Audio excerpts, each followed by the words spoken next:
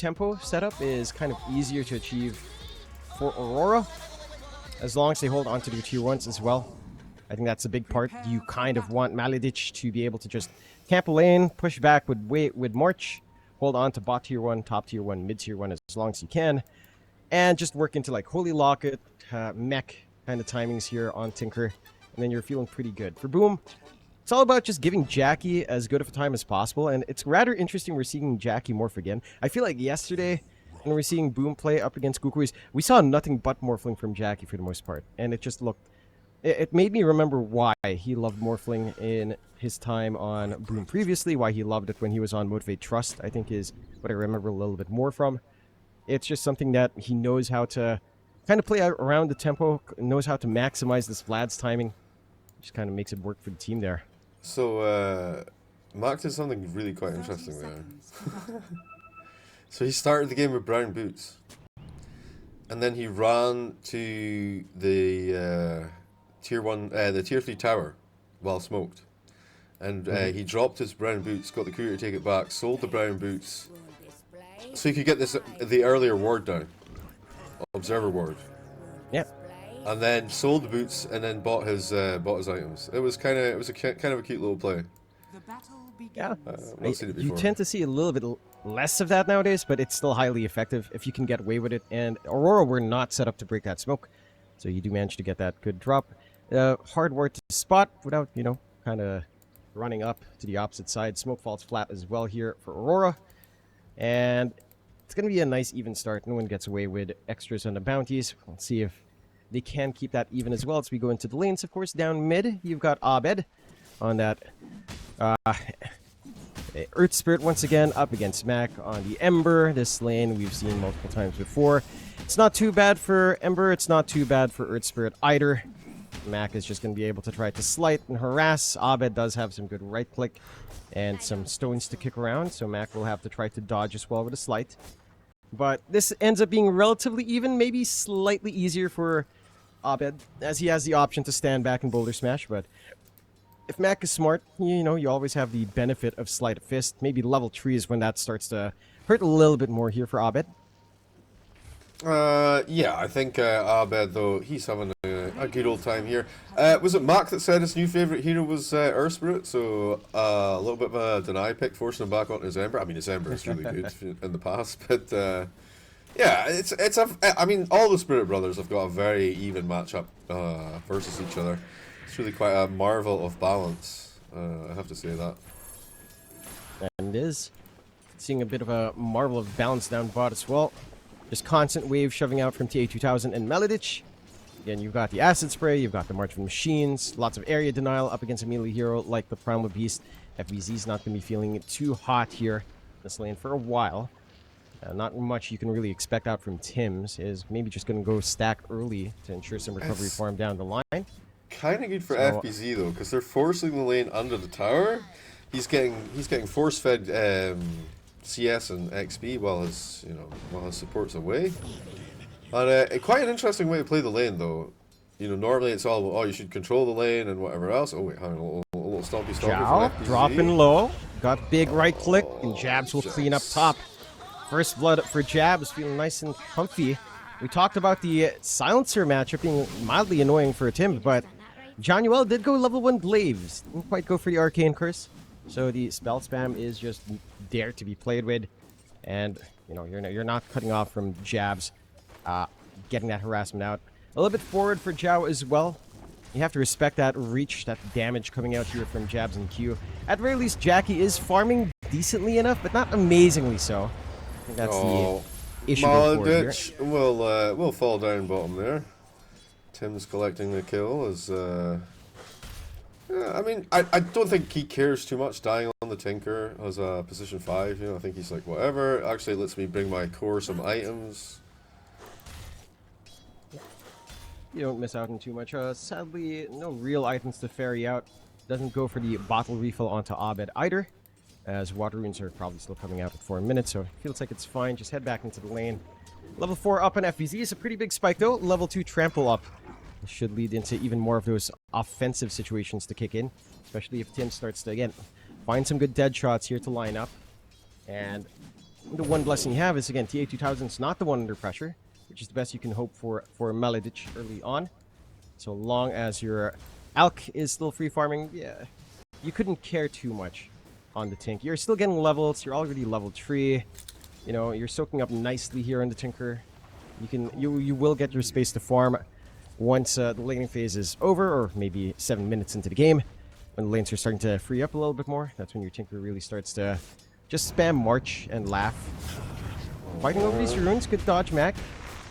Trying to poke onto Abed. Blood Grenade comes in, getting the right clicks. Great chain, but the root was onto Mac as well. They'll still be able to find Abed. Fairy Fire trades. Abed does get shot down. Another freebie coming out here, of course, as Q try to run. The Dark Willow is not going to be as fortunate either. It is only the supports up and clean up. High ground miss. Fairy Fire usage again.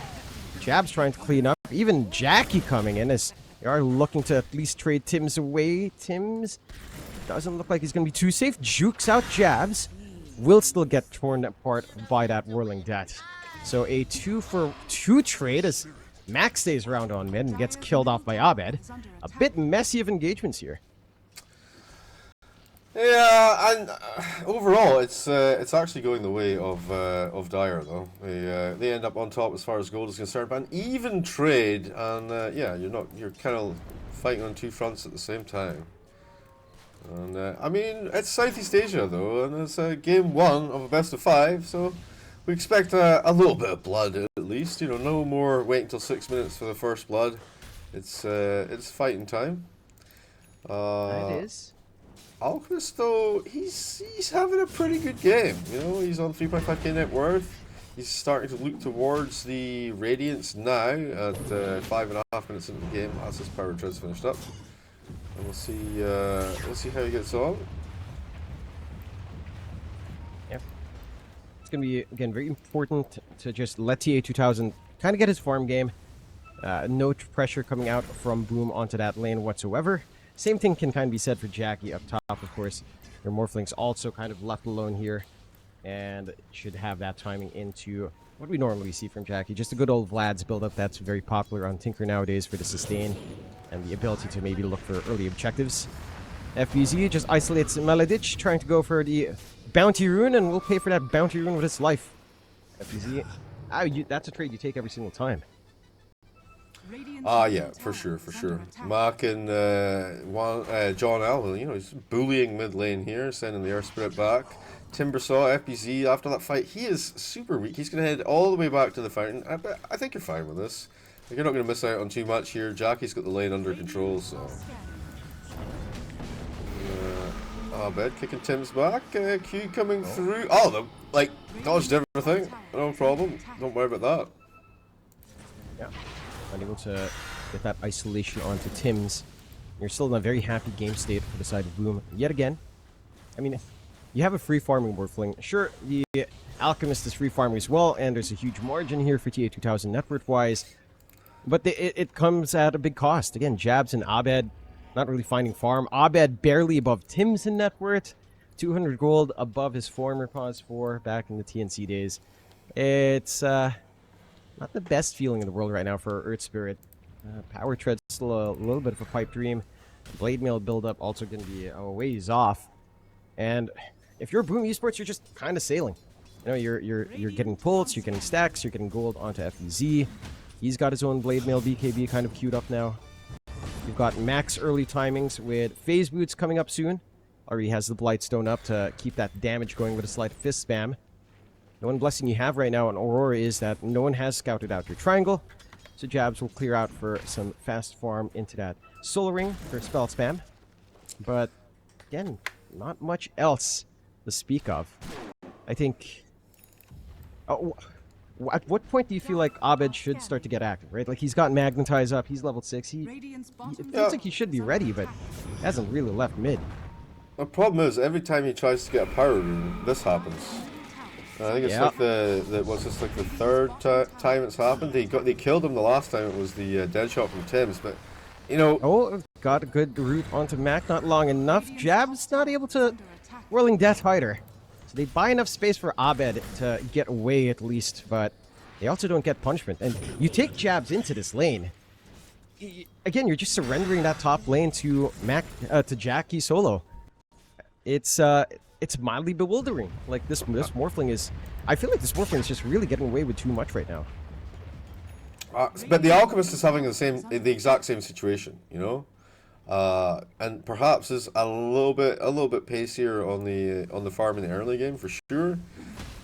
I mean, and Jobs, he's you know, they're playing the lane like a ping pong, you know, like he's all right. Jackie Boy's clearing the lane, and then Jobs comes in and pushes it back out again, and just kind of goes backwards and forwards. No real commitment either way.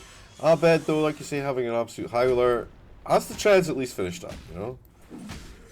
And we'd love to make a play, but he kind of wants to find a power rune to make that happen, you know. And then, like I say, each time he goes for it, gonna mess him up. FBZ gonna claim another kill. It's gonna be Maladich down bottom here, 0-3 and 0 on the Tinker. But I mean, the tower's still 50%, you know. So he's doing exactly what he needs to do. He's clogging up the works. He's stopping them from applying this fast pressure that you normally would see on that tier 1 tower. All the towers are still up, actually. That's kind of mental at 10 minutes in the game. It's actually Jackie who's shoving in the most up top. Yeah. He's shoved that top tier 1 from Radiant Side down to 600 HP all by his lonesome.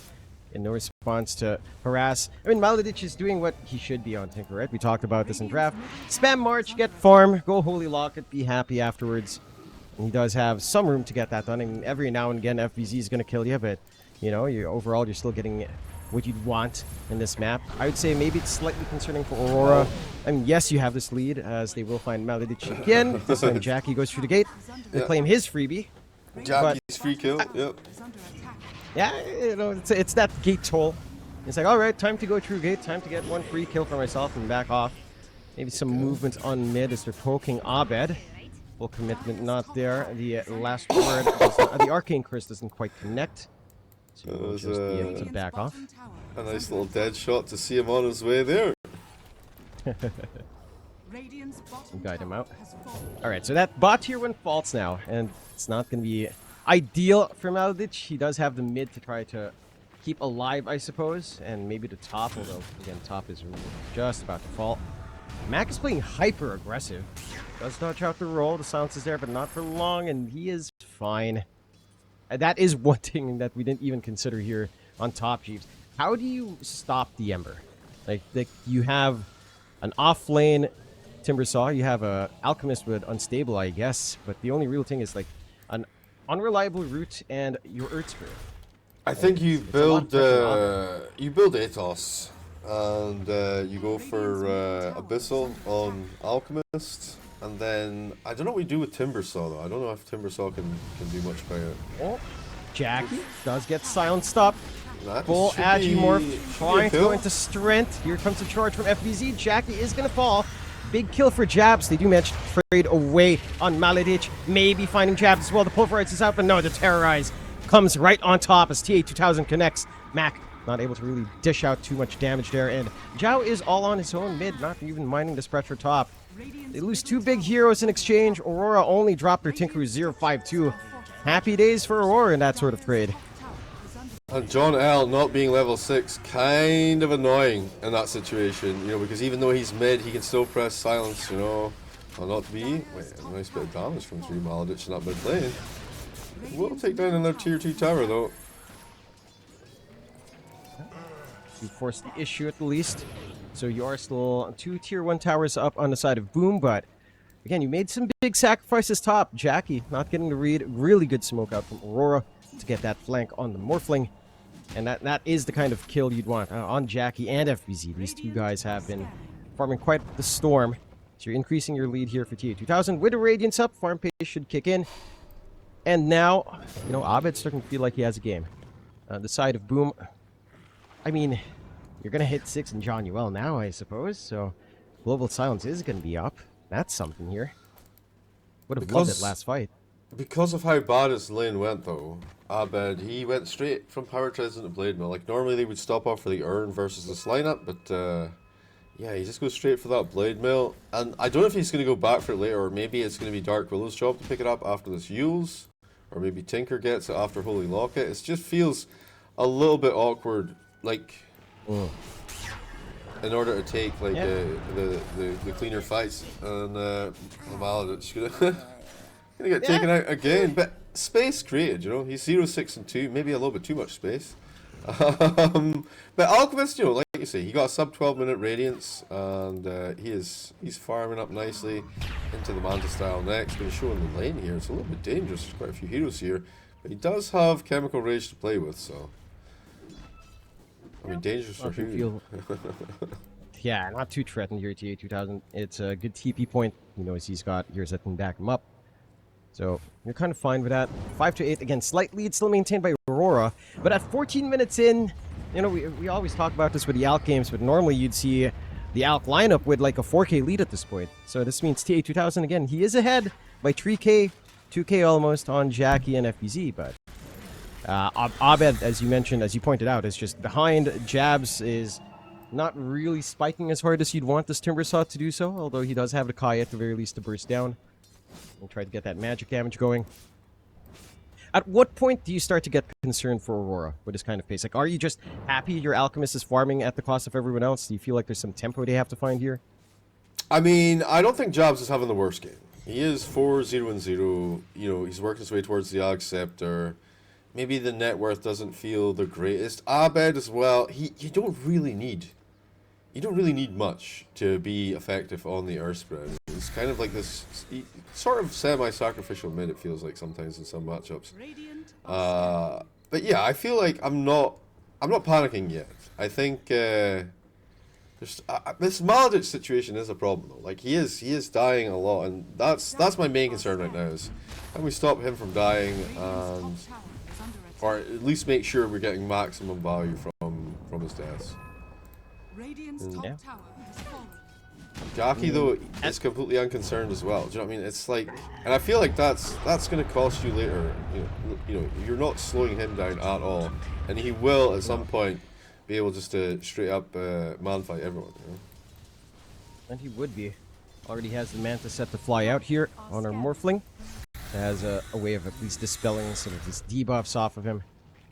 Again, keeping up nicely into the farm that we're seeing here on TA2000. Charging up onto Mac, does connect. They've got the Atos and the Global Silence, but Mac is just being ripped, and U1 here can get Remnant out. He does. Silence still in the middle. Silence will fade now. So that's GS for a lot of poking onto Mac. That's a big tool taken away now from Boom. FBZ not going to be able to catch anyone on the side. Aurora instantly going for the re-engage. No GS is down. Boom are not in shape to fight this one out. Still have the tier 1 they have to cut through though, and FBZ is going to be fine right across. Yeah, they're not really they're trying to find FBZ, I guess. Looking for stacks, see what's there. There's like that they're going to find this empty camp. They at least will know he's close by. I think you just take the tower up top. Easy. They're gonna have a little go again. Ember Spirit murdering Tinker. He'll back up though. He'll back up. Yep. They both play safe. FBZ just tramples onto his own triangle, clears out the camp. I'm a little bit surprised Aurora were that gung-ho on his move. There's still Abed's still camping this area right by the ward. They'll slowly siege onto that tier 1. Finally getting again some expanded map for themselves here. Boom are starting to bring some numbers in. Again, the Atos on Tims has felt pretty useful in stopping Abed from his roll-arounds. But the space for Boom, and they're maximizing it up top, shoving it onto the tier 2. And again, just allowing Jackie to farm. He is going into the Phylactery Conda. So just your same old build-up here for the Morphling. And for Aurora, I mean, you're going to hit this blink timing on TA2000 soon. Radiance plus Manta plus the blink at around maybe 19 minutes here. And that should be a go signal as well for Aurora to start to connect together. And we shall see. Of course, that should give enough time for the next Global Silence usage to be back off cooldown. Do you think it's worthwhile waiting for Abed's BKB? It should be around about the same time, but I think Alchemist probably farms this up just slightly faster. I think that might be the call. The Ag Scepter's almost done as well for Timbersaw. That's going to be an annoying one. The armor is, of course, just going to be a little bit... it's going to be easier for Jabs to survive. True, at the very least, I don't think the burst damage is quite there for Boom. So that should allow more impact, more damage to fly through from this Timber Saw. And he's only about 30 gold away. It's going to be online now. Nice major spike there, just to connect, perhaps, with just the blinking TA2000, maybe? Maybe you're confident enough? I mean, Abed's still lacking full recipe gold at this point, with enough for the Mythical Hammer, so it's a little bit of a wait, which I suppose you don't mind, but you also have to contend with the fact that Boom is just getting bigger. They're already in a Roshan. No contest here from Aurora, and first Aegis will go the way of Jackie as a safety net. So, killing off this Morph twice, I think it's doable. You're going to get the Ember, though. That's going to be something. And under the tower there, the Global Silence is going to get popped off, but all too late. Bed rolling forward, looking for Tim's under his tier 2 tower, but away he goes. And, you know, maybe you can make a counter-attack here on the back of this Aegis. Morphling probably prefer to farm with it, though. Probably not. Nice pickup on Mac. Maybe, again, just trying to stall out on the tier 1, trying to buy some space for that Roche to go safely, and it does achieve what it wants to. It's a pretty big sacrifice to make, though, and delays out that BKB that Mac wants here as well. And the side of Aurora, and despite all of that, now they have a 4K lead 20 minutes in. It's a little bit safer. You know, your other cores are scaling up. It's Mac and Abed in this game that's kind of suffering. Jabs is doing a lot better, along with FBZ. So it's really the mids that are actually just forced to be tempo, which is actually pretty fine for the Earth Spirit, as you pointed out here, Jeeves, right? Like this here is highly tempo, but maybe less so on Ember, I would say. Ember does feel happier with some farming, and you're not really getting as much priority here from Mac as you tend to on the Ember Spirit, so that is another consideration here. Oh, ATOS usage, but the Blade Mill going to stop things up. Wait, Primal wants to come into this fight, but the call down. I think he was expecting him to roll in, and then they'd be able to take advantage of it. He's very much aware of their plans. How sad would you be if your position 5 had died 6 times and you had died only 1 time, and yet he was way ahead of you in net worth? I mean, that's just how Tinker goes, you know? It's just how it goes. He's just allowed to... He's allowed to march out. He has his Holy Locket. You've got the Solar Crest. You're kind of set in the Tinker now. Maybe you start to gun for Mech, since you don't really have a great Guardian Greaves carrier, so you can go into that. And yeah, this is just Tinker gameplay. Sure, the tier 1s fall, but Maladich has found the space anyhow, with Boom also opting for a little bit of a slower time, opting for some build-up. And again, that build-up is just allowing Aurora to also play their own game. A little bit of a shove up top here from Jabs, a bit of a shove down bot here as well from Jackie. Aegis still up for 2.5 minutes. We're just constantly poking prod here. Oh, I think he just gets the tower? Bought for free? They are smoked up though in the river, making a move. Atos going to find themselves Abed once again. Blade Mail going off, no BKB! Bye-bye! Nice Pulverize. Going to be able to knock one down. The Global Silence is to jump in from TA2000. He stuns himself. Not able to get that off with the BKBs running on FBZ, but the chain forward from Jabs. Nice terrorize inside there from Q to isolate Mac and Tims. They managed to pin down FBZ in good fashion, chasing Tims. Dead shot ahead into the back. And now the jump forward from TA2000 with that blink. Kills off another. Tims going to fall as well. And now Jackie in the middle of nowhere. Does have the ultimate, does have Aegis, but no backup whatsoever. The Morph doesn't lose that first life. And the second life doesn't look that secure either. TA2000's got to charge up. Does manage to get the toss up. Strength is being morphed. Jackie trying to just sustain through. Will get the waveform away. Teleportation. No, the Yules is on. Jackie is set to fall. And some good kills from Aurora. Stemming in from Boom jumping forward. And Aurora now in complete control of this game.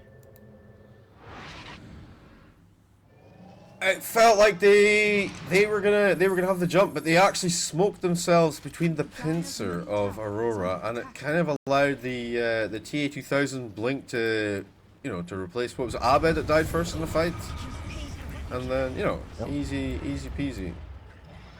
FBZ. Bit of a chase. do get the stun out onto Tim's. Trying to get this nice little kill on the Muerta. The ultimate does fly on. Just a bit of survival, but Radiance will burn. And get a freebie in exchange. Force out the ultimate use as well. And boom, it's starting to look a little bit flat here. The damage doesn't feel like it's high enough, especially if Jackie's not done with the Conda yet. Yeah, you do have the BKB up on Mac, but... Okay, Alchemist went into Disperser and then he's going for Scotty. I really like it. It's just unusual, so I thought I'd point it out. You know, we've seen a lot of AC build up into the Abyssal, but yeah, I like that. It's kind of cool. It's a great way of just giving yourself a secondary dispel, right? Like that is one thing. It's also the nuke factor if you end up fighting versus the Morphling, right? Especially when you've got the Scotty online, you're taking away his mana, you're stopping him from regenning. He's changed the idea though already from Scotty to BKB. So maybe I think Abed is saying I'm gonna get Shivas. Yeah, that's what's happened there. He's like, okay, I'll get the Shivas. You get more survivability, which is fine. Yeah, I think it might have been overkill anyway to go for the Scotty when you already have the Disperser.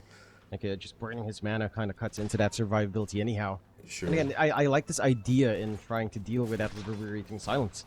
Like it is still level 1 for GS, sure. Mind you. It's like a 1.5 second secondary silence, not that big. It's only really level 3 where you start to feel that annoyance on it. And that's a little ways off here for Zhao. They're getting Shivas on the Timbersaw as well, by the way. I think it's fine to have double Shivas. That's something we've seen quite a few teams actually go for. It just allows you to... you can overlap the option of someone with Shivas. Yeah. Yeah. And also, both of these heroes, they like to jump into the middle of fights and start things off, so I'm totally okay with it, for sure. Yeah. Maybe a bit of a smoke play out. TA2000 could be ready to go to reveal that fresh Disperser, but not going to run into the mid-action. Maybe looking for some stragglers up on top. Boom. Perfect. Do TP Mac up top. This could be a nice little jump. Channel is there. Mac trying to pull the creep wave. Stun is out, but the BKB's quick. So that is a BKB of Mac down. That's his 9-second charge just to retreat here. Not going to be too happy with, just TPing in, force the BKB and run away. It's a nice win for Aurora, and that should open up the push onto the tier 2. Boom. Yeah. Fortifying up, might be able to run in, but don't really have the time. They will try with a smoke sneak around now. Jockey trying for a little tier 3 action, but Jobs will answer that call in the meantime. Yeah, smoked up on the river. You think they're gonna collapse on here? Oh no, Q in the wrong place at the wrong time. Not the biggest target in the world to kind of pin down. BKB forced out from FBZ as well, just to ensure the kill comes in. That's his 8-second charge, and maybe not as worrisome once you're starting to shrink down to 6. So they do manage to find one pick off. 11 to 11, 9k lead still holding for Aurora. Boom. Again, it does feel like they've lost a little bit of that early tempo they found for themselves here. You do have Jackie at least with full Honda going into his BKB. So the Morphling is going to be a little bit more protected, but in a 1v1 up against the 2000 right now, it doesn't feel like the Morphling is going to be able to hold up. And look at Aurora. They just instantly retake this position up top. They have this deep ward behind the tier 2. So they know they can see these defenders, and they can kind of pick and choose their fights. And Jabs is being a little bit frisky here, actually. Looking at the back, Tim's could be a nice freebie, but he will TP away. Good read from Tim's with a ward forward to the spot as well. But that might just be the tier 2 gone now. Again, like you pointed out earlier though, constant pressure from Boom on that bot lane. FBZ now just keeping the wave shoved in. So they're trying to make sure if they're going to go for that tier 2 top, you're going to have to maybe say goodbye to a tier 3 bot if you're kind of reckless here.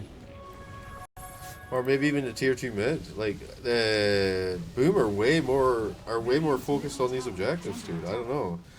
They're gonna look for Roche potentially top here. It's up in 20 seconds. And Q's just kinda hovering around the pit there.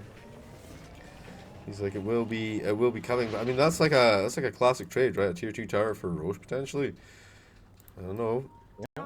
Boom aware though. They want to check it out. They get the scan. They're like, okay, Roche is up. It's not, but they get the scan. They think they're in the pit there. We'll jump forward on the mark. The global silence. The sun. Good force staff forward with a glimmer cape. Does manage to get the BKB off. Trying to run away. Didn't pop the global silence yet. So there's a re-engage option here. Chains are good. Charge from FBZ right in the middle of Jabs and Abed. Doesn't get the pulverize onto anyone. Instead, it's Tims who's going to be sacrificed to the onslaught.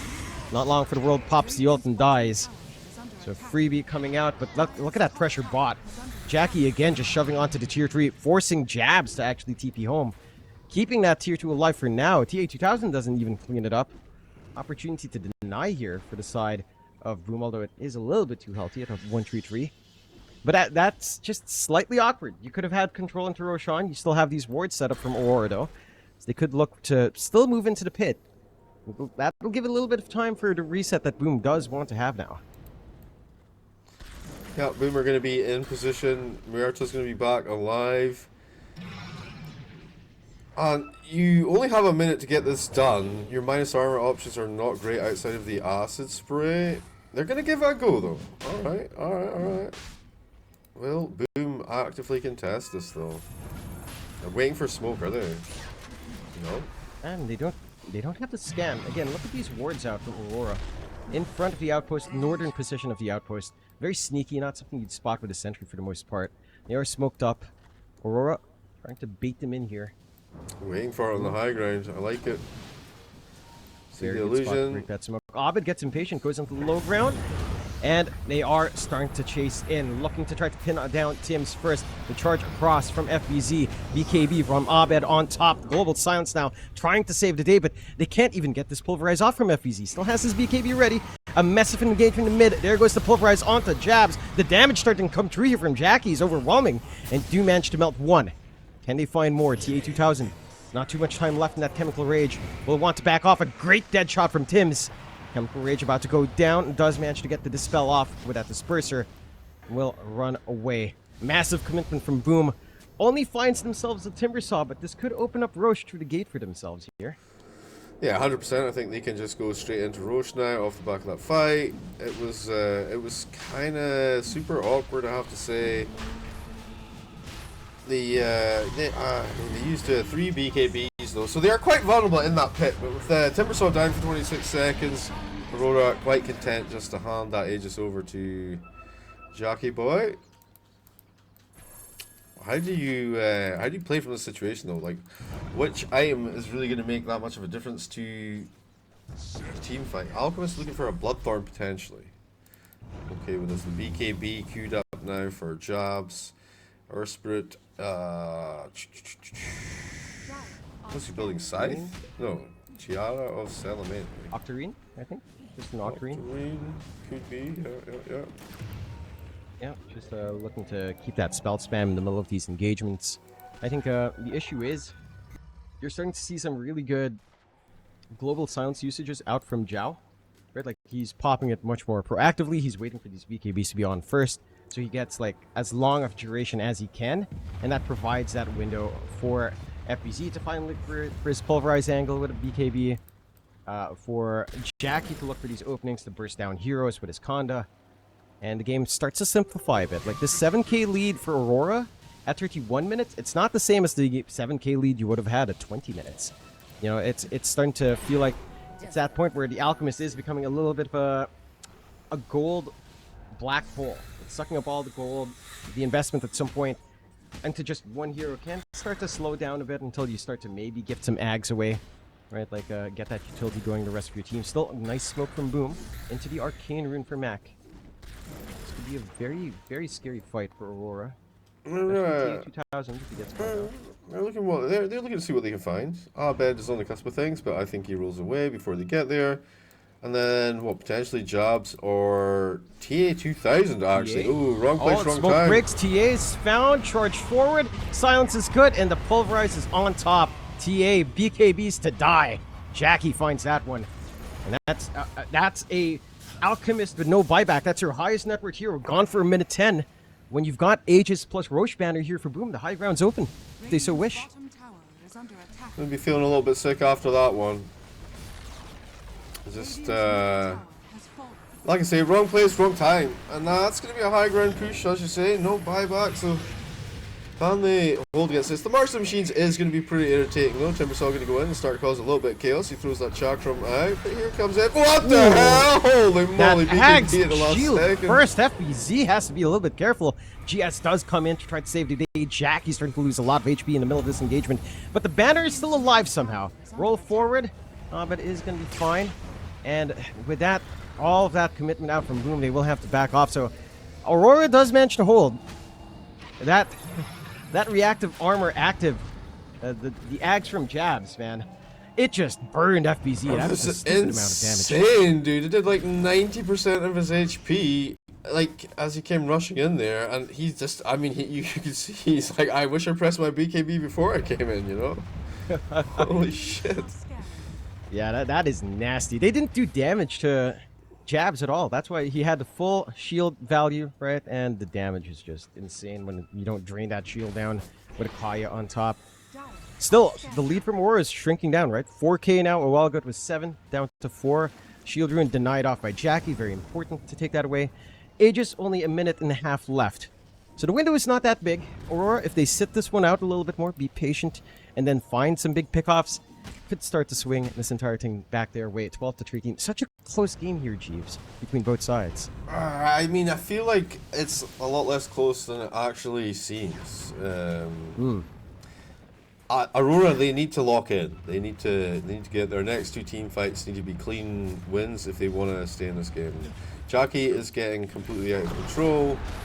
Like on the Morphling. I mean, I know he's only 2-2-1, right? But I just feel like he's reaching that critical mass. You know? He's gonna be like a huge problem for them.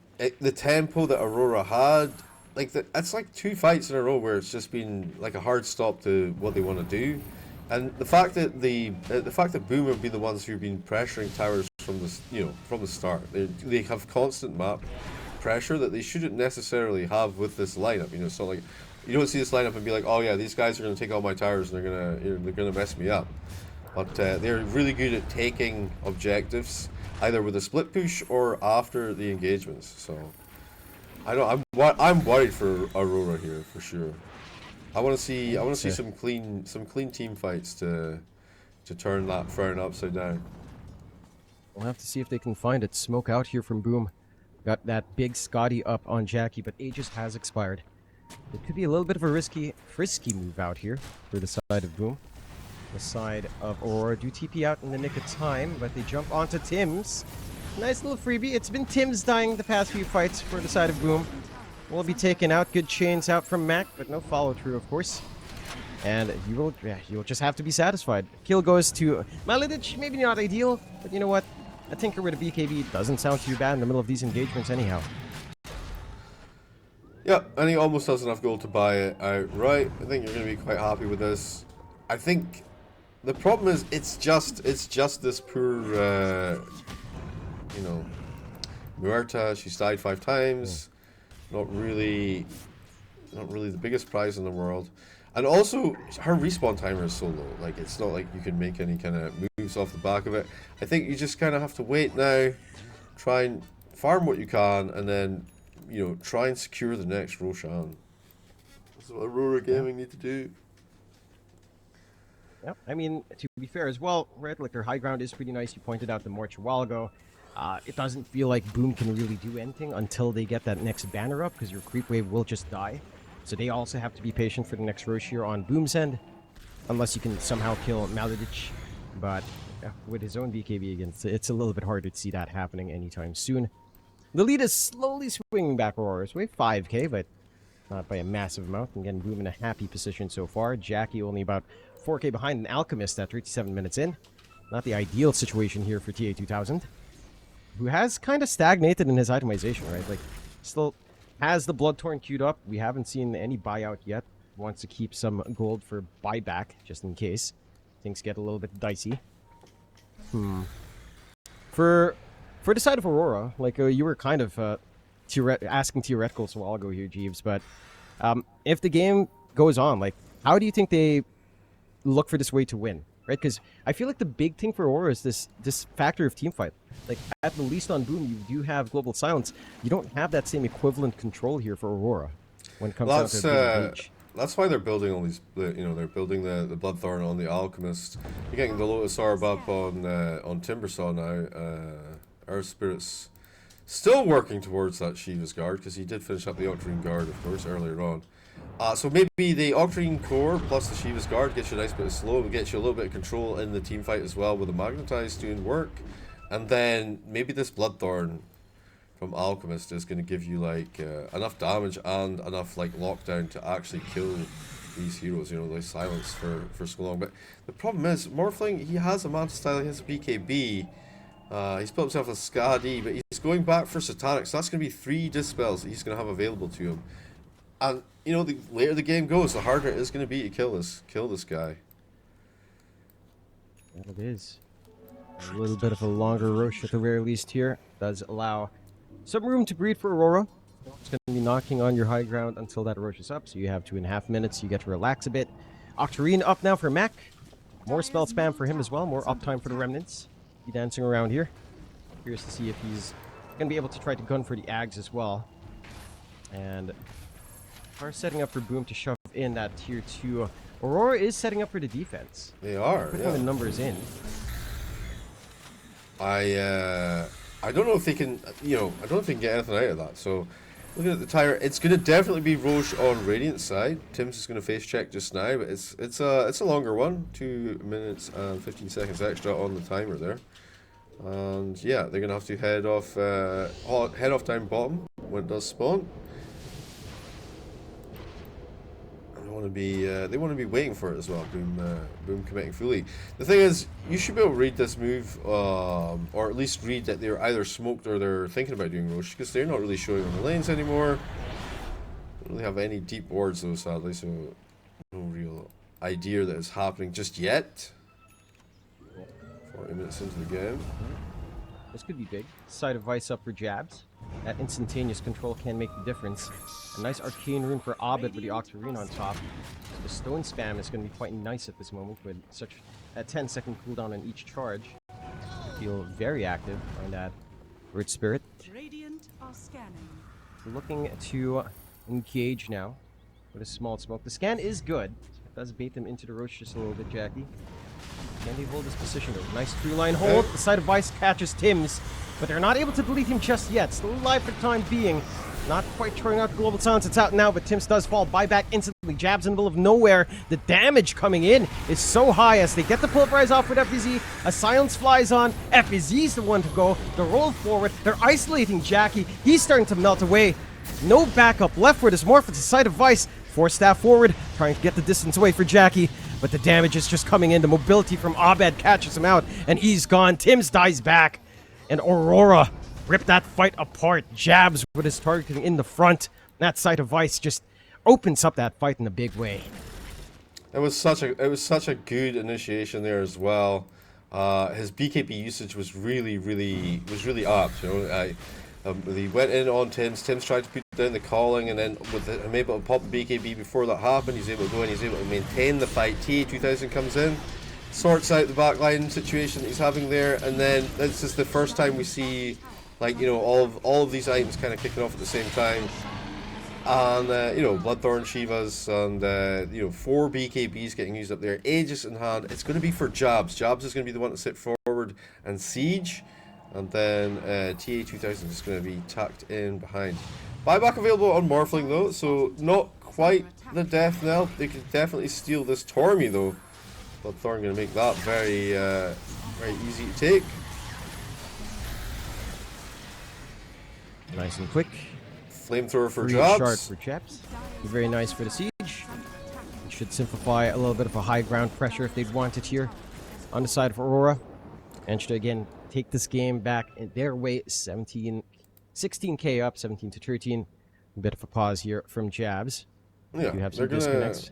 They're gonna have a little DC, a little wow. Everyone's DCing actually. Yeah, so they're gonna, because the respawn timers are not really that long or problematic, they're gonna probably commit for the other tier 2 towers before they go in for this high ground push. Not sure if there's an opportunity to do some split pushing from jabs now that he has the flamethrower. Could maybe push a tower while that's happening. How do we recover though as Boom Esports here? I don't think you panic too much. I think everything's going pretty well. Refresher's almost done. Wait, refresher's almost done on silencer. So the double silent stream gonna be there. We get Octarine Core on the Ember Spirit plus Mage Slayer Radiance. Alright, okay, interesting. Shiva's Guard on the Primal Beast. He's got Zags plus the Blade Mail, looking for a refresher of his own. Another big kind of item pickup there, but he is very far away from that one.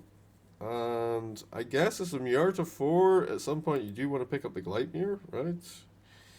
And then the Satanic, though, he has 3,400 gold on his Morphling. Got that cash money. Yeah. Still needs the safety net of the buyback. I think that's where the risk stands here for Jackie. Yeah. It just feels like there's way too many tanky heroes right now on Aurora when they fully commit. Like, there's not much damage coming in from Mech, and FBZ excels at a prolonged fight, but he also just kind of melts once all of that damage flows in, as we have to wait for Boom to reconnect now. It's a rather interesting set of events, because Aurora, for their part, it feels like a lot of this is coming off of Jabs and Abed. Like the fact that they're able to be so mobile, jumping this squishy target, taking care of like teams very fast. It's a hard game for Zhao to figure out when to actually throw that global silence sometimes in the chaos of these team fights. The refresh should kind of simplify that at the very least. Once that is up and running here on our silencer, still a ways off, but almost there. He could just buy it out if he doesn't care about buyback overall. Just a little bit risky right now. And it's on the knife's edge. I feel like if you make a mistake on either side, the game really starts to tilt the other way. At the very least, it's safer for Aurora because they have the Aegis. So even if you wipe Aurora now on Boom, chances are your high ground, your move on to the high ground is not going to be as safe for Boom Esports, of course. And for Aurora, if they win a team fight, they can just rush high ground themselves quite fast. So it's kind of bounced around. I'm trying to look at the graph. It's still very much Aurora favored. It has bounced back their way, but it has been Boom's game since about 8 minutes in terms of what our Dota Plus says over here. So rather interesting. Before the team fight in the Roche, it was 70% win chance for Boom. So it was literally a perfect team fight for Aurora, and they get, like I say, they get the Aegis and the cheese and whatnot off the back of it as well. I mean, this is kind of what we've been seeing quite a lot of, though. Wow, look at TA2000 going absolutely ham there on the Tormi, and he's the one to get the shard. So the Berserk potion now available, but no, I don't think they really have a target for it, right? How does it work?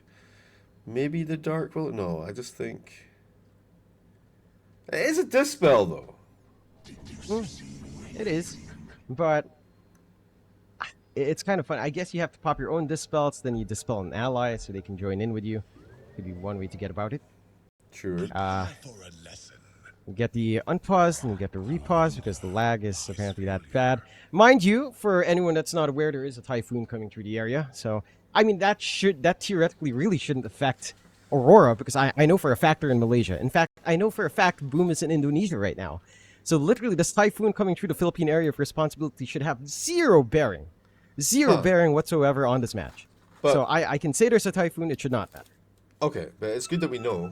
Stay safe out there, guys. You know, maybe get an umbrella or you know, raincoat. I think. We call that a rainy Wednesday in Scotland. No. Yeah, Wednesday. A rainy Wednesday. There's a few disconnects going on though. Still, reconnections now, and we're good to go. Back in the game. Yep. Hopefully it holds up. When you have a pause like this, though, it's always kind of a little bit stilting. You know, a lot of people are like, you know, if you're a DJ and you're all like, oh, it's a 3-2-2 pause. But basically, a lot of the time when the game is paused, you've got time when you come back to kind of just take a little bit more of a look at things. You know, a look at the game state. Maybe have a quick chat with the boys. Be like, you know, how are we feeling, guys? You know, what's the, you know, what's the plan here? You know, it can be a good mental, a good mental reset as well.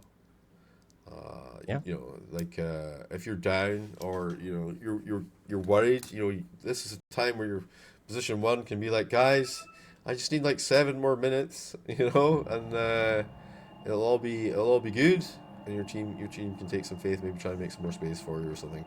So that's often why after like a long pause, you'll see like a little bit of a change in the pace of the game, and yeah, I'll just have a little look here. Right. Yeah.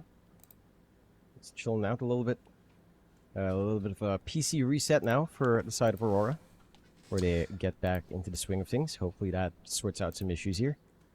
And again, a very dynamic game. This is probably the longest game we've had here, Jeeves, hasn't it? I feel like that the past few days has been maybe a bunch of 20-minute games. The longest we've got was what, 32, 35 minutes. We're finally at 42. Mind you, we did have one game go into tier 5s, I believe, but vast majority were very quick this qualifier. Yeah, it's been a bit of a blitz. You know, both even when the teams have been fairly evenly matched, you know, you end up having like matches going like 24-0 and stuff. You know, so sometimes the outdraft is just too strong, or you know, the tilt is too high. So hopefully that won't be the case in this series. And honestly, we kind of expected this to be a little bit of a longer one. I mean, it's always going to be quite contested in game one. You want to try and like figure out as much about the, you know, about the play of the day, so to speak. You know, how switched on they are, and you want to kind of try and poke and prod at them as much as possible in the first game.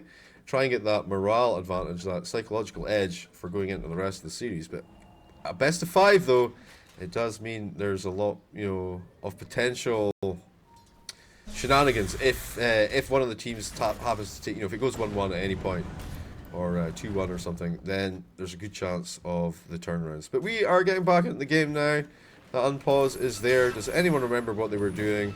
I don't know. I'm sure we'll find out as Jobs. He's going to siege top with the flamethrower. And honestly, once you get that flamethrower online, it feels so much better to be Timbersaw. Timbersaw not a big tower hitter in general, but yeah, when you got the flamethrower on, you can get the job done. Dire's top tower is under All by attack. yourself. It does allow some highly effective split push there for Jabs.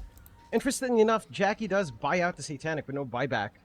It's 1,000 gold until that's ready, so a high risk buy for our morph. See if it pans out as Aurora looking to sneak around with a smoke. Pings down south, but Boom have all left that area. Radiant Want to are be really scanning. found here. And the creep wave's pretty far away, so we kind of expected a little bit of siege on the tier 2s. They got the tier 2 bottom and top. It's tier 1, tier 2 in the mid lane. Gonna be the next target. And Jobs kind of FPC kind of showing there. So pull up from Jobs. Shiva's guard doing a bit of work. The dead shot gonna push him away though. TP in from Tinker. Gets him in Chasing right deep. top. Got the damage onto FBZ, but not enough to pin him down. Good pokes coming out. The chain forward. Jabs no. going a little bit ham. The pulverize is out. The global silence as well. They've got to take care of 2 lives from Jabs, so 1 down. Sacrifice is going to be back up on that respawn. BKB set to go as well. Jabs is going to be fine to bail out, but he might catch Abed. Atos is good. Abed still held in the high ground. Will be able to roll at the edge. BKB's forced out from the side of Boom. Silencer has So used Age his is gone. refresher as well. So there's another global silence available. Yep. Can still set up for that next fight, but they did pop BKBs. That commitment was made by Boom, so gonna need some time as well to wait for that debuff immunity to kick back in. Aurora will take the free tier 2 as we get another pause out. FPS drop for Mr. Mac. Have a little bit of a reconnect once more. Yeah, I was having a little bit of an Breaking it FPS drop actually earlier on. I was down at like 90 FPS. I was like, what the hell? I don't know if it's a Tinker thing, maybe. It possibly could be, along with the illusions from the Mantis, all the particle effects. You know, when Primal Beast with the Ags has the max uproar and then pops his Sure, E, yeah. when you get the lines, that also kind of lags it out a little bit. So there's a lot of stuff to lag this game here.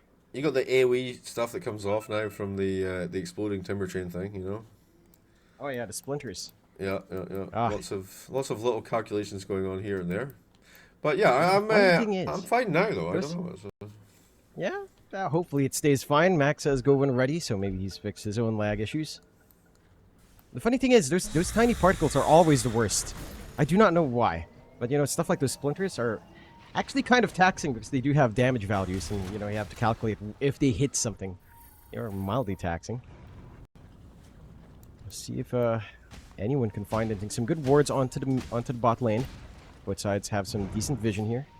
Jackie trying to sneak around with his ninja gear, going for a refresh on her morph. Are skirmishes. Double BKB, double Satanic, double Manta, jump forward, FEZ just straight pulverizing onto Jabs again. Does manage to pop his Ags on. Global Silence is used up, but the shield explosion is massive damage. FBZ stuck in the middle of nowhere, no backup, no saves, is down without buyback. One-man advantage up for Aurora as they start to dig into the high ground, but don't fully commit yet. Fortify stalling it out. Will go and take the re-engage. Abed jumping in deep. Gets the stones kicked around. Can they actually control this? Not quite. Jackie not feeling confident commit. Tier 3's gone. But Aurora, again, very patient. In and out on that high ground. Back up they go. Respawn for FBZ, still a minute away. TA2000 just digging through the long chain out from Jabs. Through the calling, gets the sight of Vice onto Jackie. Jackie is going to be fine trying to turn around, trying to dig through that Ag's shield that we've got here on Jabs. Abed trying to back him up. The damage onto Abed is starting to be overwhelming. Does eat the cheese, trying to zip around. Mac dancing around with that BKB active, but Jackie's the one in trouble now. Jackie, can he escape? Does manage to waveform way into the fountain. Gonna be fine for now, but Mac is the one to fall. Does have buyback ready as the full set of racks down bot gets cleaned up. And Aurora, they are looking to be in control to close out this game number 1 here in this best of 5 grand finals. There's an amplified damage available on the river if they do need to fall back, which might prompt them to come back in. Ember Spirit, he's going to save the buyback. Is there an item that he specifically wants? The Nullifier. Okay. I think you do need to take the fight though. He's going to TP forward now with the Primal Beast. Maybe the buyback Hex comes again down. onto Jackie. The silence is out. Trying to save. Orphan going to be alive for now. Here comes FBZ moving forward. Gets a pulverize off. Instantly cancelled as well with a silence. FBZ did not have the BKB duration that he'd want. The side of Aurora will be able to back off after forcing the buyback from Mac. They still find the mid full racks. Only 1 racks left standing here for Boom. 1 set between them and Megas. And Aurora just rip Boom apart. Issues are starting to show with this draft. Like, the damage just doesn't feel great so far. The output from Jackie, it feels like it's Jackie alone that you're depending on to actually look for these kills. And there's only so much the Morphling can do when all of these bodies are just so thick and all right on top of you. This Morph just can't deal with all of them at the same time. It's a real freaking problem, man. He has literally everything that he can get on board.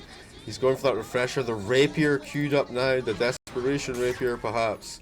And Muerta, still, you know, I like the commitment to the bit. You know, he's got the Boots of Bearing. He's got the Force Staff. He's got the Atos. Not really looking to try and become like that 4th core just yet.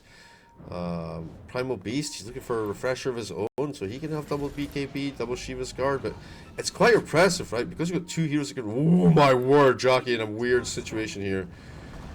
Actually, yeah, this is a weird flank. Can Jackie, he get away with it? Is he? No, he actually waveforms Oh, in he and doesn't they find him. BKB. He gets sight of Vice. Stop. The commitment's there, and Jackie stuck in the middle of nowhere. Does have buyback at the least.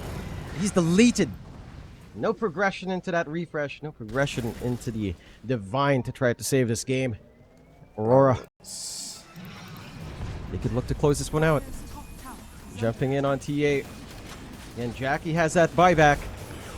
Needs to find a way to make it work, but frankly here, Jeeves, I just don't know if they can. I think Or he could just use smothering it. He could use it next game. Here it comes. FBZ blinks forward with the pulverize onto TA2000. Can they burst down this Alk? The damage is flying in. Jackie buys back in the middle of all of this. Abed and Jabs, just no cares, deleting Tim's. FBZ next to go. And Jackie's buyback just doing nothing. Chain does not quite connect for Jabs. Jackie's not a tree, but he will get to roll away. Dire's top barracks are under And no one dies on the side of Aurora. Buybacks are there. damage is there, but again, it's just not enough to clean up. They're just too far Final ahead set at of this racks point. to fall. Dire's top And that's Megas. Well, I and it's going high ground as well with no Aegis, bro, and they have no cares, you know. I Too get tanky the by sight of far. Vice onto Mac again. Gone with no buyback. That's his dieback gone. Jackie against the world, and the GG is called. Aurora take a dominant game one at the end there. After a little bit more back and forth, you know, Boom were finding openings. They were able to feed off of Melodic on this Tinker, slowing down that Tinker game, but it did drag on. And as the game dragged on, it's just Boom just lacked damage. Like it really. The reserves to try and get that first game, you know, to even the score and try and, you know, get themselves the initiative back. prepare for battle. Good luck 2000, he says. Yeah, to get that just get that momentum back, you know, try and get some anti-tilt on the go, you know, because the game could very much it could run away from them for sure, you know, like if they were to lose this game and then you're facing, you know, elimination, you know, in a single best of one, can feel super bad. So yeah, turn it to comfort right now feels okay. It does. You see Holy that moly. little that little trick again from Mac to plant the ward. Did sell with the the boots. boots. Out. Yeah, Got yeah. the courier out. Gets the forward ward before Q shows up, so no sentry being dropped by Q. Also, we have just nice have fun calls. Abed calling everyone handsome 30 seconds on Boom's to end. battle. Good luck to the handsome people over there on Boom. Very fair. These Ah, guys are lady killers in their own way. could be a bit of a double-edged sword, that one, though. Because if he thinks that none of them are handsome, then good luck to the handsome people is good luck to no one. Hmm? Fair enough. Or good luck to himself. Of course, Oh obviously, good luck to yeah, Colin. yeah. Everyone enjoys their own brand, that's for sure. Let's have a look here. The battle begins. No alchemist this time, so bounty runes, you know, 50-50, I imagine. An extra one for Aurora, it looks like. That's the Okay, third yeah. time in a row they've done that, though, right? I feel like in their previous games as well, they're really slick at getting these bounty runes. A lot of people, though, just they don't want to have, like, if you're not entirely 100% sure that you're going to be the winning lane versus your matchup, you don't really want to commit any resources to or too many resources before you actually get to the lane to make those plays, and you don't really want anyone to have any levels either. So it can be quite a good idea just to play a little bit more cautiously in the first instance. Yep. Just giving a little bit extra to Aurora, but not the most painful thing to trade away. It does help quite a fair bit on the mid. We're seeing some poke action up top, of course. Melodic kind of trading tag with Tim's. That acorn shot with the tree bounce trick shot with a Blightstone start does make it easy for Tim's to just pretty much win out the early trades. Sentry is dropped by Melodic, so the block is there, but Tim's does have a D-ward on hand. Can just easily clear it later on as well. But his top lane should be relatively passive, right? Like FBZ is not going to be pressuring TA2000 early on. Maybe by a level 2, level 3 spike. I think when you get level 2 Cinder Brew, that's when you can start to consider that a little bit more.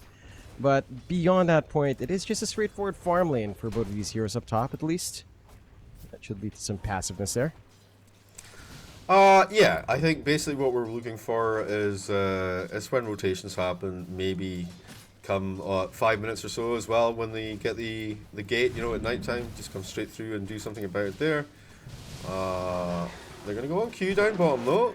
A little frostbite, a little nice dead shot though. Keep himself alive.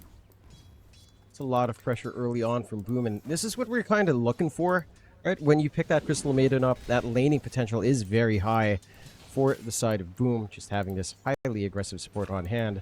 But all of the poke you do have is out of the flash mana region, so no mangoes left, but does have 5 stick charges if need be. So you do have that to fall back to. But so far, looking like a fairly decent lane for Jabs. It's not too bad. Yeah, you're getting some farm here for Jackie as well. Jabs, of course, not going to have the best of times with Boris. Does have them up, and Zhao isn't really trying to poke them away. Jabs is playing fairly safe with him, not giving It's a CM bit of tokens to clear a out. it's a bit of a bait though, right? Because he wants to use frostbite offensively versus TA? Ooh. That TP. on edge. close, Down so to close. 50 HP, or 40 right as he TPs out. Does have 7 wand charges and a salve, so he'll be able to hang on, but it's at not even level 3 spike, just level 2 with a Cinder Brew, with a Bushwhack ready. Enough to eat through TA2000 when he's a little bit too far forward there. I mean, Hoodwink is fairly broken with the Acorn shot for sure. It's quite annoying. I don't really like the concept of the hero anyway. What do you mean this guy's first item is Gleipnir? Like, what the hell is this hero? Is it for? Yeah, it's a little bit too much, isn't it? But you can't even flame it, bro, because that's how the hero wins. Like, it literally works. So like, you're like, eh. So if you ever have to, you know, if you're ever forced to be the support, guys, and you don't want to be the support, Hoodwink is a good option for sure. And she has a nice little mandolin or, you know, a little instrument there. Yeah. She is I wanted the to, support for people who don't want that. Yeah. I wanted to ask you about how you feel about the Pango versus Earth Spirit matchup in general, and then looking at the CS that Abed has versus the Pango there. Do you think this is it's a fair reflection of the matchup? I feel like this is one that's a little bit more 50-50. It's down to how well you play it. And Abed's been playing a lot for Earth Spirit. I expect maybe a little bit more coming out from Mac. Every single time Abed comes in, you should be able to poke back with Shield Crash, poke with a Swash. He's been at full mana more so than Abed's been, right? Like, he's been much more conservative with spell usage, which I find a little bit surprising. Like, you know, you're right in each other's faces. You should just poke him out, clear out your creep wave, try to trade, try to force that bottle use a little bit more, which he's doing now. But I think he needed to be a little bit consistent for that earlier on there. Oh, talking about doing things now, that blood grenade coming out, TA2000 trying to throw hands. Melody's in there with the heals, though, keeping this boy alive. Blood grenade coming back from the other side because John L came over. Chow. They've got the root, they've got the damage. First blood for FBZ. Q comes in under rotation. They'll be able to find Tim's, maybe FBZ on top. Their own blood grenades thrown out, and they will find two for one, maybe one more if they want Zhao. Got the enchant off, but he does have the wand charges. Is it going to be enough? Another dead shot in a few seconds. No, the right click will take care of that, and Q will find 2. A lot of wins for Aurora. Sure, you lose your core, but these supports getting EXP is a very big deal when you consider what these supports are. It's an Ench and a Muerta, and they're keeping up with TA2000's EXP right now. Yeah, that was 3 blood grenades, by the way, in that one fight. That was quite a crazy amount of blood just being thrown around there. No Bloodseeker in the game. Sadly, in the game of Dota 2 at all, that hero has been removed by more recent patches. I don't know if you've noticed. But, yeah, beautiful. Sorry, a little bit salty after playing 1,500 games on a hero and him being useless. No, it's cool. A rotation in from Abed. FBZ, nice. They do manage to get the Bushwhack, but FBZ's gone once more. TA2000 with some sweet revenge. Tim's in the firing line next, and Aurora. Their early aggression ramping up with Abed leaving that mid. Roll falls flat, but Tim should be still set to fall. Great Bushwhack to stall. The dodge, the dead shot does not connect. And Tim's gets tipped by FBZ. I mean, he dragged everyone up there. Jeez. For sure. He dodges the boulder, he dodges the dead shot. So, you know, if you were a student of maths and you saw that and the dead shot looked like it passed right over the top of him, remember there is a 3D perspective to the map. So the angles aren't always quite what you see when it is going from low ground to high ground. Yeah. It's very deceptive. It's that Z-axis distortion to kind of throw you off there. But I'd say you're still happy in Aurora. Look at this, right? Like, they get the summons out for Maledich. They're all just shoving in. They're looking to just keep that pressure onto FBZ. They will lose the creeps, but the confidence is ramping up. Mind you, they have managed to give a lot of space. Bot Jabs is going to be punished for being left alone. We do get some good punishment out from Mac with his own rotation. Not as explosive as what we were seeing from Aurora, but certainly helps get that ball rolling here. Big recovery for Mark as well. He didn't have the best of lanes. He was getting bullied there a little bit, but now he finds himself top of the bus for net worth after finding that cheeky kill down bomb. And you know, what do you think? Maybe 10-minute, 11-minute diffusal blade shouldn't be coming out from Mac here. What did Earthspirit actually decide to go for? I can't tell you. He's got power treads. Probably he goes Blade Mail first again, right? I don't know. Maybe the Spirit Vessel still feels pretty good in this game, but he seemed to kind of shy away from it in the last game versus Morphling, so that's maybe not his idea of a sweet pickup here. And of course, the Beastmaster will go probably for the Ag Scepter again, right? So he won't necessarily have like Shivas and stuff on to start off with. Yep. It's fair. I think the Ags is a pretty good foil for, say, a split down the line from FBZ. Just you're going to eat through those Brewlings quite fast. They're not the tankiest until you get their talents up. And there is potential play there. I think the Blade Mail, yeah, Abed does queue up that Blade Mail, not deviating on that Earth Spirit. Doesn't feel like, again, it feels like the Spirit Vessel's just been left at the wayside for just raw right click damage and some armor. Yeah, we did see it. We did see it versus a couple of matchups and the qualifiers, but yeah, Blade Mail being the option that he's going for first off. Jack that's fine. Gets taken apart. That's the roar out from Jabs, lining up with the calling. So nice and easy kill for the side of Aurora. Again, just taking control of this match already. 2-5, 1k lead. Not much early on, but that tempo is ramping up here. And that's going to lead to a little bit of a quicker timing on that Ags for Jabs. I mean, network distribution is still really even here. They are starting to move on. FBZ looking for the TP away. Will be able to get out. Has managed to bail out at the least, but Tims is not safe. Abed trying to kick the rocks. Gets the roll. Again, missing the mark. Same area where Tims was dodged out. So a little bit of a cursed area for Abed, I suppose. That's Tim's lucky spot on the map there, you know. Yeah. All the luck in the world. All pure skill for Tims, of course. Obviously pure skill. There's you make your own luck, you know, by manipulating time and space with math. Yeah, that's. He is secretly faceless void with time zone. Oh man, this copium is so good today. Actually, wow. What? Oh, don't you love time zone? It's such a great spell. I love it. Yeah. I like that they buffed it 17 times before people started using it, and then it was so broken that you just kind of have to use it at this point. I also kind of like it because you can never 5-man time zone your team to you know, get them all wiped or whatever. You know, it's always good for you. Yeah, it should have a drawback.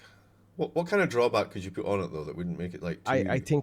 I think the drawback is that you're choosing time zone. I think its drawback is you get beaten by Drum's Boots of Bearing. That's its big drawback. You Boots of Bearing, it's like, whoa, what the hell are you doing here? Nothing. You know, I do feel like time zone is legit for mid faces void, but that's a discussion for something else. Back when, you know, you would see mid faces void, you don't see that too much nowadays. Not quite relevant in this game, unfortunately. What is relevant is a nice 2-5 start again for Aurora. Rune control going out to Abed. Amp damage rune at the ready. Oh, Magus looked to poke. No. Gonna commit the roll. It's a little bit wild. Just a tad bit. He thought about it though. He seriously considered it for sure. Oh yeah. I'm sure you want to go on Tims again here, guys. If you do, you want to make sure you actually hit him this time. Yeah, I know. Kill him before he gets his tier 1 is the safest bet. Jackie gets that rotation through the gate. Walks right past TA2000, who will also go through the gate. The other way. The gate switcheroos. All right. They just dodge each other. Fair enough. We'll go for the siege down bot and TA. Siege up top with Jackie and FEZ. Yeah, 1 for 1.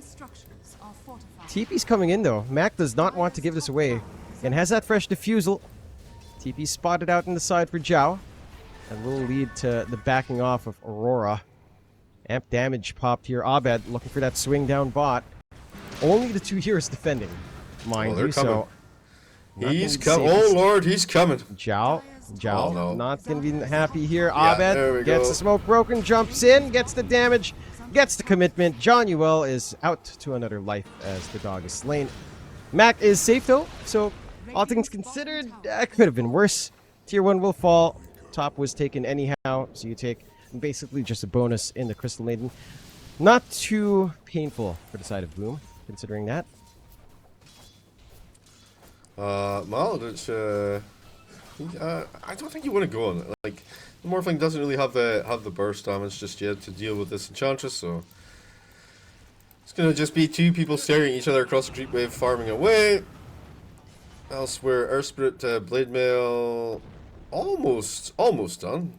It's going to be a little bit of a ramp up in their aggression. And the Acceptor also on the Beastmaster, 1,500 gold away or so. That's a pretty nice timing. It's 12 minutes into the game, so looking kind of okay. T2000 obviously has the Mask of Madness up. We saw that in the last fight. And what does he build into next? Like a Manta or BKB maybe? Oh my. Need the Dragonlance again. Oh, Dragonlance, of course. Yeah. No, that's for sure. 100%. Yeah. Just stick to what's been working anyhow. We'll lose a few of these stacks. Not the most, as Jabs will actually clean up with the Axis. Very nice for good old Jabs. Get his money's worth. There's that blade move we were saying. Right there for Ovid now. Into the BKB next. I mean, you have managed to give Jackie a lot of free space. Again, matching TA2000's farm to an extent. About 300 gold behind. Not a very bad spot for the Morphling, considering to how well an SF can clear out camps. A catch out in Maledich. Got the damage. They've got the breakout as well. They will actually have to roll. Rolling Thunder as well, yeah. That's a huge commitment. And you're not too unhappy to see all of that wasted for Maledich. And Jack will find it, but this is how you do it, boys. I mean, finishing the job. It's so painful. You have to drop the sharpshooter, you have to drop the roll, you have to drag in your Morphling away from camps. All for a pesky Enchantress. You're kind of happy on Aurora again. Just about that. 100%. 100%. So much space created there. And honestly, you know, she only lost 77 gold. Abed, can you turn back in this? He's got that blade mail ready to go.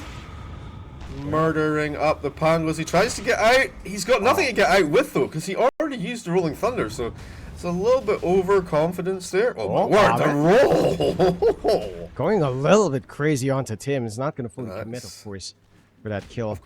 Oh, he hits him this time with the boulder, though, you know? Oh, yeah. Proving a point. Not the lucky spot. Gets the roll, gets the kickback. Tim's just being kited around a little bit here. Roll again. Does not connect onto Tim's this time. Sharpshooter onto the high ground. Does not connect as well for Tim's. Will connect onto Q, but doesn't get him to safety. And you are fine. They really want to play tag with a squirrel, but the squirrel, again, proving that there are many lives in the Hoodwink in this game. Yep. It's almost like the hero's bounced or something. Yeah, anyway, so yeah, Jackie's picked up his Yasha. TA2000 has his Dragonlance finished. He's got a cheeky Falcon Blade on there as well. Into the BKB next, which is pretty standard stuff. John, looking for Shard next on the Crystal Maiden. How do you feel about the Crystal Clone? I like it. It's honestly really good for farming. It does provide some juke opportunities as well. Mainly just sliding into high ground position is nice. But it's really just being able to farm. I think it's the big thing, actually, for a CM. Like, easy access to, say, a Glimmer Cape's pretty big for a CM. A Force Staff can be game-changing for the hero. I don't know about farming the camps right now, Zhao, but you know what? I guess you're not going to use this in a team fight anyway, so that's fine. Well, I don't know about that. Oh, sure. You know what? He gets the Kobold creep as well. Destiny's telling him, farm, John Uel, farm. Yeah, and he's forcing this Shard. You know, he's got it now. He's got enough gold for it. He buys it. That's what he wants. He's like, okay, if I get this guys I can fight, they're okay to, you know, they're like, fair enough, go ahead, do it. We are never going down bottom for a while anyway, because that's no man's land. So getting in there, getting the farm, and actually getting out without dying. He hits the bot, right? Because he's like, you know, if I get spotted, I'm just dead. So we're doing Roche, by the way. Yep. Into the pit they go. They set up nicely for it. They took out the wards by the ramp. And they do have that forward ward as well in that top jungle, so they'll be able to see if anyone sneaks in. The side of Aurora don't seem to be too aware, or if they are aware, they're not keen on intervening. Roshan, not the quickest, but also not the slowest. Yeah, it just looks like they didn't expect that early on here from the side of Boom. They will take Aegis for themselves. Looks like Mac will take it. He throws a blood grenade to free up the inventory slot. Rather interesting as well. You know, instead of just backpacking it, buddy. No, I mean, he's blood. Oh no. Yeah, he's wasting blood. You know, yes, I like your call out. Beastmaster just roared on an illusion, so I think everyone's on edge maybe a little bit. Nah, you know, it's fine. Jabs just wants to bang the drums. So later he will. There's a quote here that I think I'm missing. Is he gonna bang something else later on after banging those drums? His head against the wall if he loses, maybe. I don't know. Perhaps if they lose off the back of that. 3-7, a little bit of a slower game. We haven't hit double-digit kills yet on the scoreboard, so that's always fun for you viewers. I'm sure you're all enjoying that one. I know that's my favorite thing. You know, my favorite thing to do here, Chiefs, is when you don't have double digits by 20 minutes, you start to think, can we go 40 minutes without double-digit kills? You know, then can we hit 50 minutes? Can we hit an R without any team getting 10 kills at least? And that's the real entertainment value, I think. I think it's not League of Legends though. Well, what's that? I don't know what you're talking about. It's a phone game. You've not heard of it? It's Ah. like a phone game. It's Well, got like I don't have a Pokemon phone. graphics. Oh, fair. I don't have a Talking phone. about Maladich might phones, need a no phone to get Maladich. called here, as he's going to start to melt. Well, I say that, it's a slow process. He'll eventually die. Is under attack. They Bambi have the requires tools. excessive force. They have the tools on Tim's there, ready just to end that whole situation. But still, it's 4 heroes plus an ultimate to get the job done. And maybe only 15 seconds on the sideline still for this Enchantress. Maybe we can get something done off the back of this. Jobs, BKB getting closer. I don't think anybody wants to fight until it's up. Seth, in the meantime, is farming his. But yeah, we're waiting on BKBs here. Obviously, this Aegis on the Pangolier. Something that maybe they would have wanted to take, around about 20 minutes on the side of Dire. So the fact that they can't get that as an objective means that they're quite happy just to play away from the enemy and do a little bit of farming up of their own. Jockey, go for Phylactery into Kanda as per usual. Has the Manta style finished up already. Enchantress with Pavés. Dire's top tower is under attack. Dire are scanning. It's a bit of a chill moment again in the game. And with that, I mean, they managed to take a tier 2 at the very least on Boom's end, so they open up the top lane a little bit more. They can start to play it forward with these wards they've planted for themselves. Or again, doing a great job of just not caring. Just wait for these BKBs. Triple BKB timing is not too far off. I'd say maybe 5 minutes here for Aurora. So no real rush. Slow pokes on the mid with the enchanted creep. Maladich just slowly but surely taking some HP away from that tower. And just dropping random creeps that are annoying. So, the tornado creeps are there. Just a bit of a nuisance. Why not? Oh, yeah. Yeah. The dead shot coming out there to push FBZ off. Bad situation. He is 150, 250 gold away from his BKB. Yep. You get TA2000s up now. They're setting up for different mentor as well. So Tormy will go. Who gets the freebie here on Aurora's end? It's going to be Q. Okay. Not too bad. Some spell amp, it's nice. It's alright. I don't know. I mean, what's the other option? Like the Sprunk maybe, or whatever Beastmaster's one is, which is the Call of the Wild Hawk. Yep. Extra Hawk. Not bad, not bad. Lower Especially with the cooldown. auto Nice. dive bomb now, right? Yeah. It is annoying. Would have been funny, but don't get that there. Smoke out from Boom. Mac joins that smoke as well. FZ kills off a creep. Protect that mid. See if they find an angle in. Mac smoke breaks, jumps up. Only Maladich does not see Abed on the top.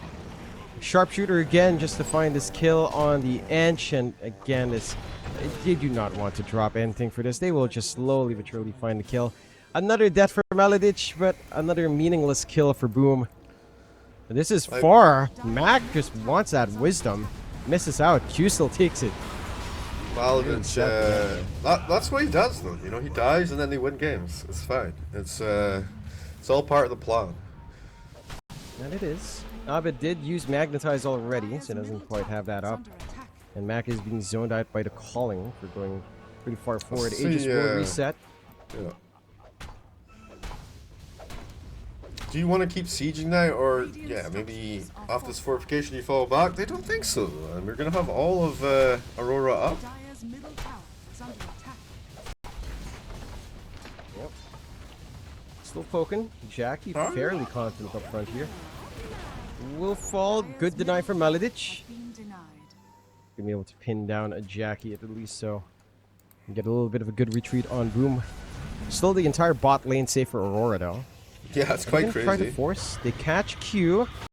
They That's get the not bad. bushwhack. They get the magical damage out, but the ultimate was popped by Q. John Uwell will clean it up. The chase out from FBZ does not want to split yet. Get another great acorn bounce out onto TA2000. Jabs has that roar. Only a few hundred gold away from that full BKB. Do you really want to force it right now? Maledich will go. And they still don't commit. They're super low on mana, but with 2 heroes down, they cannot counterplay. One thing kind of was a little bit awkward. Just the catch that came out there. It's gonna give Boom like a even the scores up here, and there's gonna be like a window. It feels like where the Morphling is just gonna have like a bit of dominance, right? There's no real anti-healing coming out just yet, and he's not really being contested. He's top of the bus for net worth now. 2, 1, and 2. And once the Kanda BKB comes out, yeah, that's gonna be like this era of Morphling for like 10-15 minutes maybe till the itemize around it. Yeah, trying to make a move out. Not gonna be able to catch out FBZ just yet. And speaking of FBZ, I'm not sure if we've actually seen the split from him yet. Doesn't feel like we have. Still keeping that chase. Good dead shot out. FBZ gets silenced, gets roared, does manage to pop the pipe. Will still melt alone. That's probably why we haven't seen the split, because they're doing a really good job of getting him stand up and then getting the call on top, you know. So unless he gets like a BKB or something, it's going to be difficult. If he's the first target they take, it's going to be difficult for him to respond to that. He wants the Radiance first though, which is fair enough, because at least they'll take some damage while they're killing him when they're that close. But yeah, feels like he can't really play his game just yet. Yeah. It's still going to be a little bit longer until that full Radiance into a BKB here. That's really going to be a bit of the issue. I think if you went in Radiance first over the pipe, maybe you could have farmed into the pipe a little bit quicker, but that also means you don't have that forward presence in the fights. So it's somewhat understandable. Boom have a 3k lead. I didn't even notice that swing because of the lack of action here, but they have been efficient. Bushwhack out. Maledich again. You really want to kill Bambi for the nth time. I'm kind of tired of that movie. So they're not gonna stream it once more. Take the bot tier 1 instead. 7 to 8. Eventually, one of these teams will hit double digits. The question now I have for you, Jeeves, is are we going to get it within the next few minutes, or is it going to be at 30 minutes plus? They mass TP for Jackie. The roar is up. Is Jackie going to live? They do manage to get the bushwhack. Jackie silenced up in the middle. Jackie's gone. 9 kills for Aurora. Can they find the tent? TP away for Tim's. TP away for Zhao. And no one is going to die. That's that clone, dude. The clone got 3 of them there. Yep. It's a great one. You gotta love that. That was so good. That was so good, actually. I don't get that kind of value out of it. Yo, FBZ hunting Abed here a little bit. They know where he is because they see the change of route here, right? You can find the crystal mate. Can he even do that though? He has a BKB, so yeah, he can kill John L. He really wants to murder Crystal Maiden. You see, it's very important to him. And oh, these rolls are a little bit awkward, my friend. I didn't want to use the BKB though. I didn't want to use the BKB. Oh, it got it. 10 kills. Aurora take it.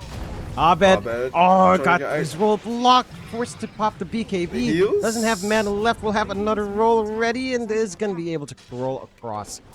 Maledich will be left. And well, you really don't care. Bambi's dead again. The rerun's being run by Boom. But Aurora's done some damage.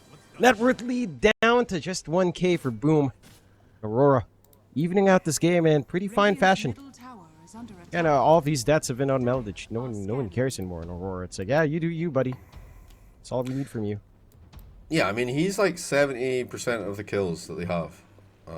And yeah, when he's the lowest net worth hero in the game, it can seem like the kills are a lot even, but it's not quite what you appearances can be deceiving. Roche is up on to FBZ again, and once more we lose our Wow, it's a A brewmaster. Brewmaster, yeah. I almost said Now, final beast for whatever reason. We do have a dream that Brewmaster will be allowed to use his brew split at some point. It is it's in the script. I checked. It is in there. It does say brew split 33 minutes, but we'll wait and see if that actually kicks in. Yep. All right, well, I'll stay tuned at 33 minutes for that one, Jeeves. Doesn't sure. feel like we'll get there anytime soon. Roche is open for the side of Boom somehow. They are in the pit, but this time around, Aurora's close enough. Our favorite Maledich. punching bag, Maledich, is ready. Cop it, and the roar will actually force Boom back. Radiant's middle tower is under attack. They smoke, though. We want to find a flank. Maybe this time FBZ can TP in with a split. Are scanning. Is heading up top. Yeah, Boys that's are good. Yeah, spotted actually. out. Smoke on smoke. And the BKBs. We're still on cooldown here for Aurora. At the very least, the one on TA2000 is. But Abed and Jabs are ready to go. Debuffing needs to catch out Tim's Have a first. little go. The calling is out. Silence That's is there. good. They do manage to get the break before. But they're not able to follow through on it. So Aurora very happy with that No initiation calling there. now. And that's kind of been critical to them insta-gibbing the Brewmaster without him getting the split off, so... A little bit of a scary situation. Cooldown though, it's not that long. It's like 12 seconds or something. 30 seconds. 30 seconds? That's... Into the rush they go. TA2000 just so farmed. Already has Daedalus for that BKB. This damage is overwhelming. It's not going to take too long to melt Roshan here. Boom needs to get something done. There goes the blink roll out from Mac, disrupting the middle of Jabs and TA2000. Still bouncing around TA2000. He's chain stunned in the side. Gets the Requiem. Jackie is the one to fall first. As they clean up FBZ without getting the split again, and Mac falls. TA2000 does drop in the end, but they're cleaning up on the side of Aurora. Zhao dies. Tim's buying back to not really achieve much. And Aegis will just head onto Jabs anyhow. 9-16, 5k lead Aurora. Just smashing right through. Boom. I mean, they had an idea there, man. They rolled in, but it's just not enough. They almost kept the SF alive, dude. Like, that's the only silver lining, is to get this SF kill. And, you know, they were kind of setting up for this, and they backed off to be cautious around the pit. They're like, okay, we'll let them go into the pit. We'll, you know, they were already in there. They had like a little bit of leeway. We'll let them go into the pit. We'll let them, you know, commit for it, and then we'll make the counter play. But the counter play just gets absolutely handled. And the Pangolier, he goes in and he gets roared as soon as he gets in there. Otherwise, TA2000 is just gonna die. Like, it's just really, really, really clutch play coming out once again. You know, from Aurora. From Jabs, and you know, we talk about if he has a good game, they have a good game. It's you know, he's on point for sure today. That is my takeaway. Yeah, he's been all this investment onto him every single time has just paid off dividends here for the side of Aurora. And for the side of Boom, in stark contrast, like you look at FBZ right now, right? Like our Brewmaster is behind Q's net worth. On the pause for Muerto, we still haven't seen a split from FBZ. It's a very hard game for him to look for that without BKB, as Mac just gets deleted now. It's coming, dude. It's coming. I mean, split in 3 minutes time. All right, 3 minutes. 3 minutes, you say, Jeeves. Let's see. Let's see if that script hasn't been updated. There might be a new revision out there. Might not be up to date. Zhao running away from Jabs, who is looking to hammer away, beat his drums. He couldn't. He had no roar, so it's not like he could do anything. It was. Yeah, but, you know, it's a scary man with drums running at you. No care in the world, but a bunch of animals following him. Yeah, I'd TP away, too. Sure. I'd probably stop to pet the dog. Ah, that's true. That's fair. That's fair. But they bite. You know, This is a funny-looking dog. Yeah, they haven't been given shots. You know, these are not sanctioned pets from Beastmaster. Doesn't believe in regulations and licensing requirements. As a man of the wild, so he says. I feel like he's got certificates and stuff. I think he's legit. I don't think he's... Yeah, he definitely went to college, dude. There's no way he picked up this drumming skill without, you know, spending 4 or 5 years at university not doing what he should have been doing, you know? Yeah, it's fair. That's one take. I feel like, you know, it's something he picked up growing up with other wild people, wild folk, you know? He learned how to set the tension on his drums using a fresh hide that he harvested. Unlicensed hunting, of course. under Yeah. As is. Here's an Well- unlicensed smoke from Boom. Oh, they're Look like an they're unlicensed hunting a Beastmaster here. They're doing a little bit of unlicensed Trying. beast hunting Look at themselves. this Wait, position, Aurora. Don't even break the smoke. Instead, they managed to draw Boom out into such a weird How do angle. they That's somewhere know, low dude? ground. What a smoke breaking. Here comes the jump. Jabs gets that roar. Jackie set to fall just like that. Is kept alive for a while, but not a refresh to Roar again. He's gone. So BKB's popped. The damage from TA2000's too high. GG. And the GG's called. We did get a split from FBZ, but it's a split for the next game. As Aurora take it 9-21. Aurora booming on Boom. This is just looking. This is looking kind of crazy here, Jeeves. We expected a little bit more coming into. theoretically, metaphorically speaking, you know, they have to win this to keep their dream alive of heading over to Bangkok. Wait. Prepare for Wait. battle. Could you imagine if, if by, so I know this is not going to be happening by technicality, but imagine if because the scoreline says Boom is 2-0, even though they're not, they actually do become 2-0, and for Aurora to actually, for Aurora to actually win, they have to give Boom the win, and then we switch the score, and then Aurora wins. That'd be funny, but of course that's a theoretical world where nothing makes sense, and there's still some semblance of common sense in this world, so obviously that's not going to happen. But that is funny. It would be funny. I think maybe- I think they have to feel pretty confident though. Boom going in, they're gonna be looking at the scoreboard and be like, "Yeah, we're 2 games up." You know, Yeah. got this one in the bag, guys. Just win Yeah, 5 it's like- games. Like, there's not even enough pips for them to win anymore. 30 seconds Ah. to battle. Oh goodness. Let's see if this leads into anything for Aurora. Nice long smoke into the top lane. It always feels good to try to take these fights when you have a Pugna. Right? Like Nether Blast is such a painful spell. Oh, so early on. much AoE damage. Especially if you can get them in a choke point at the rivers, either part of the river, coming up to the high ground. Cool. Same thing for Okay. Boom. TA2000 gonna breaks it know. nicely. Is just gonna walk away. Nice and simple. No fancy plays, just walk away. Easy. And it will go 2 for 2. 50-50 on the bounty runes. Finally, Boom gonna and they have the Alp, right? So they made extra effort that time around to ensure that he gets that extra rune. Now, so long as he doesn't die more than 4 times in the lane, he'll be fine on his Alp. Well, I mean, even dying once, as we saw in that game, it delayed the radiance timing by like a minute and a half, and then it felt super awful. So myth busted, maybe. Yeah, perhaps. We'll take a look at that mid lane matchup here first. Abed on his Storm. Finally, Abed says, enough with the Earth Spirits. My Storm is back. The Storm that has haunted me since my time in NA. Never gets away from Abed. Of course, this matchup it makes sense. You're up against Pengolier, melee matchup. You know you're going to have a good time here as a Storm. You know there's not many stunts to stop you as well. So Are you, Abed's just going to be rolling in the dough here. Are you implying that Bulba is drafting for Aurora? I don't think no, it's not that, but Abed's just so used to playing one Yeah, or two heroes that's for sure. anytime he's gonna go out, he's like, guys, you can just sack me and give me this hero every time. I'm used to it. You want me to play Storm, I'm gonna play Storm, sir. I'm gonna do what you want. You're paying the bills. Yes, And sir. that's Abed. No, sir. 3 bags full, sir.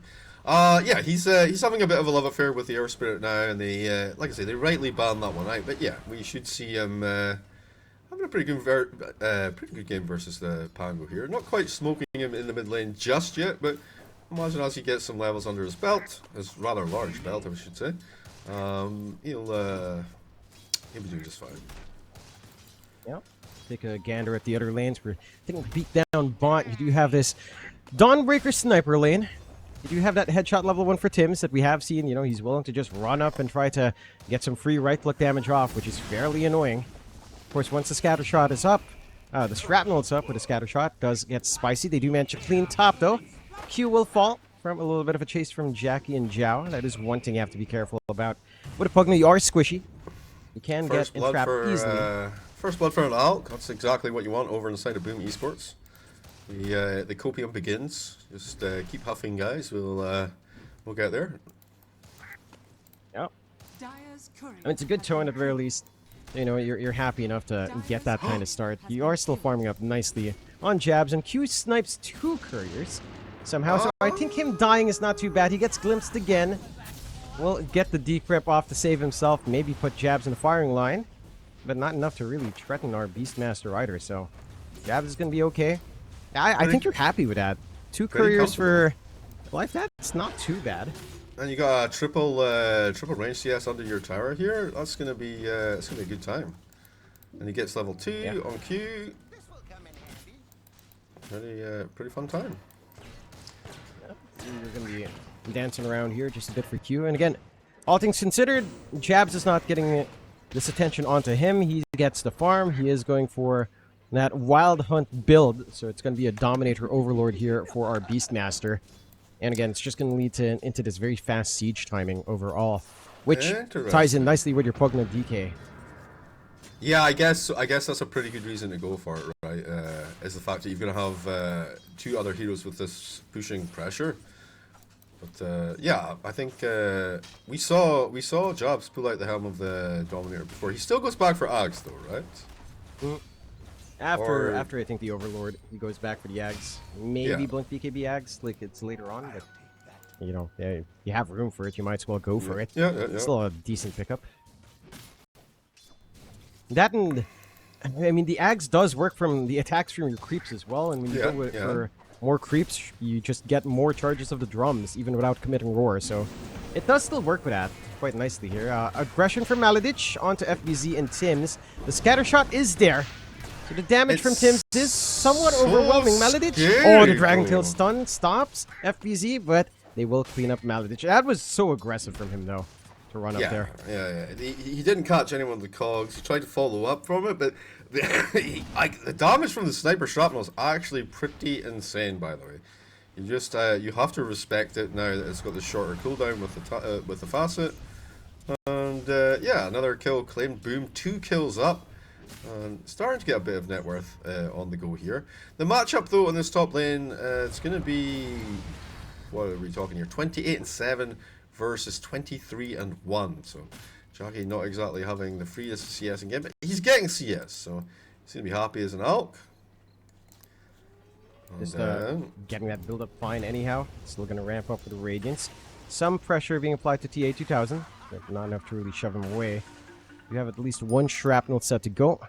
Maladich still running forward, a little bit keen, but again, it's a little bit hard without boots to gap close there. And all things considered, despite all of that aggression bot, again, your cores are still farming on the side of Aurora. Maybe not so much on TA2000, but Abed's doing fine against Mac. A slight advantage for Mac at this point. Jabs, again, doing fine against an Alchemist. Like, you're kind of happy. And when you look at Boom's draft, when you consider they are running a sniper support, it is on Boom to actually get that pressure on early because you've got sniper support. Maladich, through the gate he went, spotted out by Jackie running north just a bit. And they do have that ward on the gate anyhow, so doesn't feel like Maladich is going to be able to find an angle here. First power rune going to spawn, and it will be bottom.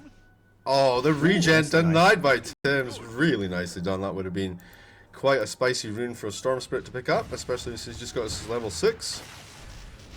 Nice play from Tim's coming over there to make sure it was a non-factor. And yeah, the Pangolier, by the way, ahead in net worth for that mid lane matchup. Storm not quite getting the free game that I was expecting him to have, but it could just be the state of the hero right now. You know, it's no real rotations came in early.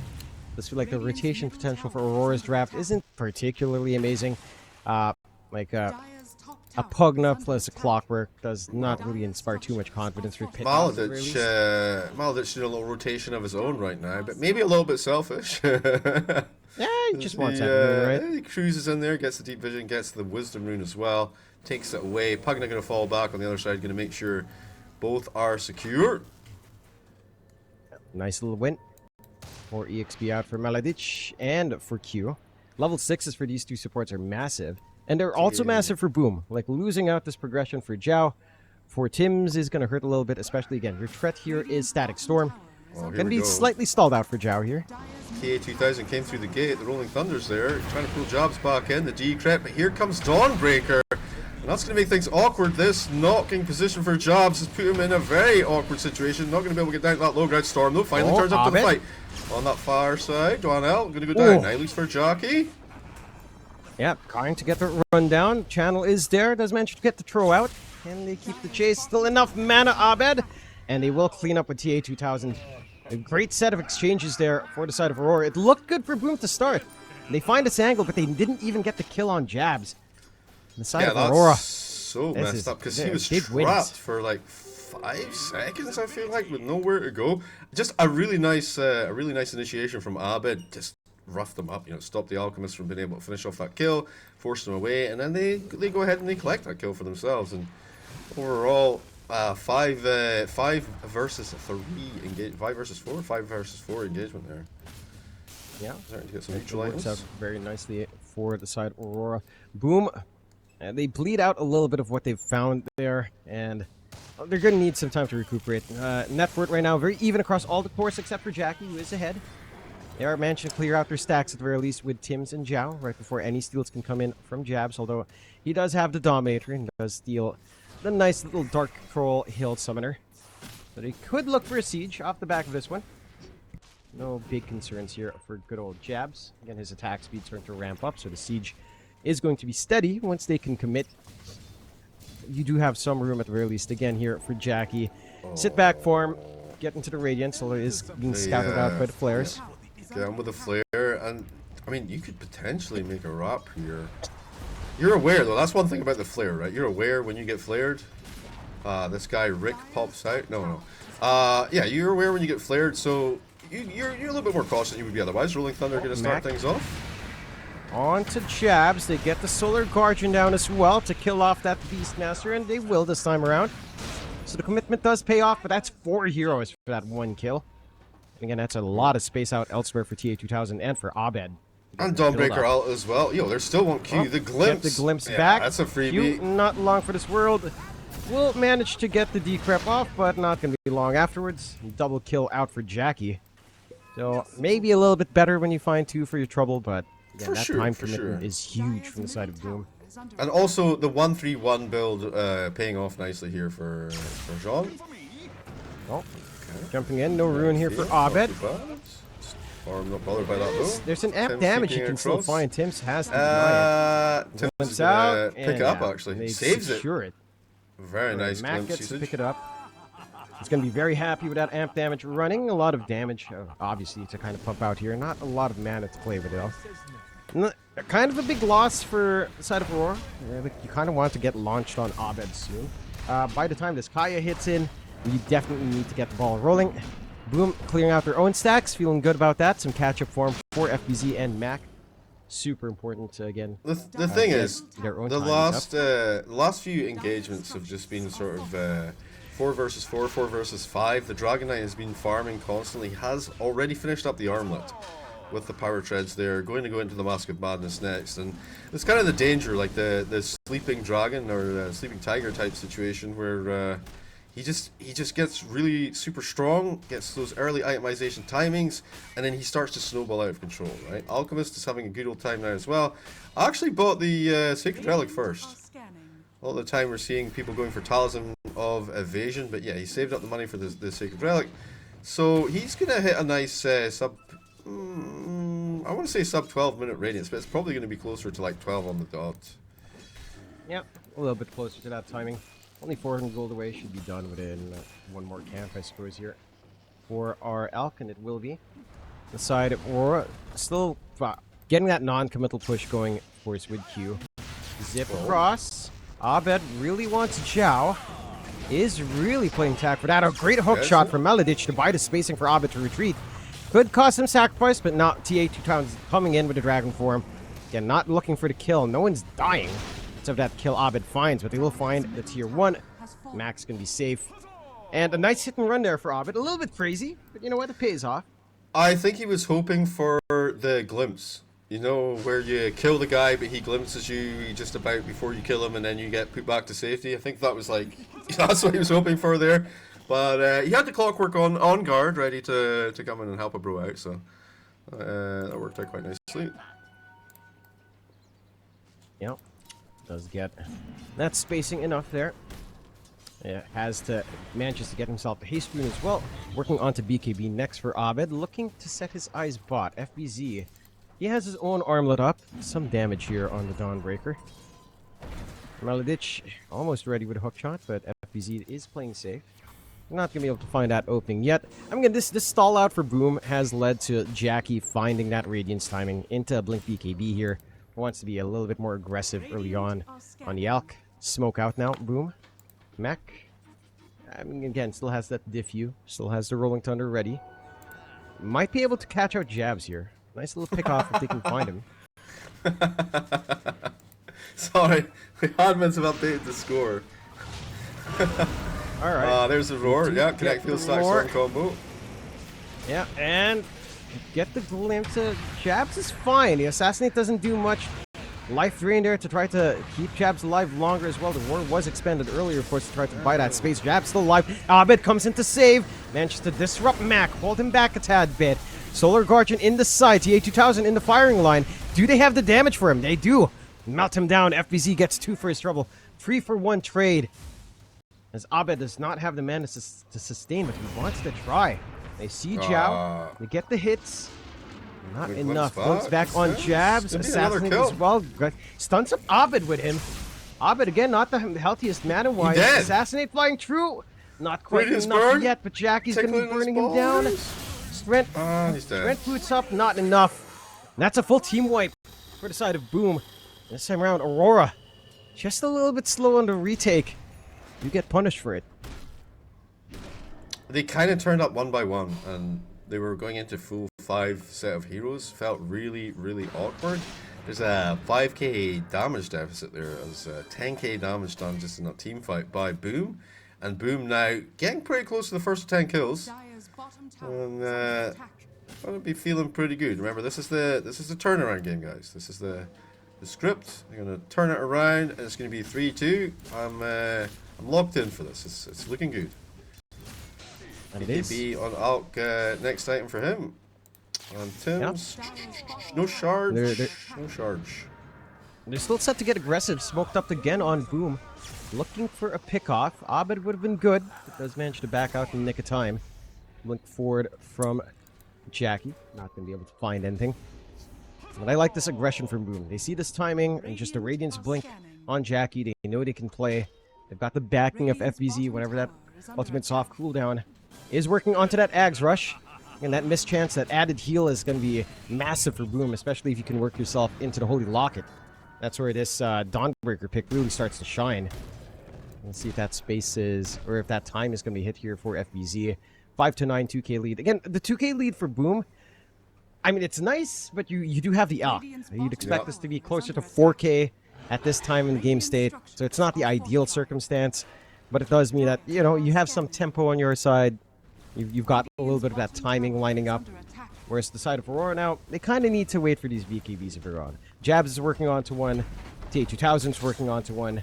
And Abed is also slowly making his way into his own.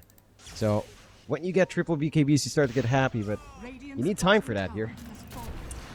Yeah, I think the next big objective that we could see them making a play for on Boom would be the Roche, right, or this tier 2 tower bottom, trying to trade one for the other.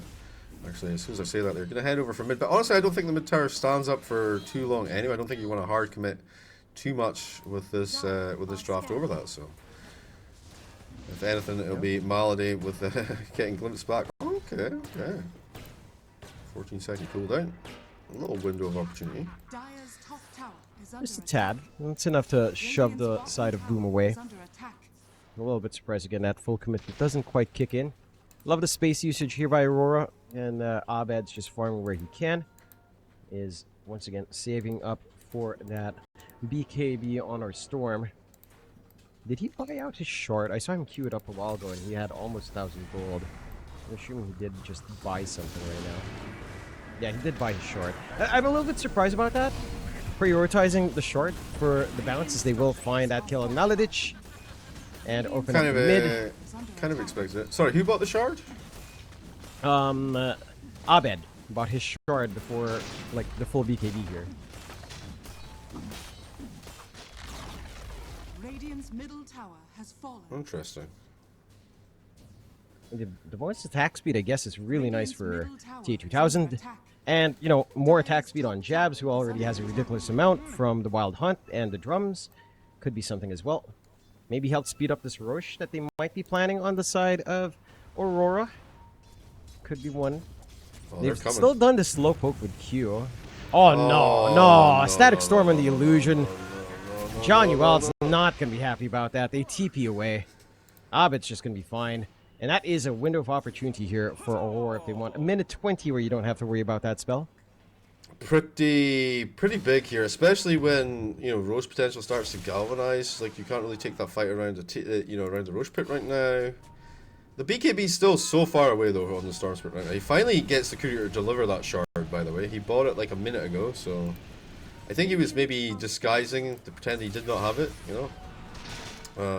And the BKB very close now on the DK though. He has half the gold for it. And Beastmaster almost with his finished up as well. He's about 1,000 gold away. Yeah, that's the timing. That's the timing you're just looking for here on Aurora. Just get your BKBs up. You're not going to be too worried here about the consequences in the fights. Jackie just going to look to siege on top. Again, his BKB is flying out now as well, so the Alchemist is relatively well protected. You do have Aurora at least to play with here. Yeah, he's ready for the fight for sure. Now, I think you just kind of have to give him this. I think you have to deal with like 3 different heroes in the team fight at the moment for Aurora. It's so awkward, you know. You got to find Tim's. You got to. I'm gonna go top for the Roche actually. You instantly see it happening though as they start to move up there. Yeah, the Dawnbreaker as well is something that you've got to be pretty concerned about, especially in a kind of Roche pit fight situation. We've got the Ags up in FBZ. He's got that sustain playing for his team, that miss chance as well. It's going to be extremely annoying. They are keeping constant track of Roche. Zhao is looking to cut them off. Really good forward wards here to watch from smoke breaks as well. It's kind of good because of that harassment. The Roche, they're going to abandon Roche for just that. And by the time they want to go back there, it's going to be down bottom. So Clockwork may have just denied that entire Roche potential. Jackie, going Catches out Abed. Solar Guardian's out now as well. Abed will be able to zip away though. Limps back. Can he dodge this? No, he can't. Managed to get control, and Abed's gone. Costing a lot of ultimates, but that's the big kill you're looking for here on the side of Boom. When you don't get the Roche, you get that kill. So Glimmer Cape coming out for Disruptor, but then you just go straight Axe. Is that the dream? I think so. I think just ruined this BKBs on Aurora. It's your way back into the game for Boom once triple BKBs are achieved. Side of Aurora smoked up. They've got that BKB ready on TA2000. And the Roche pit they go for Boom. Ah, wait, they might get cut off here. They find Mark and Thames. Could be glorious. Yeah, starting to fight in, trying to run down Mac. He doesn't quite have the role available already. He did commit it in the last fight. A little bit of a chase. Mac is able to actually run away. And instead, Jackie's coming in, gets the stun on TA2000. BKB still at the ready. Assassinate out. Great roar out from Jabs. Suddenly TA2000 just cleans up on Jackie. Abed to pick that one up in a sweet act of revenge. And now they don't take Roshan. 6 times kill streak ended, dude. It's like... Yeah, they don't take Roche. They don't find the fight they'd want. And you bounce back a huge streak to, off all people, Abed. So suddenly just one part away for that BKB, around 1.1k gold off. Once again, that Storm, once it hits the BKB timing, it's nightmarish to kind of consider what you can do to stop him. Q's doing a spectacular job of just being a mana battery, of course. This is what you'd love to see when you play Storm. Getting mana getting a free gas service. Oh hell yeah! Sniper luck out there. He got the shard from the Tormy, so able to do a little bit more now with the concussive grenade, the disarm, and the mobility. Makes him a little bit less squishy. Thinking about the Roche potential still, but I think we kind of want to wait. What was the BKB situation? So Beastmaster has his 9-second available. DK has his 8-second available. He's trying to do Tormy solo here.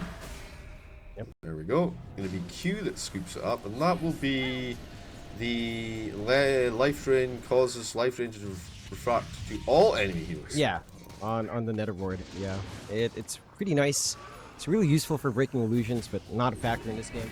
I don't know if you really emphasize that as you want to top up your storm. Because again, the Solar Guardian's out. BKB forced on jabs. So a minor win for Boom in forcing out that utility. Do manage to trap Jackie while Maladich is able to just TP away. Nice little usage. Nice little way of just putting himself up on the cliff. And without Solar Guardian, yes, you pop the BKB on jabs, but no reset opportunities here for Boom. You might need to be a bit cautious with the BKB on Abed. Gonna look for a bit of a smoke out. You will. The BKB, like you say, on Abed is here, so Static Storm, not really a big fear for now. It will be once the Axe comes online, of course, but as a position 5, you aren't exactly rolling in the dough. And no Dawnbreaker, I feel like it's Roshan time. Now, here's the situation. Abed, Storm Spirit, pretty much the best Aegis carrier in the game, but not necessarily the best Aegis carrier at this point in the game, where maybe Jabs is the better option, but no, they go for the Abed. Yep. Just fine, it's fine. Re-smoke as well. It's gonna be a weird fight for Boom. Jackie. Oh, doesn't quite break it. The zip forward. Tims is the one found first. Great spin already out from Mac with the Rolling Thunder. Abed forced the BKB up. Roar onto Mac to stop that roll. But you have free reign right now for Jackie. FBZ is blown away. They are still looking for some cleanup here on Boom. Maladich set to fall, but can't even get that full commit. Will get cleaned up by Zhao. Blink out for Jackie, as it is a 1-for-1. An off lane for a support. Still happy days here for the side of Aurora, all things considered. Super happy. They used a lot of TPs to get out of that situation, so you can create pressure on this bottom lane if you want to, and they won't be able to respond very effectively. Yep. 7-12 right now. 2k lead for Boom. And, you know, they are still hitting some spikes. You've got the Ags up for Mac. A little bit more damage coming in now with the Swashers on the Shield Crash. Maybe you start to consider something like a Basher, I suppose, if you want to go that route. On Pangolier, just to get some lucky control off. Need one option now. This does not feel great for Boom. 26 minutes in, 25 minutes in, you have a 2k lead with an Alchemist. That basically means you don't really have an actual lead at all in terms of like what this gold is doing for you. Right now on Boom. And TA2000, an absolute monster, by the way. Just an absolute farming machine. And he is tucked in, nestled in, just behind the Alchemist there, like 2,500 gold away. Pretty much the entire lead is there. And if Alchemist is is contained, then you're not overly concerned because the big guns, Abed, will be able to come in. Jobs again, putting on another fairly decent performance. He's 0, 2, and 5, but. That's what happens when you don't build Ags, right? Yeah, pretty much. Never again. Yeah, can be a little bit rough. Still hunting around here, looking for an angle in. 3k lead, Boom, starting to ramp back up. Abed does not quite connect with the zip. Will get the Vortex onto Mac, but he's all out of mana now, Abed. Just from that one swash, great hook shot to cut off Jackie in the side. Does not manage to get that spell and that stun off. FBZ. The Solar Guardian wants to pin someone down. Only Maladich caught out there, but the roll big from Mac. Roar out from Jabs. Isolating Mac for the moment. Still mana issues abound for Abed. Gonna lose that Aegis. Lose that first life. BKB is still ready here for TA2000 on the re-engage. Abed has his own BKB ready to go as well.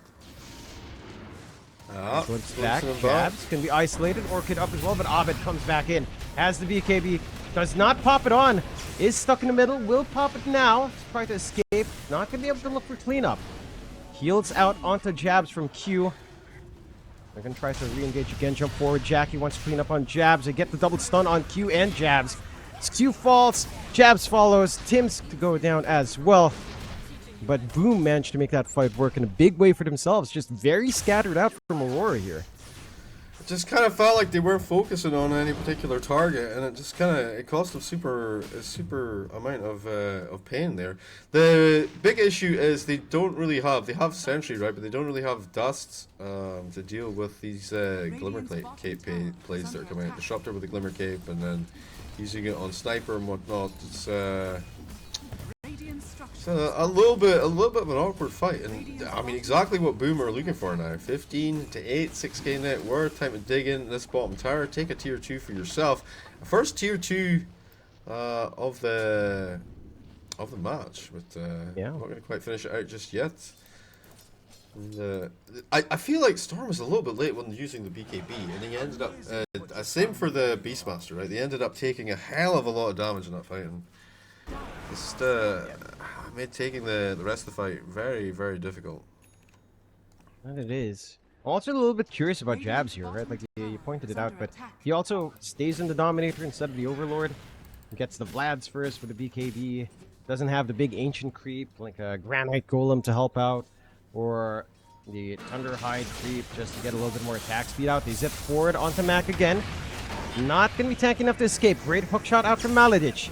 The Solar Guardian from FBZ again, stalling for time, but Mac is dead. Now FBZ is set to go. Will BKB, but the roar is up.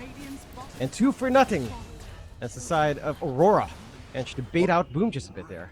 The Ag's obviously coming out on FBZ there. Wait, yeah, he has the Ags, so that's why it's kind of moving around there. But one thing about the Ags is you can actually end your Solar Guardian early. So I don't know, maybe Pango just thought he could get away and he was like, don't bother, because like obviously you can come in and just stuns everyone when he comes in, but decided not to do that, and ends up coming in, you know, after the Pango's already dead, and then just basically gives them a free kill, you know. Yeah. It just kind of undoes what Boom just created for themselves a while ago. Abed gets a little bit more galvanized now. For sure. Just a tad. 2k lead standing for Boom. Aurora managed to equalize once again. They're working into this timing for TA2000 to get into that full Daedalus. That's when trouble really starts to come out here. That DK's damage is just insane. You have that. Heck, it's also very insane when you pop that Overload active from Abed Shard. Oh my That's word. something Q you have finding to in the jungle. Q is caught out, but it's Jackie caught in the middle. Does manage to BKB. Gets the stun out onto TA2000. And is just trying to run. Disengage is all Jackie wants, but there comes the zip. There goes that Static Storm. TA2000 does manage to pop his BKB. No care. Solar Guardian coming in. Re-engage with Mac rolling up. Get the roar off. TA, can he actually make it out here? Nah. Gets glimpsed back into the middle of all of this mess. Is the one wiped out instead. Maledich is well stuck here. Sacrifice is made for 2. As Boom, again, managed to make that work for themselves with Abed forced to retreat there. Pretty big kills for Boom again. TA2000, not a puny shrimp to fry here. It's a difficult situation. Like they keep having to fight into what the disruptor is slinging. You know, like I think they need to take him out of the equation before the fight begins. Also, this Dawnbreaker is a bit of a problem. We talked about how he was going to go for, what did you say was going to be the Daedalus, right? But he needs the MKB, and he identifies that. He's like, all right, okay. You know, if he has MKB there, Alk is just dead, so he's gonna pivot for that. But in the meantime, damage has been done, and maybe a little bit of high ground siege going to come through here. Yep. Rather interesting. They orchid up the creep. Maybe they're just not wanting to get pushed back into any sort of silly firing line movements here from the side of Aurora. And I thought it was just to make the burst much quicker on that creep and just you know, shut it down before it could be a problem. But yeah, I guess stopping the tornado could be a factor. Yeah, stopping the tornado is pretty nice actually. Re-engage for Boom though. Fake back with a smoke. Respawn coming in for TA2000 though. This can be a little bit of an interesting timing. Available on everyone. Amp damage running on Mac. Not for too long though. Will they make that move in? TA2000 shows, jumps forward, no BKB usage. TA2000 does manage to BKB now. Roar out onto Mac. Storm very much out of commit the dragon for form. this defense. Yeah, Abed just not in the area to try to play this one. And the racks are just set to fall. And Decrep to stall for time. Cogs not connecting here from Maledich. And tower, the racks will just fall. Yeah. They can't get any more. Tier 2 still stand. Again, a bit surprising that Abed would not join in, but it does look like he's trying to build in first. Trying to get that gold for the Mystic Staff. Perhaps looking for the Parasma upgrade first for some more damage here. But that does cost him a big advantage now for Boom.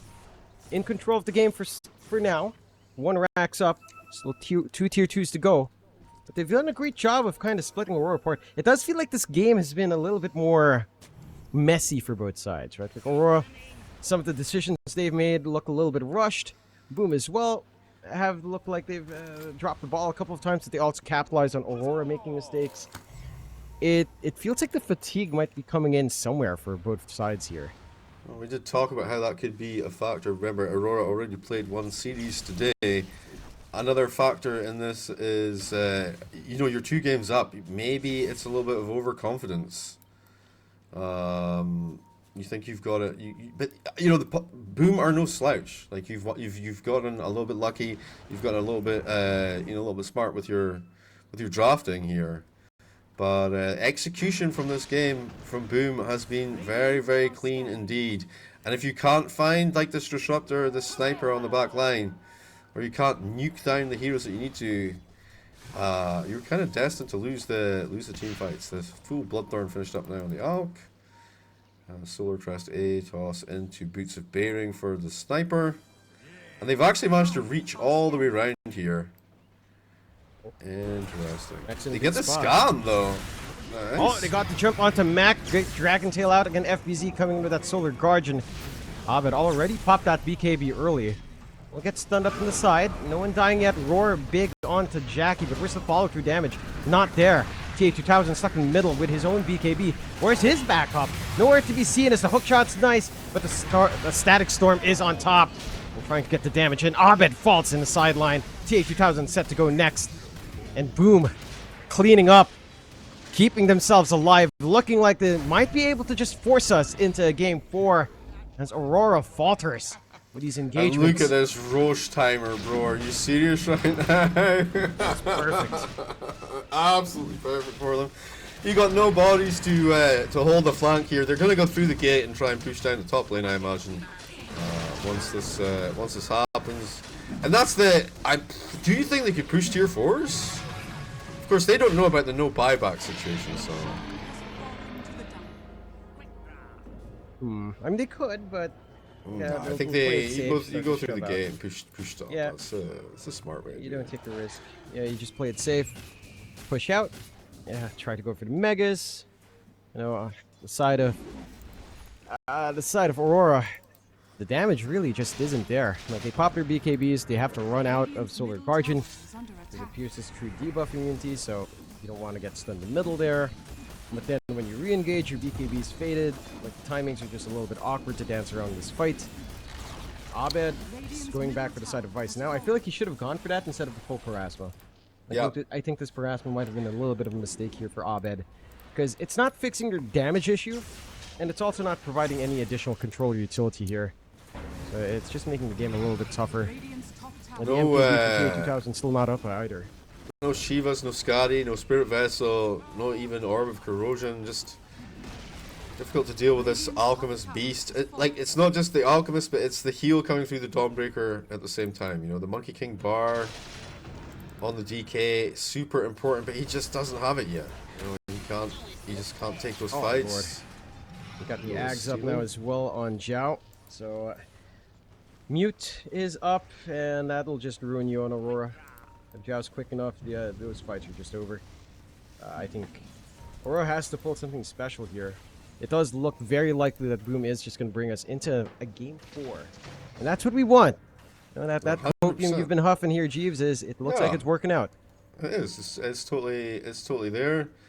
And yeah, up to the high ground, pop down the okay, Decrypt going to be a bit of a pain in the neck into the fortification. TA2000 looking for a potential angle here. Chucky going to absolutely ham another Decrepify. Stall as best they can. Abed not stalling long enough. He is farming jungle. Farming up. Yeah, again, not joining in for defense. Tier 3 faults. Or they'll be at least able to take out the Roche banner and still keep their Raxus up for now, but And again, their backs are being pushed against the wall. Boom have done a fantastic job this game, looking a lot more stitched together. This investment onto FBZ is paying off in a big way.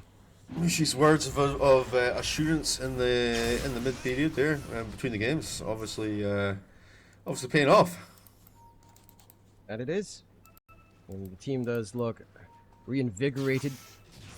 This is kind of more of the matches we were expecting out from Boom. Smoke out now. And with that, Ags up and Zhao. This next team fight could be the last if you're not careful on the side of Aurora. But in fact, most of them are not even there for the defense. They are all just spreading out, trying to find farmers, surrendering this top racks.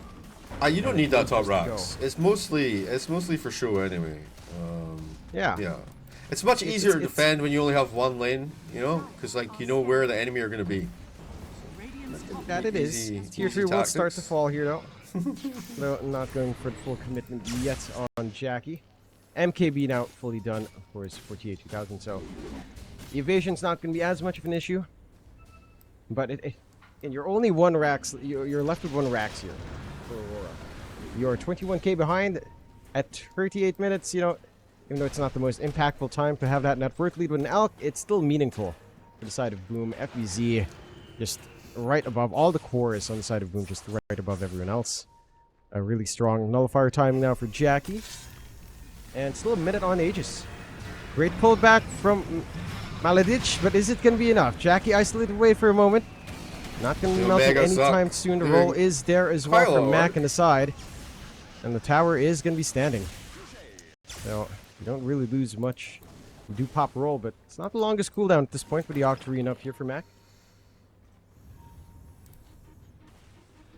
Alright. I don't really see how you come into this game. You know, it feels like the MKB did a little bit there, right? He was able to do way more damage to the Alchemist. He's definitely able to kind of spook him a little bit. Remember, he still had the Aegis there. So even if he did fall, it wasn't going to be the end of the world, especially with the BKB back up ready to go. Maledic, a little force staff action, but not able to get much of it done.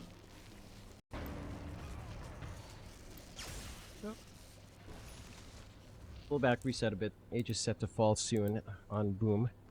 Have the full Lotus Orb up on Tim, so full utility here for a Sports Sniper in this game. Not feeling the need to transition as a core, which is fair enough. We still have Abed doing what he can to get this farm. Trying to go into the Ag, so AoE Vortex might be able to help, just a little bit more control. We're forgetting about the Hex, are we? Or has the Hex finished? What? I think he skipped it. Skip the Hex? Change into the Ags, yeah. Let's change into the Ags. Which I guess is fair. I think your issue isn't single target control. You have Roar, you have Dragon Tail. Your single target's really good. It's your AoE hold as Abed is stuck in the trees. A little bit awkward.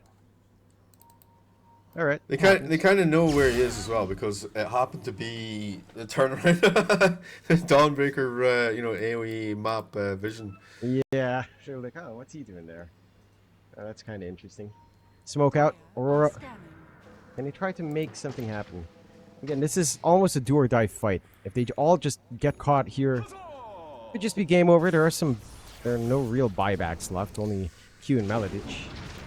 Yeah, the ping's coming out though. They're like, yo, DK's not there. Push in, maybe.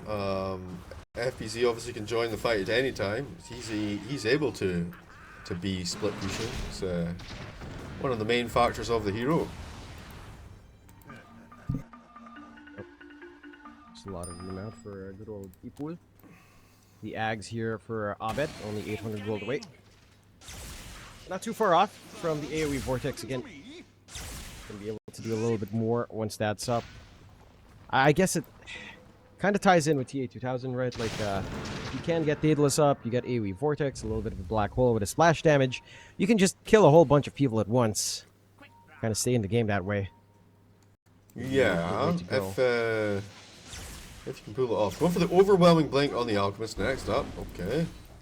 Sniper with the gem in place. You need to be kind of careful playing around. It's a good smoke play.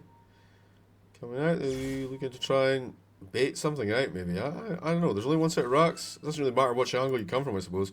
Roshan up in 48 seconds potentially. Could be as late as 44 minutes. Could be. Let's see if Aurora will be able to even scout out for that. I mean, they have the flares, I suppose. Boom could be a little bit patient as well and just wait for that one. And yeah, they're not going to push into the high ground. They'll wait for anyone to step outside. No one from Aurora is crazy enough to go outside right now. So you just kind of wait. You hold and wait. And they smoke again. Oh, they're crazy. Abed went a little bit wild for the Arcane Rune. We'll TP away. Okay, So okay. he smokes for the Arcane, gets a reset, comes back in. Arcane ready now. Just needs to find an angle with the Ags. Big timing for Abed. Can they make this work though? Well, Mark is a little bit exposed here. Alright, if he can take this clean kill. Oh no. Get the damage, not quite. Solar Guardian out again. The rolls are there for Mac. But that is one big spell down. This is the time for Abed to shine if he wants it. Two big spells. Rolling Thunder on the Solar Guardian. Blink forward, great hook shot out onto FBZ as well. Do manage to get the Static Storm off, and they will be able to kill off Melodic. Instant buyback though. Zhao is saved by his Glimmer. Another big ultimate down. BKBs have been expended already from Aurora though. TA2000 does not have that debuff immunity available. Abed does. And he did pop the Arcane, but again, they don't find anything. So they force out all these spells from Boom, but they just can't catch up and chase him. But they lose Maladich in the process, you know. He has to buy back. 0, 8, and 8 on this clockwork.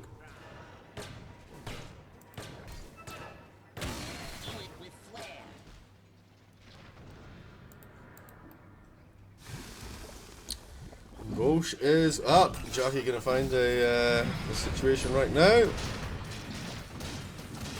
Will be Aegis Cheese Refresher Shard on Roshan's banner. Yep. That should be the closer for the side of Boom. Unless Aurora again can make some sort of miracle play happen here. Secondary life on Jackie. Refresh for Zhao. Cheese on Tim's. And a Blightstone left on the ground just for a good measure. A refresh being picked up by Mac. Rather than Zhao. Yeah, okay. Because passing it around. Static Storm just came off cooldown, so he doesn't really need it. Double Static Storm would be nice, right? Would be pretty amazing. Yep. But maybe they're feeling the double Rolling Thunder is more important. Double rolling. Double Lincolns. Can give them a little bit more. Let's see. 31k advantage for Boom as again they're holding on well, keeping that hope alive for game 4. Aurora smoked out in their base. Last racks here. There we go. Up to the high ground. There goes the Static Storm. They found jabs. Big one. Not able to get the roar off. Not able to BKB. Dies. Does have buyback. Will have to commit it soon if he wants to fight in this. Holds on for a while. Zip Vortex out from Abed. Trying to keep FBZ in control. Dragon Tail stun as well. The damage is good. The roar is up. But that refresh roll is up. Can they kill anyone? Nah. Cheese force fed out. Jabs. Gonna set to go back home instantly. Off that dieback as Solar Guardian chases down TA2000 and Abed. Abed not going to be cleaned up yet. Hook shot from Maldich. Keeps Jackie back. Still has the Aegis even if he dies here. Will die the one time, but that took so much for one life. Can they actually take care of one more? Doesn't feel like Boom will want to test that. Tim's still just chunking away from the slow ground. Poking onto the racks, looking still for that angle. I mean, they still have this Roche banner. So they're relatively safe. They're not going to be able to walk up. The racks will just fall. It's just megas like that. Aurora just kind of surrendering. I mean, they don't have options, right? Like, there's no Disruptor, sure. There's no Solar Guardian, but they don't take this opportunity. No Dragon Form TA. And Boom. This is the closer. Age is still up. Another concoction out. Chemical Rage for Jackie. Machine gun through these objectives. 50 seconds, no Aurora, what do you have to do? I mean, it's so long. Fortify already forced out as well, just to stall this from Jackie. Jackie not interested whatsoever. The decrep is being annoying, but not annoying enough to stop this from Jackie. We'll just dig through. Here comes FBZ trying to clean up Q on the side. Zip forward from Abed. Does not have BKB. Gets thrown out by the grenade. Dragged back in with a glimpse. Abed does have buyback. Will he commit? He has to if they want to try for this one. Damage is being done. TA2000 trying to melt through Jackie. He is dropping low. No buyback from Abed. Somehow, as the Ancient is being damaged here. Waiting for a respawn out on Jabs. And Boom are getting a little bit of room to back off. No instant punishment out yet. The jump forward from FBZ. Dragon Tail plus the roar. Everything being thrown out. Abed whiffs the vortex a little bit. Solar Guardian flies in. Will not be able to stun anyone up, but it catches Jabs. Jabs alive for just a moment with the prep. Does get nullified up. Not long for the world as FBZ jumps in. Gets the Starbreaker off. Vortex, though, is good. Can they find a kill? No, they can't. GG's called by Abed as Boom their way back in. Force us into game 4. A spectacular way of kind of holding on their own here. Nice economic victory there, like 50k. To adapt from that style from game 1, as we do get the instantaneous pause this time around with FBZ not connecting. Welcome back to Southeast Asia, guys. Yeah, we've actually been pretty. We've been pretty good though for disconnection and pause. This matchup not so much, but yeah, overall it hasn't felt too bad. And yeah, I think Boom have got themselves a nice little kit here. I think there are questions that Aurora need to answer, namely how to kill this Medusa. And he is very, very comfortable on the Medusa, by the way, Jackie. He has a level 30 or at least 25. How do we see something from all the way back when, you know, his old time on Boom, his time on Motivate Trust, had a lot of Dusa Terrorblade Arc Warden. That was back when you'd have, what was it, the Ballista, and he would get Ballista Arc Warden, high ground defense, so we'd end up with a 17-minute game. God bless you, Jackie. I'll never let that go. Do you remember the last time you actually saw an Arc Warden? No, it's dead. It's dead. Very dead. There goes Mac again with selling the boots. Yep. Get that advantage. They don't smoke though, so you lose a little bit of that edge, but hey, still gets the job done. It's quite a cool little tactic, though. I have to say, I do enjoy these things. It's kind of like the couriers just outside the base. You know, they kind of have them hovering there. That one kind of fell by the wayside though when people were like, "Oh, I'm just gonna pick Monkey King and get 5 courier kills, easy." Yeah. This is a nice smoke, though. Broken in the tree line. They isolate out Jackie. Zhao is going to be first to fall. But they're starting to drop Jabs low. Can this trade-off actually be worthwhile? Abed starting to stoop down as well. Kill is picked up by Jackie. Jabs next to go. Has nothing in his toolkit. Stun is still a ways off from Tim's. The movement speed of this Terrorblade is just a little bit high. Can they land this kick from Mac? It's going to be important to get that smash. Casual no, he doesn't. 45 movement speed but level FBZ 1. Saving the day, comes in with a Starbreaker. Can he actually? Yes! There we Get go. the stun. Starbreaker off. Tim's will take that. Support tax, he says. So you trade 2 for 1. First blood bonus for TA2000. But Jackie gets a freebie kill. Tim's gets a kill. They got a lot of EXP. You're not too unhappy on the side of Boom.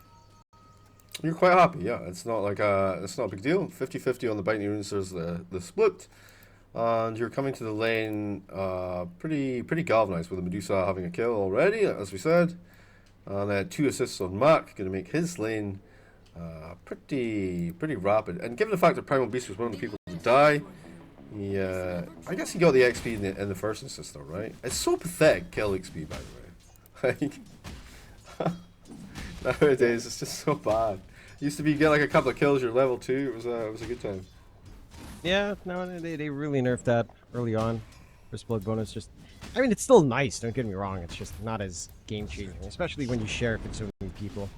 So, I'm not going to be feeling too pissed off, but you're also not doing too bad. Mid lane matchup again. Mac is doing a little bit better, but Abed's not going to be too upset. Level 3s when that activates a little bit more. Up top, you see some pokes onto Tim's. With Maledich, this is something that the Ench should win out on. Of course, Tim's is very dependent on the Earth Spike, so it's just free trades for Maledich. Whenever he can, just go poke. TA2000 shouldn't be struggling too much in this top lane, at the very least. Not finding the fastest CS in this first wave, but hey, you know, it's early days in the CS department anyhow. And FBZ is kind of feeling spicy. He doesn't quite have Celestial Hammer, of course, to control lane and get free harass. So he's also going to have to wait for a level 2, level 3 kind of spike here before he can try to control the lane a little bit better. Yeah, I think the Celestial Hammer really allows you with Starbreaker to secure that range CS when needed and sort of keep the lane reset. But he does have a little help in the form of the Tim's line to make sure it happens. There we go. I guess it's level 2 and be okay for CS anyway, though. Very even lane at the moment between Abed and Burrito. Slight advantage to Abed, I would say, despite the fact that he died and whatnot. Just the hero matchup just favoring him somewhat there. Yep. Again, it does take until he hits level 3, but with the trample, there's always a threat onto Mac. And it's not like Mac can always kick away Abed, because he has to use that Boulder Smash to clear out the creep wave, which is a little bit harder to stop Abed from being fully aggressive. Abed also loves to pull creep waves back if he can. That's something you have to kind of respect as well. He doesn't mind just constantly shoving in, because he knows how much this Crown Beast can just make this a little bit awkward here for the Earth Spirit. So a nice little start here for Abed. That bot lane, I haven't really taken a look at it too hard here, but we've got Zhao and Jackie up against Q and Jabs. You do have that early Metamorphosis used up already by Jabs, but does have the Reflection spam that can be nice. I'd say this is a lane that also kind of waits for level 3, especially on Q, where you can really consider a rundown. This is also a very happy time for Jackie, because you get a lot of wand value when you're up against a Batrider, and Dusa really enjoys every single wand point you get. Oh, kicking out. Alright. Just fine. It'll be fine. Yeah, the Reflection spam will also generate a decent amount of stick charges. Feels okay, man. And power treads for the Dusa. Yeah, I like that. A lot of people were going for the arcane boots build up, but it kind of makes your farm a little bit awkward and stale. So it goes for the null talisman instead for his regeneration option. The arc boots really died after the nerf. I think some Deuces would still go arc boots, but most kind of adapted. They go null, power treads, maybe a falcon blade as well to get that mana regen. Maledich gunned down by FBZ, just hammered away. Bambi in theaters once again. I feel like we've seen that way too many times. But no, I feel like Dawnbreaker just shits on Bambi. Like, you know, the Starbreaker never really gonna be too annoyed. You got to follow the chase down with the Celestial Heart. I mean, it's just such a rough matchup for the hero. You're not really, and even once she's level 6, you're not really bothered by the slow, you know, because you're still gonna do that magic damage and physical damage. Mark though, getting queued.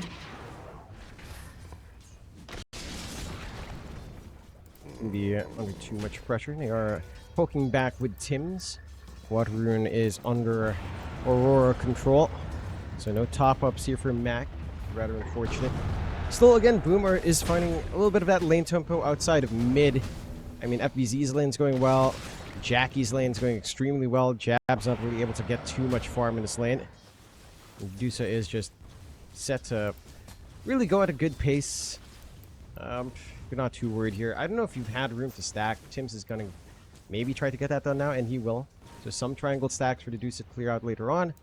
Going to be nice and easy for Jackie to gotta be try careful, to scale though. up here. If they get scouted out, the Luna are more than capable of coming in and stealing these stacks. So. Oh yeah, I mean, not even just Luna. Even Abed alone would be able to clear it out with the trample. Yeah, And sure. you do have to be a little bit cautious with that one. And let's see, I mean, Maledich already has a good idea. Walking through onto mid, walks up, sees the stacks, grabs a creep, and just gonna be pretty annoying.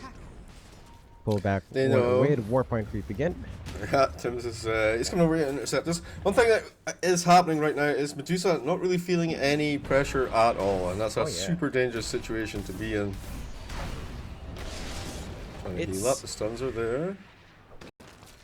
Blood grenade, okay, they're gonna go for the kill on Tim's, and running it down with the pine cone. They've got the damage, Fairy Fire was used up, FBZ can't really help, Q shows up in the area now. Should be able to find this one, charge across from Abed. Gets the intercept, Mac tries to clean up with a magnetize.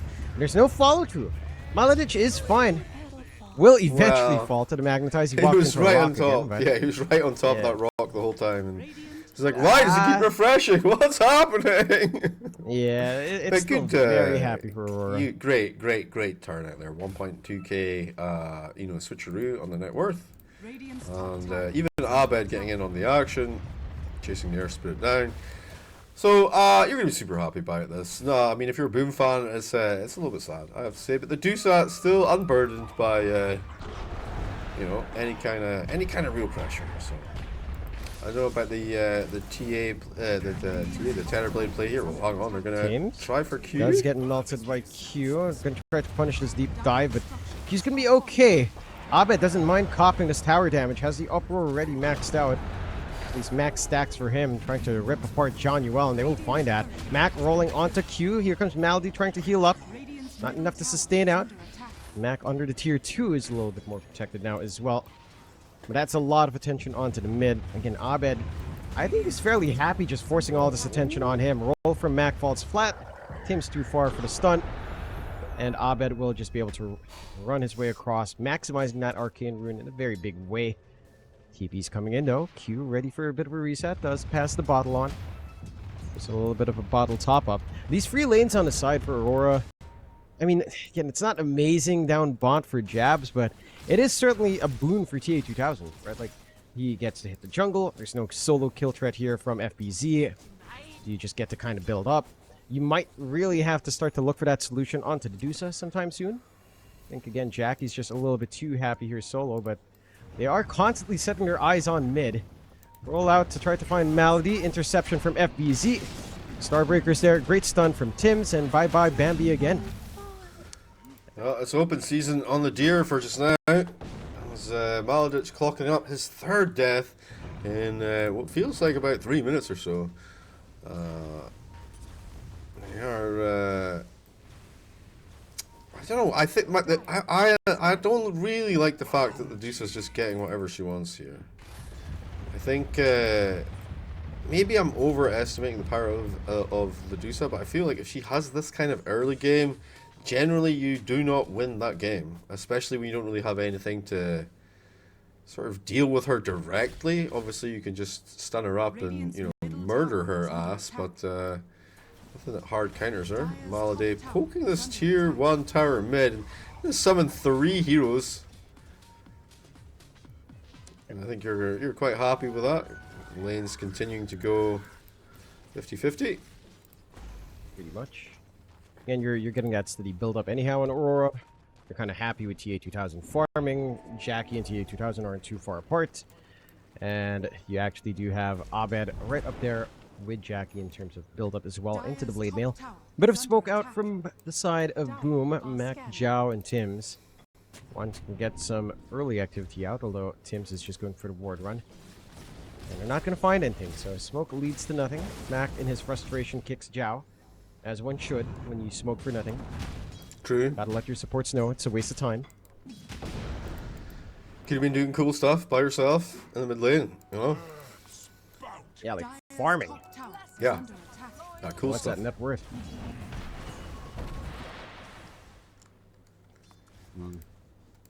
A little stabilization though, you know, like nobody's dying, and just kind of like we can try and get these first items online before they commit to anything. And yeah, Terrorblade working his way towards the pipe that he needs so badly to be able to play the game. But honestly, he's not really being pressured either, because all this action's been happening mid, so his main vulnerability being this magic damage hasn't really been a factor so far. The Blink Dagger on Q, we talked about how he would be able to get this fairly early. Hasn't really started building into it yet though, so. I'm keen on kind of trying to see when Boom starts to get a little bit more comfy, right? Like, they're going for the blade mails on FBZ and Mac. It's going to be a nice little boon for them. If obviously Jabs just wants this pipe, a little bit of in ways to go for that one. Interesting wards coming out here from the side of Aurora, but keeps a nice watch onto mid. Steady push still there, and Maladich. Mac will commit now, and Abed does not actually run into them, so you're also doing. That was a warning shot. The warning charge across the bow. You know, just he's saying, "I'm here, I'm ready to fight. Leave my enchanters alone." And I mean, a little bit of caution, you know, from Mac. He's going to back it up for sure. What happened with the wisdom runes, by the way? I did not notice, but I do not see it. I feel like it went 50. I feel like it went 50-50.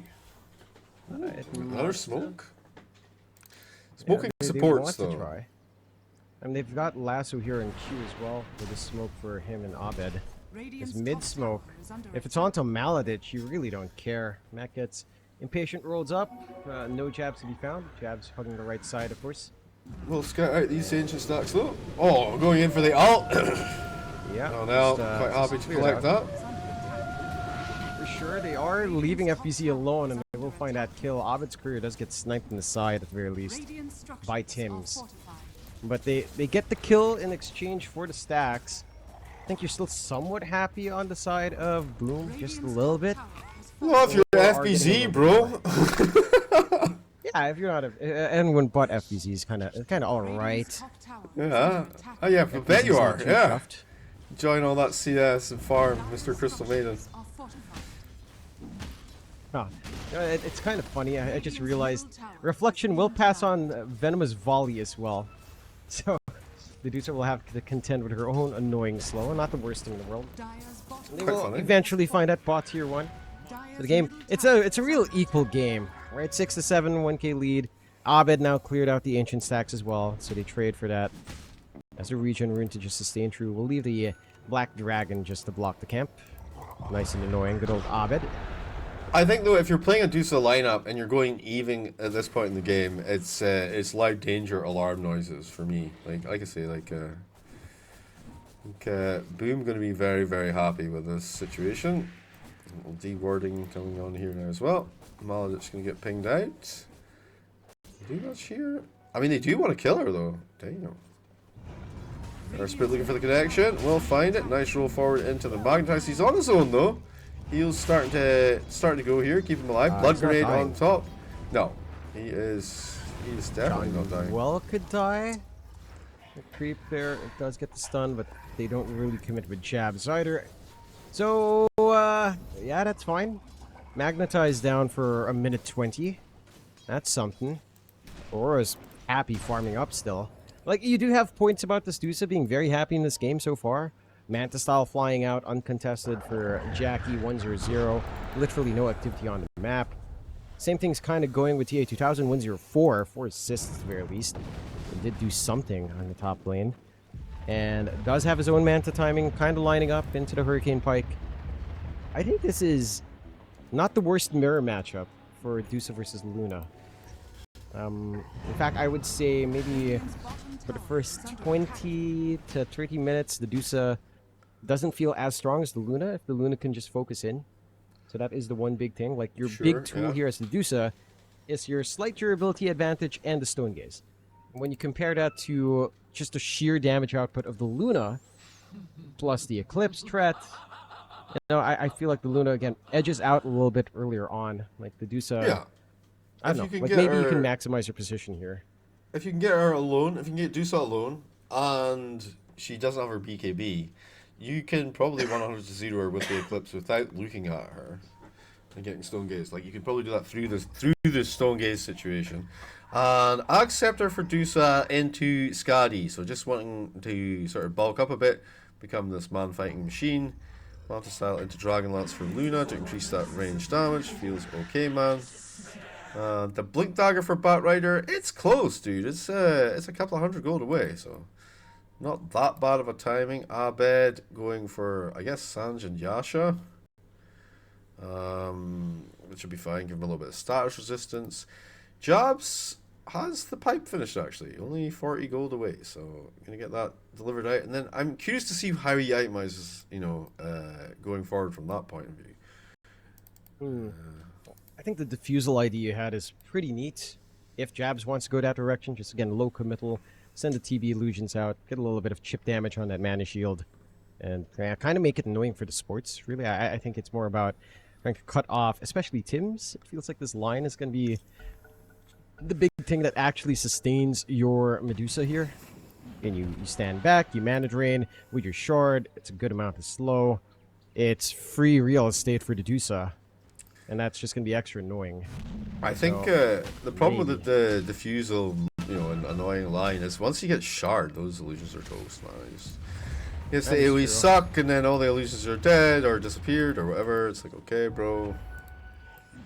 Yeah. Decent solution to that.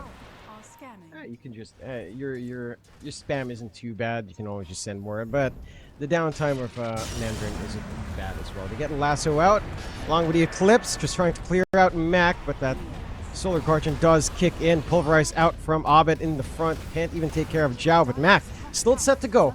Meanwhile, FBZ isolated away from that Solar Guardian, of course, does go down. Tim's looking for the TP away and will make it out. No charge from Abed. No mana just yet. Did not quite pop the Healing Lotus to try to onslaught through. 2-0 though. 2 cores again being fed Aurora's way. And Aurora, for their part, they're looking at Roche. Yep. Got this Luna ready. They've got the Terrorblade. No Metamorphosis, but hey, they've got the damage here. A decent early timing on the back of this as well. Turning a nice farming Roche, or potentially even look to poke tier 2 at some point. Feels pretty good. And, Medusa though still working towards the Ags. When you're building your Ags on Medusa, which component do you like to pick up first? When building Ags, I would say Like the point booster. You get the point booster, Honestly. Yeah. and then Blade of Alacrity, or do you go back for more thickness with the Ogre I Axe? think Blade of Alacrity is fine. It's kind of fine. I think it depends. Like if there's something that can dunk you like an axe, you kind of just want more strength. But there's nothing like that. And hey, It feels like every the piece is Alacrity going to be keep good it for her in some way, though. You know, you get the mana stick. It's extra durability. It's yeah, it's a fun time. that's a unique thing about Dusa, I guess, as a core. She's not universal, but she sure feels like it. But how important all of her stats are. Like you tend to build her almost all stat focused outside of maybe a butterfly here and there. Charge forward, Abed gets stopped, but Tim's not long for this world. And says gets a clap back and says gets goodbye. They are looking for a little bit more, but Mac will just roll down. 6-10. Aurora keeping that pacing up with his Aegis. Not looking to slow things down. I think they recognize that this late timing for Jackie is going to be deadly. They have to take map space where they can. The scan is good in spotting out Jackie, though. He has a lot of mana left. Jackie still stays for this camp. He does get the Stone Gaze off. And is gonna just try to run his way out, but Hello there, a little lasso grabbing with the lasso. Jackie Perfect. is gone. Absolutely perfect. Great Play from punish. Q. And I mean, they needed that. They needed that just to kind of break this tempo on the Dusa. She's kind of building towards like the Skadi or the Arc. She has so much gold right now, 2.5k in the tank. And I mean, it did mean that they got a decent amount of gold going the way of Q. And I think that was maybe the second time you've seen him use the Blink Dagger, right? Since he picked it up. So his timing was perfect though on the screen, by the way. He blinked in, he got the lasso without ever being in danger. It was pretty nice. And that's what we were talking about when they actually gave Maladich this Bat Rider. It's like Q is a spectacular bat. Like he knows how to farm. He gets a good blink timing every single time. And then he finds these flanks for your team. That feels like you shouldn't be able to find. Like that flanking maneuver with everyone TPing through there, him going through the gate, just like how does that even sync up? But it does. And Aurora, they find themselves 6k above off the back of all of these plays. They still have that Aegis running for 2.5 minutes. TA2000, 2k in the bank. Going for the Hurricane Pike into that Phylactery Conda, as you'd expect from a Luna. Nothing too strange yet from the build-ups. I think we need to see... I don't know, we need to see Jackie start to get comfy, right? He's getting all the gold ready just to straight out buy the Ags. And it looks like that commitment is being made. No, actually he's going for the Scotty first. He goes for the Ultimate Orb. Wants the stat padding, which is important. I think the Ags is nice, but... Yeah. It's the sheer cost of that thing though. 2,800 gold. It's such a long build up, you know. Oh yeah. You could have had the Alacrity and the point booster, or the Ogre Axe or something. So it's a curious choice. But yeah, like I say, he's had such a free game that I don't fault him for it. I'm wondering though, is Scotty really the call when you're up against a Jab's Terrorblade? Like that reflection is just going to be even more annoying on you. Would have been this volley flying back on you as well. And kind of bypassing this over, say, the typical Manta style into Butterfly that we tend to see, you're not going to have that much damage output here on Jackie. It does feel like damage is going to be an issue going forward with that pipe up. and your physical is mainly on this Dusa, a little bit on Mac, but mainly on the Dusa as the game scales on. And without the butterfly, your physical isn't that big. And that is something to consider here as well for Jackie. I mean, he kind of really wants to be playing around the Ags and the Shard, right? As the game goes in, he's sort of telegraphing that 20 minutes. So you take the tier 2 tower top and then instantly look to try and steal the Tormate. They want to challenge this though. The roll in from Max. See what he can find. The lasso going to grip in. The stun on Luna, but guess what? She's ready to pop that Eclipse off the silence. Maybe not. The Stone Gaze holding them in place. FBZ going absolutely ham bones. And Terra isolate out as well. Chabs as well couldn't get the Sunder off. Dude managed to get that control, and they split that fight perfectly on the side of Boom. Looking for a few more stragglers if they can. Very important win for them to find. Maladich is the one they'll catch up to. Does get a nice 4-staff across. Mac is still going to keep that chase. TP is out, gets the kick back, but not to any stun. They won't get back and reset. Big kills coming out for Boom. Punishment is nice and clean, as they will equalize the game. 2K lead still standing for Aurora, but the timings are lining up. Jackie finishes up that Scotty. You are again seeing how disruptive that Solar Guardian plus the Stone Gaze can be after that full committal from Aurora. You have to be so cautious about your positioning when you commit that hard.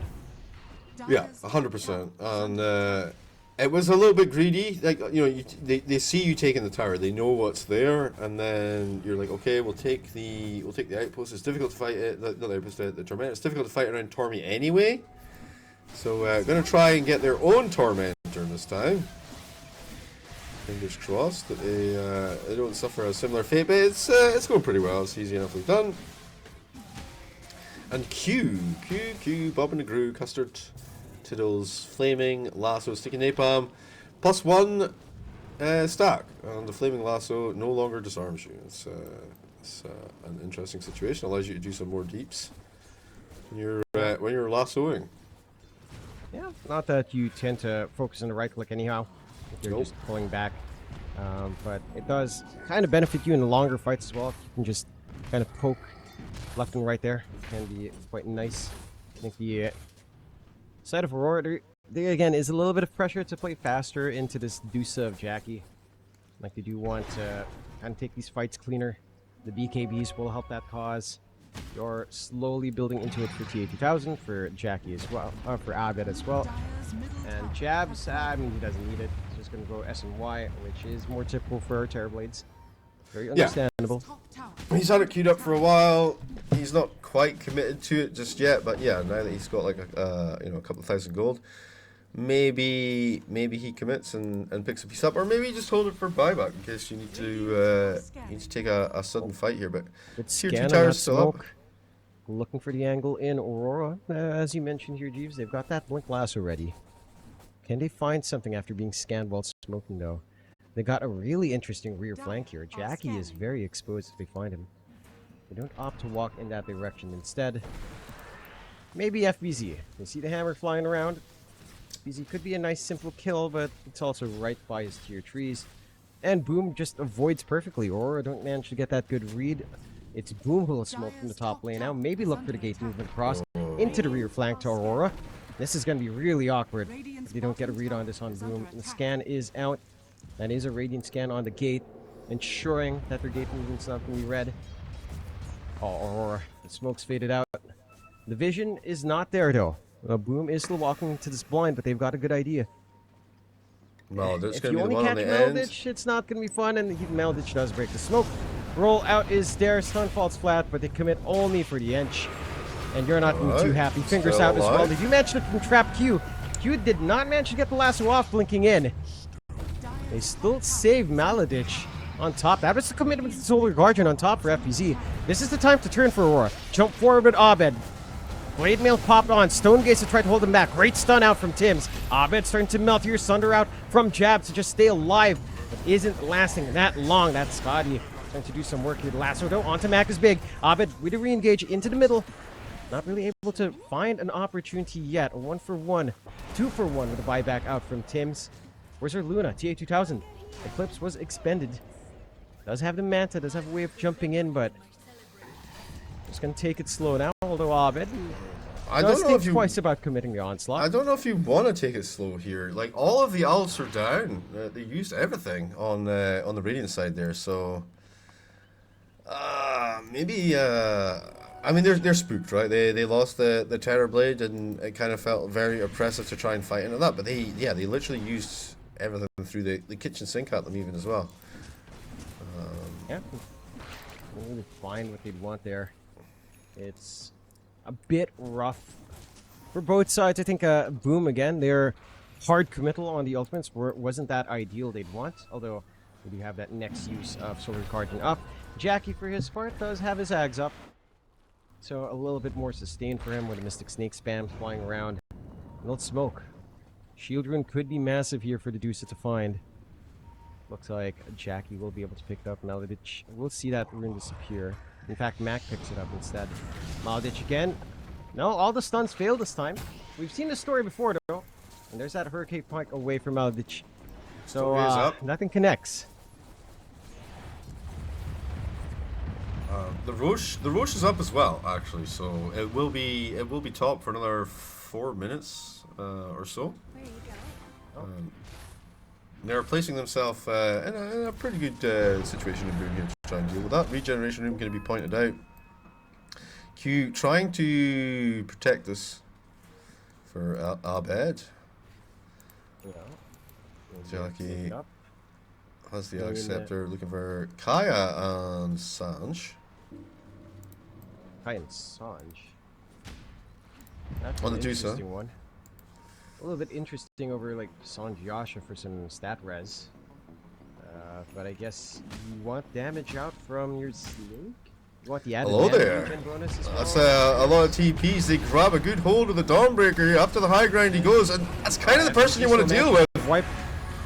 And two man should clean up, maybe find a little bit more, and Tim's getting trampled down. Mac looking to roll out, but the good block from Abed does hold him in position. Still, here comes Jackie with that Ags reveal, with that Mystic Snake flying around. They do manage to start to commit. Eclipse out from TA2000. Solar Guardian out from FBZ with a buyback. Can he find the angle onto Abed? Does not have any way of escaping there, and the Stone Gaze does actually also clip jabs, forced to just TP away. Another bit of a win for Boom. Like Aurora just caught in between a rock and a hard place. Do lose 3 for 2. It's a buyback for Boom. At the same time, it does pay off, and it just limits what Aurora can find off these kills. Like ideally, you want to wipe out the rest of his team, kill off the Dusa, but Jackie's just way too protected at the moment. I mean, the buyback on the Dawnbreaker made all the difference in that fight, and really smart of FBC to go for it. Because otherwise, like you're gonna lose way too much. Probably Jackie gets turned on as well. Jobs though, first BKB usage. No, yeah, actually it was on the high grounds. Looking for Maladich here. All right, I mean if you can make some space, the Skadi burn though, pain in the ass. Alright, let's go. A little bit of reflection action. Maladich still alive. Q now looking for a way in here. Little flame break action. That's kind of wild. Maladich eventually got kicked his death, but Jackie now. Maybe in the middle of nowhere. The entire team is coming in. Charge out from Abed right on top of Jackie. Tramples out as well. No way of saving. Solar Guardian's coming in to stall for time. Trying to get that regen onto Jackie. He's so fucking still alive for now. It does connect. TA2000 now starting to drop low. The pulverizes there. They get that kill. Chase down onto TA. Does manage to get the Hurricane Pike away. Mac trying to bulldoze his way back in, but Abed's looking to cut them off. John Well freezing them in place. A great Brit Spike finger from Tim's. Kills one. Trying to find another. TA2000 falls as well. Now it's just jabs against the world. No Sunder to play with. Stuck in the middle, and Q can only do so much to help as he falls. 4 for 1. As Q wants to try to clean up, but boy, oh boy, he's just handing them a full wipe. FBZ gets a double. And boom. Again, equalize the game. Sacrifice Jackie for everyone else on Aurora. Tim's played an absolute blinder there. That was so well done. He read the situation. He uses the finger to clear out and then follows up, gets the Luna. And I don't know, this is the problem with the offline Terror Blade, you know? Where at this point in the game, you've got a BKB and you've got the Pipe of Insight. You can't really do shit. Like in regards to like the damage, like if that was like a core Terrorblade in that same situation, he probably gets an ultra kill, you know. But during the BKB, but he just could not bring the DPS to bear, and yeah, pretty much bang even. And this is the concern, you know, like it takes so much to kill the Medusa, like it seemed like he was going to be absolutely toasted there, but FBZ again, he's ready to come on in here, and you know, the Solar Guardian, he went for the super early Aghanim Scepter, and they are not really respecting that mischance. I mean, there's no real MKB building up happening right now. I don't even know how you fit it in here. Luna obviously wants to go for the Kanda and the Daedalus, so, or just the Kanda first, exactly. Yeah. Just trying to. I don't know. Well, there's Enchanted Quiver coming out in Luna now as well, so that's gonna be something. But guess what? Medusa gets one as well. I'd love to see that on the Terrorblade. That could make a bit of a difference. But he gets he's got the Vindicator's Axe for now, which is it's pretty decent. 35 attack speed, 20% slow resistance. Yeah, quite nice. This could be nice as well for Boom. A little bit of a sneaky smoke from the Roche Pit. Might be able to collapse onto this position that Aurora's hugging. See if the side of Boom finds the angle. Or gets that read. Sneak into the triangle. Aurora still hugging that low ground. Hugging your tier 2s all the way back. Good wards from Tims. Will they get that jump? Will they want to find TA2000 first? Just so hard. Moving forward, smoke breaks on Zhao. Maledich is the closest target here. Again, you don't want to start in the inch.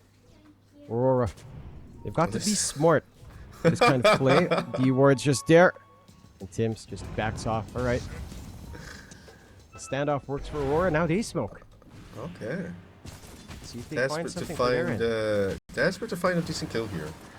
Medusa obviously would be the dream, but you kind of still have to deal with this FBZ factor. And he's playing it so well, actually. He's constantly on the other side of the map, you know, just playing exactly how Dawnbreaker wants to. Oh, hello there. There you go. The smoke won't break. Can you go in on this? Charges forward, does get frozen in place. Does not manage to pop the BKB. Stunned up, but a great lasso out from Q, trying to drag back Tims. Unfortunately, Jab just gets caught into the Stone Gaze, fingered down, along with Maledich falling apart. TA2000 just backs the hell out as Abed BKB to TP out. Won't be able to make it, but 2-0. Boom again. Just slapping Aurora around. They're just not ready for these kinds of engagements, man. They can't take the fights. If the FBZ, the Dawnbreaker are doing. Honestly, I don't think you can give them this in the next game. I don't think you can give it to them in game 5, bro. Like, it's causing you all the problems. Like, every single problem comes back to the Dawnbreaker being able to keep your bro alive. Like, you know, now they're gonna get this Aegis for Jockey. I mean, you can't take a clean team fight. Yeah. Just not able to. Boom, their chances of dragging us into game 5 are looking better and better with every moment passing in this game. That's the full Kaya Sanj up now for Jackie. Slow res, that spell amp, that mana regen amp, that spell lifesteal amp, that lower mana cost as well. Everything that Medusa really, really loves to have. So much EHP with 2.4k mana on hand as well. On the side of Aurora, I mean, you're seeing Jabs going into the MKB, trying to go for a Daedalus next. So he's trying to get his own damage up, but it's going to take a lot of time considering the utility he went for. TA2000, his presence hasn't felt great. I'm almost at the point where I feel like this is not a Kanda game for Luna. This is actually like a Daedalus sort of game for TA2000. Daedalus Butterfly or Daedalus MKB or some such. I mean, he does have the quiver, so I mean, it's a slight thing that he has. But the Terrorblade as well, I'd be quite happy if he just picked up a value javelin at this point. Have a little bit of a way to try to pierce, but let's see if that's something that Jabs will want to pick up. Nice free shard now for Tims. There's that timing. It's got the mana drain onto everyone, and you can just go and mana drain Jackie and have a lot of fun in this game. Like, that's all Tims needs to do. Maybe get a couple of stuns and then just mana drain away. That works. You can mana drain on Jockey, and then because of the AoE, it'll mana drain the enemies as well. Yeah. Alright, that sucks if you're Terrorblade, bro. Yeah, that really sucks. It sucks really good for Lion though. And it's something that. Look at this creep wave, by the way. What the heck? That was the bottom wave. They pulled the bottom wave over. What the heck is this? That is interesting. And creeps sometimes get a little bit lost.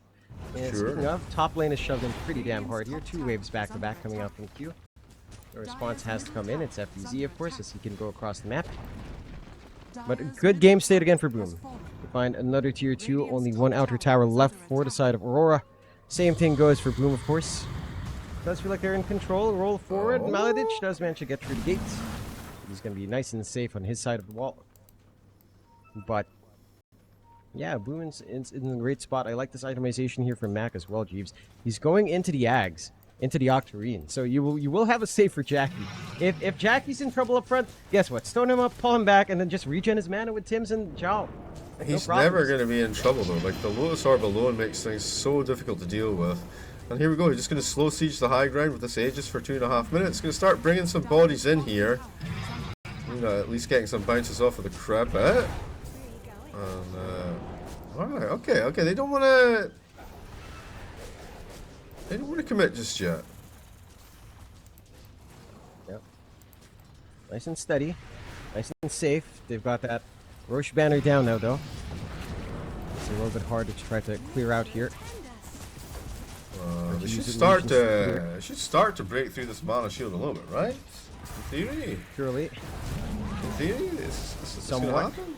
Yeah. Maybe. Yeah. Reflection's doing a lot of work, actually. Stuns her out. FBZ Alright, they did melt it. ready to come in here, but yeah, the jockey he's able just to stand there and tank literally everything they throw at them, and he ends up at, you know, a third of his mana left. And he's going back for that MK, that full butterfly now, so he's gonna have even more damage to play with. He's not gonna care too much until the MKV starts to come online, and Aurora just needs so much more time to build. Actually, TA2000 went for the Daedalus, but he still has the Conda. That's kind of a waste, in my opinion. That's a waste of an item slot. I think you really would have preferred to just go straight Daedalus. You never had a Conda, let's imagine that hypothetical, and you'd have an MKV. Maybe you have room for Satanic. You drop both of them, and you pick up the Daedalus first, right? And then you pick up the Conda, and then you should get the passive from the Daedalus. The 225% chance, right? Or do you get both? You don't get both, right? I don't think so. I think it does take the highest value out of the two, though. Yeah, I'm not sure if, because you had the Conda first, though, I'm not sure if the Conda's just the value it's going to use, because of, you know, small indie company. Yeah. They managed to drag Jack Boys forward, but there's no follow-up. Where's Q with Lasso? Didn't want to commit it yet, of course, in the first life. They will pull back just a little bit. So just a little bit of patience out. I mean, they break a tier 3. They don't find too much more, but again, they're in the advantage here. Radiant's top tower is under attack. That'll be the end of the Aegis, and a little bit of a pause here, a little FPS issue. Not unsurprising at this point in the game with, you know, so many illusion heroes, and the game state being the way it is. Another thing as well is the Dawnbreaker ult, right? Whenever you get like the full vision of the map, it's kind of, people are, you know, it's got to load in all the objects and stuff, so that could be a little bit of a bump. Yep, but certainly it is. feels really good for Boom right now. Like I say, they didn't really do much against the Medusa in the early game, and now the Jobs Terrorblade not really paying off for this particular map just because of the nature of what they actually need from the situation, and you know, the pipe BKB versus mostly physical damage for the boys. Well, I mean, in the team fight, Medusa, but yep. Yeah. The Batman going for the Ag Scepter over on the Batrider already has the shard. Of course, he was one of the earliest ones to get it. Abed going back for the Ag Scepter as well. Yeah, I don't mind that. A little bit of break can kind of help here. Just a tad.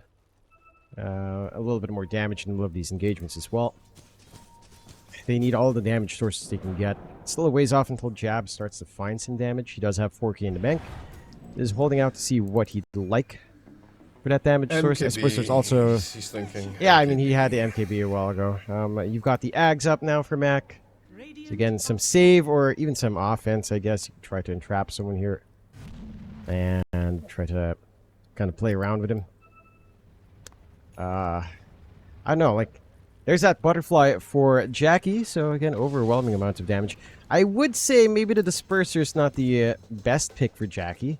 I think if you pop all of your Dispels and then you get reflected, Jackie with a Disperser on himself is it's not what you want. So maybe not that.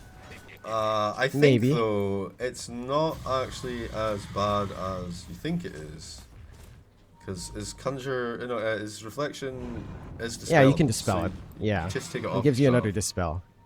I suppose. Yeah, I think it's fine. It's a good pick actually, because you don't need to commit the Manta style. The cooldown feels much better on the Disperser, I think. It's fair. Alright, Jobs sitting on 5.4k net worth. He's going to pick up the Demon Edge here. No, he's not going to pick up the Demon Edge. He's Mindbreaker coming out. That's a very nice pickup for the Edge. What's this BKB TP? What is that? Why? I guess he just panicked. Maybe. I don't think he had wards to actually watch any of this happening on the triangle, so maybe he misclicked and he's like, alright, I'll just go home. Just get to safety. We're expecting something. There goes the flashbang once more. And boom, again, just playing this game nice and steady, no rush whatsoever here. Getting that build up that they want. I mean, Aurora not getting any comfier as this game goes on. No. I suppose...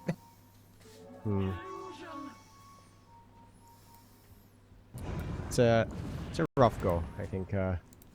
What do you do now for Aurora? I guess you just try to get this gold on Jabs. He needs to scale. Try to get TA 2000 into the Swift Blink timing. Perhaps selling the Conda off for that as well. Maybe is the way to go. Next Roche in a few seconds we'll see that timer. He needs and boom, have complete map control. He needs MKB only. I don't know. He has Ancient Guardian though, so he can ramp the damage, but can he actually hit the targets? Like, it's the fact that you need it for all heroes. You know, Enchant has been Enchantress turned into a stone, getting rocked left, right, and center. He was doing some work, but the finger. Make sure that will be the end of that. Yep. Just clean up, might as well wipe it out. It's max level finger. Cooldown's not too bad, and they will take that last outer tower here. Boom can start knocking on that high ground, and again, the answers from Aurora aren't that clear here to find a way to start digging through. Okay. Jobs, still not spent this 6,000 gold, man. He's doing it now. He's literally doing it now. He's finally... Wait. He's sending the courier.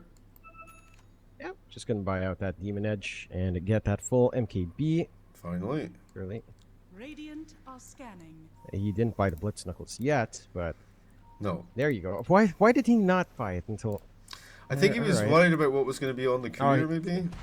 No, because then it would be complete by then. He literally just has enough for buyback now. But yeah, that's exactly what it was. MKB buy. 100% what it was. So, just a little bit quirky with that, but hey. No, smart. Very, very, very, very smart. Luna as well, sitting on 7,000 gold right now.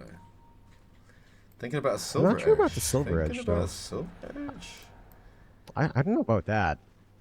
I'm not sure if that fixes your issues. Again, like, MKB seems like a very straightforward answer for what you need up against this. But up against this. What if you got a Kanda, a Daedalus, a Silver Edge, and an Enchanted Quiver, so the one hit that you know is going to connect does 50% of her health damage? Huh? I mean, that's an idea. That's an idea. I don't think it's going to be enough, sadly. I don't think that number is the one you get, but... No, I don't think you want to spend 12,000 gold for that outcome. But, no. Maybe I'm wrong. It's an interesting one, at the very least. Boom again, very patient. Roshan, 20 seconds. It's going to be down south for a little bit longer. So Tim's has the right idea, doing the right job for his team. Do you remember... just going to scout it out. Monkey King Rapier. And it had accuracy on it. Oh yeah, no. My rapier was so good when it had accuracy. Way too good. I get why you nerfed it, but No, 100%. now you don't buy it until it's desperate. Into Roche they go. Aegis banner refresh cheese. Double They will stone be gaze or set double to- magnetize. It's going to be the Aegis probably for Mark actually. Are scattered. Interesting. Potentially, he does have the slot opened up. I don't Yeah, think Jackie's too interested. Doesn't Not like care. Jackie's under threat of dying anyhow No. in all of these engagements, so Absolute might as raid well make it boss. mech. Radiant's top tower Back. has fallen. No, okay, they He hand does it to take it. Jackie. Okay. Pass the cheeses along. Are they going to try to make a shield? Block of cheese? Nah, they do have one greater healing lotus though, but not quite yet ready for the full thing. Could be pretty broken on Dusa, that extra shield for sure. Yeah, it would be. Now that is just busted. Okay, the full diffusal in. Disperser waiting for Jackie. Did eat the Ags up as well. I suppose the So you're pretty disperser much comes fully with slotted a up. huge chunk of agi as well for extra Yeah. DPS. So I mean, it's growing on me. It's growing on me.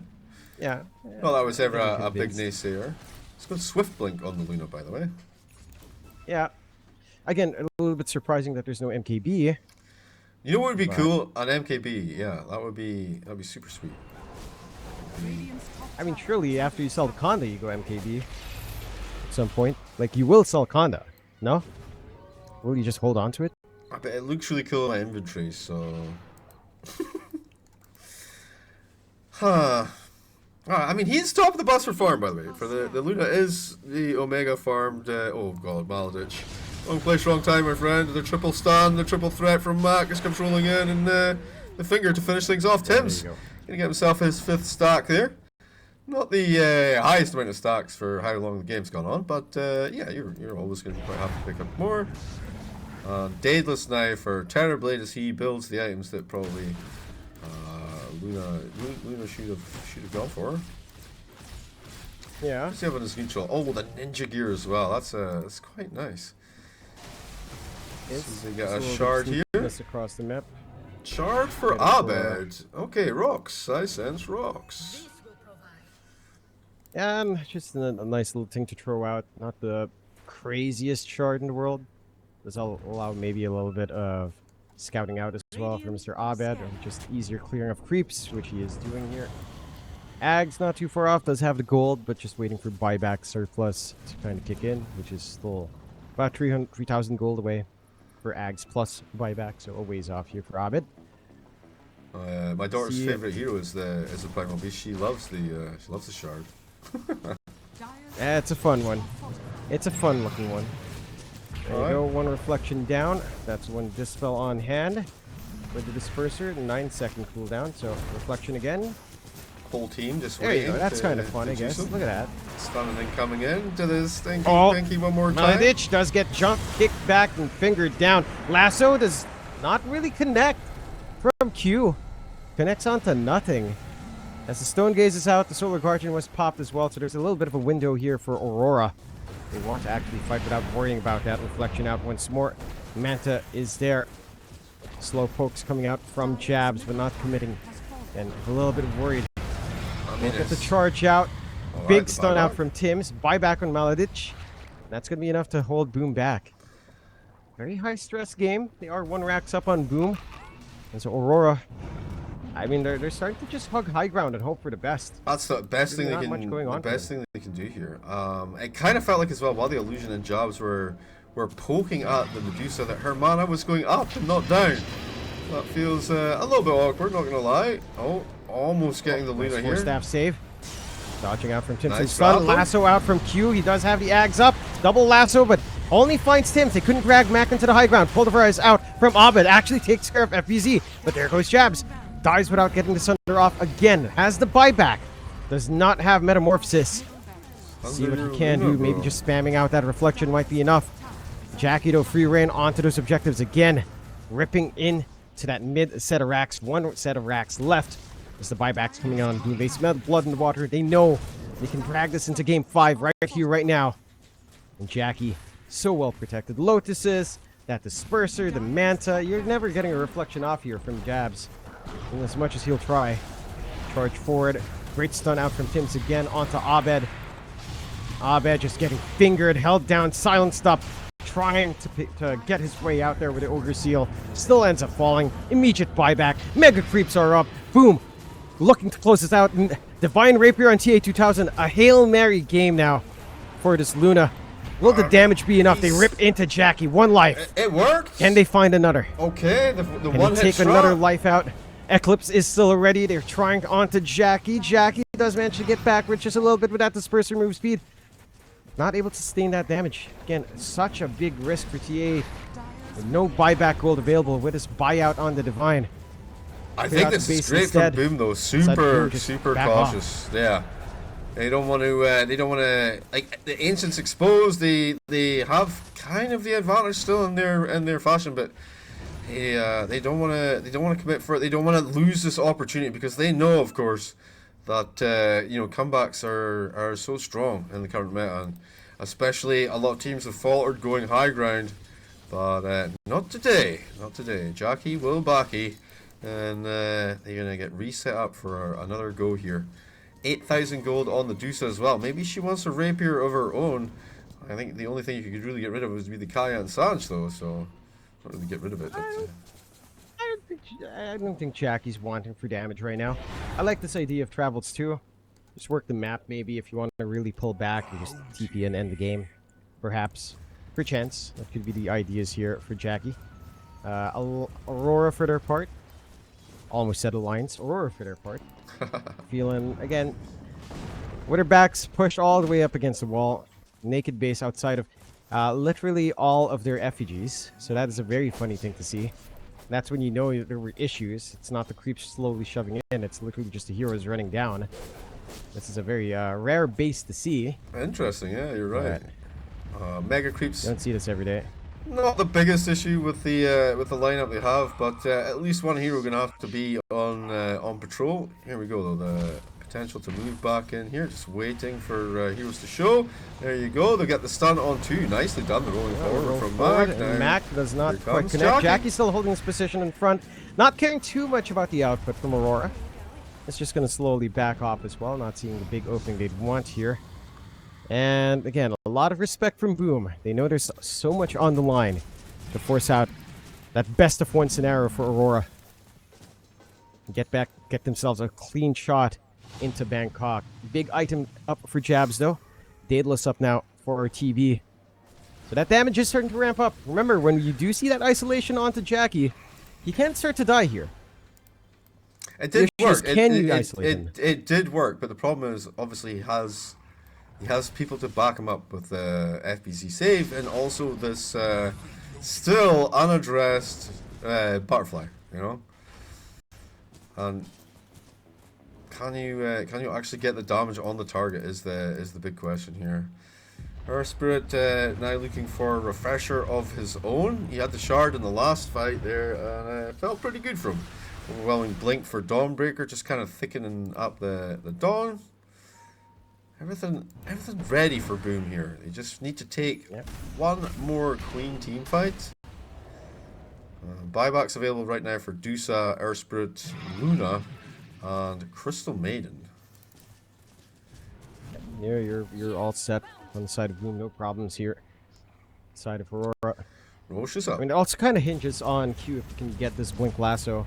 Roche could be the safe play for Boom. It's pretty quick Roche as well. So yeah, not really having to worry about it too much. And FBZ is down here. You could maybe scout this out for them after he finishes looting the pool. And do they have enough to make the? No, I was wondering if they were still thinking about maybe making the it's not fondue. It's the shield, right? Block of cheese, yeah. Block of cheese, yeah. Not quite. I think they ate the other greater healing lotus, sadly enough. You don't have that. You've got the full Bloodtorn up for Jackie, so just more utility coming out. Yeah, that's instead of funny boots, he has a way of... I mean... Yeah, you don't need it with a disperser and the butterfly, actually. Butterfly doesn't give movement speeds anymore, actually. Ignore me. It was like 27 patches ago. But it makes you feel fast. I mean, you don't. It's the disperser basically does what the old butterfly used to do in that regard, movement wise, with a bit better actually. Yeah, it does. Let's see it. You see the Roche. Tim scouts again, and it shouldn't take too long. Aurora, There's, the best shot, is actually trying to fight outside in that Roche pit, but there's a little scouting going on here from Enchantress, by the way. But, yeah, it is. For whatever reason, he decided to just check the pool and then leave. Yeah. Really check down there. Checking for maybe bounties for whatever reason. That he does. Walks away as well. A little bit of a march for the range creep. Still, Roche taking Aegis Cheese banner refresh on hand for Boom. And yeah, to take everything. This should be the end game, surely. Almost impossible to win out in this particular situation. No. Jockey can just sit ahead. They can be, they can cheese him. They can glimmer cape him. They've got the Roshan's banner. They can stone him. The Crystal Maiden can put Lotus Orb on him, and then of course there's the Dawnbreaker ult. It's super freaking difficult to take this engagement. And, it's hard to see what you actually do here for Aurora. I think Jabs has had the right idea. TA2000's had a very different idea as to how he's going to take care of that Dusa without Evasion Pierce. Again, I'm a little bit surprised he still holds on to the Conda. Legitimately. Like, you have the Daedalus, you sell your Conda, you go MKB, you hope for the best. Yeah, maybe there's an argument maybe for an Ag's Blessing. Right, so you can just maybe throw out an Eclipse, be disruptive, and hope for the best, and you get enough damage from that to get your Moonstorm up and running. That could be something actually. But the problem is you're going to be doing that into the Lotus Orb, right? So you can't really. You gotta be careful about how you deploy it, otherwise you're just gonna. I feel like you're just gonna reflect a lot of that damage back on yourself. I'm not really sure how it works with the Ags though, if you're too far away. I think you mainly just area target anyhow, so you don't get that reflected. It should. I don't think it prioritizes heroes if you just click on the ground. So, okay. So you don't think it'd be an issue? We're talking about the Eclipse, yeah? Yeah, Eclipse. I've never seen it reflected back. Myself. Sure. I don't think it interacts that way. Yeah, but with the Axe. Oh, but you're saying just because you can obviously just put it right on top of the hero, right? When you have Axe. Yeah, you can put it on ally, or you can just put it on ground. You can ground target it. Sure. Okay. Pulverize out. They jump onto Abed, trying to run away. Does manage to get the BKB, and will be able to jump off. Big lasso out only onto an illusion with Mac, but they will kill off Mac. Has the buyback, going straight for the Ancient. Damage coming in from Jackie, trying to create the spacing. FEZ trying to cut through. The damage coming in. Oh, look at Jackie ripping them apart. Jabs not healthy whatsoever. Set to fall. TB with no buyback. Now Abed in the middle. Buyback already forcing Maledic. TA2000 just does not have the damage even with the Divine. And Boom Esports will be able to force us into a game. Aurora. Back-to-back losses. Boom. Bouncing back in big form. It goes the distance, Jeeves. Going into game 5 here. Whew. In terms of burst damage. Right, because yes, the NP gets that innate with bonus damage from trees nearby, but he doesn't have that same durability as the DK has. He doesn't have that same shift in form the DK would have. As Jabs gives a shout out, Jackie gives a shout out as well in Thai. I wish they would, grace us with some English. Guys, I speak Filipino, not Thai, right? I will ping them about that. A little bit of laughter there with the 5s coming out. Abed deciding to act like he understands. And FBZ giving us a very cursed number. Thank you, FBZ, for that. Just break the tension. A nice looking number. Big quick question for you, John. If you have a Midas, can you eat the greater? Yes. Yes, you can. Interesting. I mean, it's still going to be effective in lane, down the line, yes, you can delete the treant, but where it matters the most is like the first 10. No, I'm just thinking 35 minutes into the game, he's trying to come high ground, you just get your position 4 to pick up, and then every time you just gobble it. In fact, you get 2 Midases, one on the fell. Yeah. And then you don't have to worry about one way to go. Yeah, that could be an idea. I'd love to see it. See if Aurora's idea with the smoke starts to pan out. Maybe a little bit of a longer flank, but the side of Boom do play it safe. I like this forward ward out from Aurora, though. Just kind of spotting out. They can maybe snipe someone here, but so far not yet. I do have a translation, by the way, as to that little conversation. Can you see Jockey here? Hello there. Yeah. Heroes in the pocket. Blood grenade going to come through. Doing a little bit of that shot harass. is nice. And It's they a do not kill. get the net blast. Yeah. Managed to clear out with Maladich. Nice little first blood. I'm a little bit surprised that Jackie did not get a good read in that. They did have the ward, but I guess the smoke didn't break until they managed to flank in. So a nice start for Aurora. And again, we shall translate what Jabs and Jackie were saying. Jabs says, easy as can be. Jackie says, slow down, brother Jabs. And Jabs said, I'm suing brother M. I have no idea if that translation's accurate whatsoever. But there you go. That's the banter we had into laughter. The Thai laughter of 5555. That's one interesting thing about C. I don't know if you're aware of this, Jeeves. The Thais type 5 for laughter. The Indonesians type WK, WK, WK. And you Makes never know what the sense. Filipinos type because you instantly mute them. So Fair. that's how it works in Southeast Asia. Yeah, it's a challenge to play in Southeast Asia. The idea is to finish the game before you learn any Tagalog or Filipino. Yeah, Tagalog or Bahasa. Either you learn Filipino or you learn some Bahasa from your time in C. And the objective is not to learn. That's the key thing. We'll see. Fortunately, all of these guys have already brain rotted in and know way too many languages, so we'll just have to see if it reflects in their Dota 2 gameplay as well. I'll bet having a decent enough time up against Max Pango, but Max Pango is also having a decent enough time up against Hobbit. Again, a very 50-50 lane until maybe more levels kick in. We can start to poke and prod a little bit better there. Some poking and prodding up top as Tim's cops it from Maladich. But no mana left to blast him away, so Tim's just going to be able to walk away. 6 charges on the stick.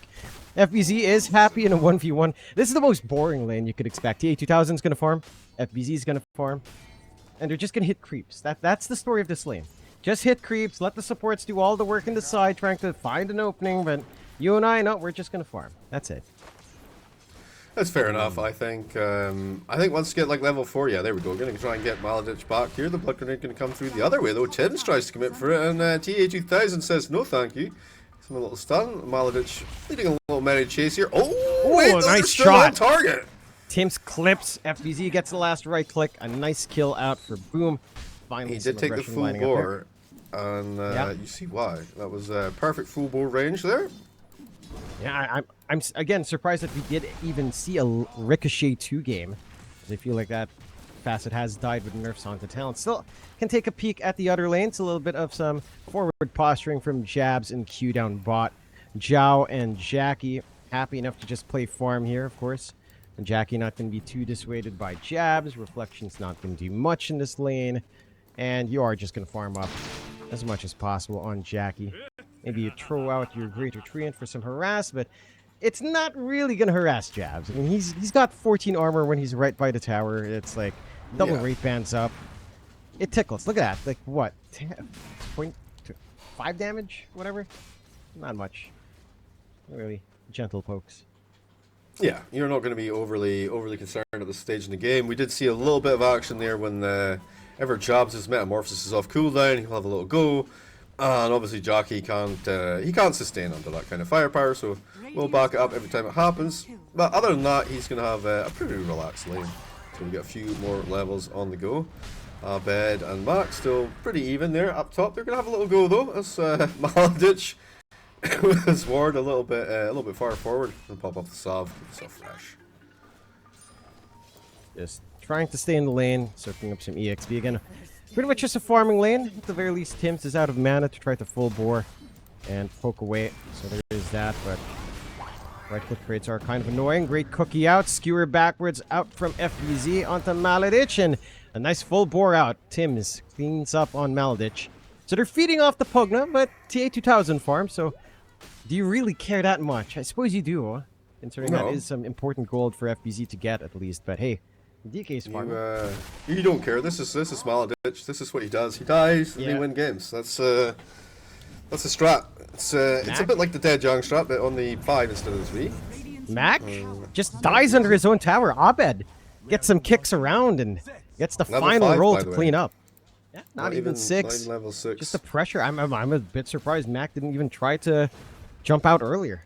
Playing tag, hoping for the tower to provide a little bit more damage. Just really no threat onto Abed, Aurora, and looking a little bit comfier in this laning phase so far. But again, Boom has found a couple of openings here and there. Still, this Earth Spirit's maybe going to be that big threat. Rotation out. Maladich gets a blood grenade off. They want to kill off Jackie. Might have to settle with Zhao instead. I'm just going to have to kill off that Ench. The damage, the healing is there. The blast not going to be enough. Zhao still going to be fine. He's going to TP away. Dead shot not there. Blast will clean up. All right. A little bit unfortunate for that time. Close. He was like half a second from his TP completing there. Gets the final blast off and feels okay. Where did Nature's Prophet go? He went back to the tier 2 tower, did he? Okay. Yeah, I just walked all the way back. Did not want any bar of that. They also managed to snipe the courier, so some nice bonuses coming out for Aurora. Some decent timings. Metamorphosis will fade, so they're not going to be able to like sustain a full siege onto that bot. But again, you have Maladich around. You've got Nether Blast at level 2, some slow, steady pokes. Never hurts, especially when you have the siege creep up. It's quite interesting. Just surprised that. You know, Maladich, he dies a couple times top. DK's like, I'm stable in the lane now, thanks to your sacrifice, friend. Go somewhere else and die there, you know. And he's able to hang out here with jabs, and they're able to apply some fairly decent tower pressure at this point in the game. 6 minutes in, and we're only 500 HP left. So next push, generally going to get it done, and if not, Maladich can probably get it with the next 4 blasts or so. So yeah, feels like a decent rotation. Tim's is going to come up here though, trying to get him behind TA2000, but TA, he's just back to the jungle, and now we got another. John is going to come through the gate as well. Yeah, all of that is spotted out with this nice ward, not quite in the ramp, but on the low ground here from Aurora. So they saw the rotations. That's a signal for TA2000 to just step back and farm, avoid any confrontation, and just be happy to trade tier 1 for tier 1, which will happen here. Tower for a tower. Nothing too exciting. 2-3, slight lead for Aurora. Not by a massive margin. You are getting that stronger start for Abed in comparison to some of these other games. Maybe a slightly slower for Mac than what you'd like to see. This is an insanely good start for Abed. Normally when he plays the Earth Spirit, he gets the lane is sacked a little bit. You know, generally you don't see any rotations. And generally people are rotating heroes into gank him. So he probably does well in the CS, then he gets ganked, and then, you know, he starts to move around the map, and he sort of starts falling behind on net worth and CS, but still has huge impact in that early phase. But this time around, it's going to be a bit different because he's coming into that same mentality, but in a much stronger position financially, emotionally, and yeah, he's working his way towards the blade mail already, you know. Yeah, just get that steady build up for himself. Nice timings lined up for Abed. As you mentioned, a little bit freer this time around. The gameplay is a little bit slower, but you are waiting for some big items, right? Like FBZ wants the blink. He's got that RP ready to go, but wants to be able to get on top. TA2000 going for the armlet first before the Massive Madness this time around. So once that's safe, set the farm accelerator. He normally picks it up decently. About 10.5 minutes on the armlet, and then the Mask of Mana just comes so quickly afterwards because the hero really benefits from the armlet, especially once he gets level 6. Turn into a big dragon and just power his way through all the camps. Big fan. When you remember there was a battle pass and you had to play as DK and do damage as the Dragon Knight form in order to get the set, and I had a real problem getting that challenge done, because if you get the armlet timing early, then the game was just over.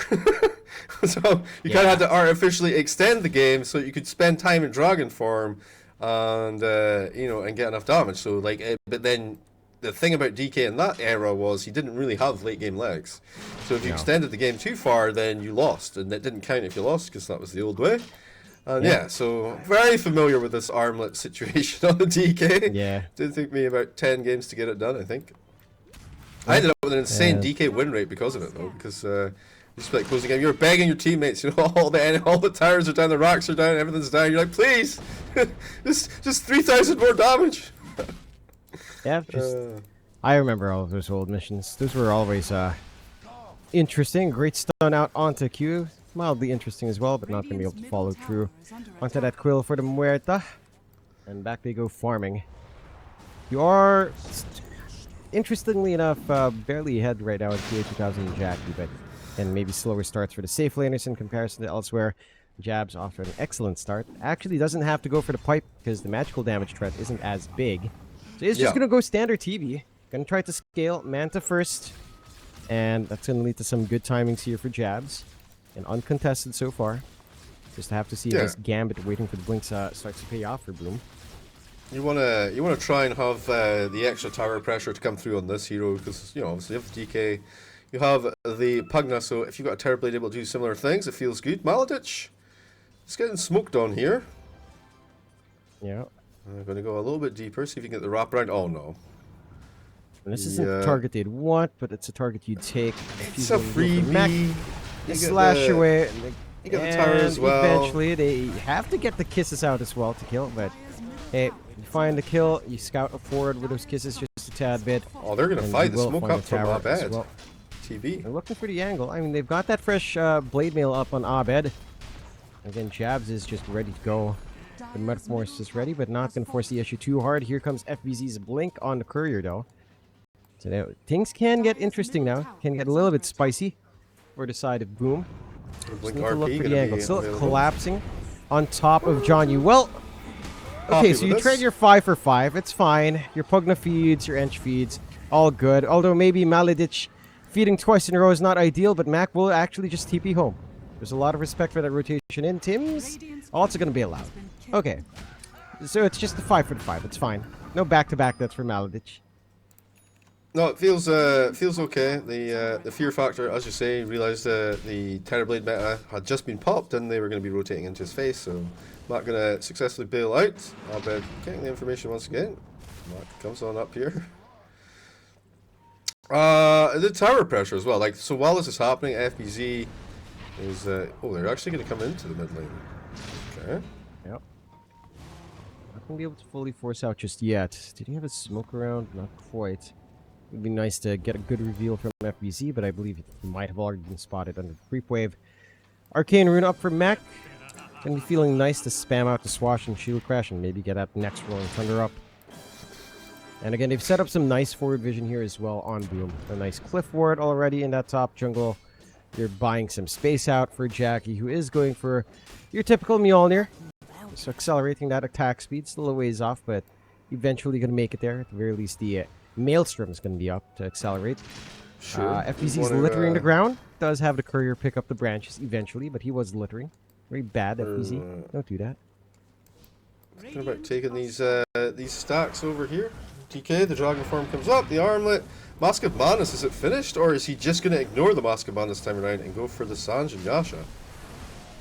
I don't think it's too bad to maybe look for much more tankiness early on. Maybe damage is not going to be an issue when you have this Terrorblade from Jabs going as a full core. They will chase down Q. Did pop his ultimate to try to run. They get the cookie, they get the entrapment, and Q should just fall. Bye-bye, Q. John Yuel gets the kill. Not ideal, but hey.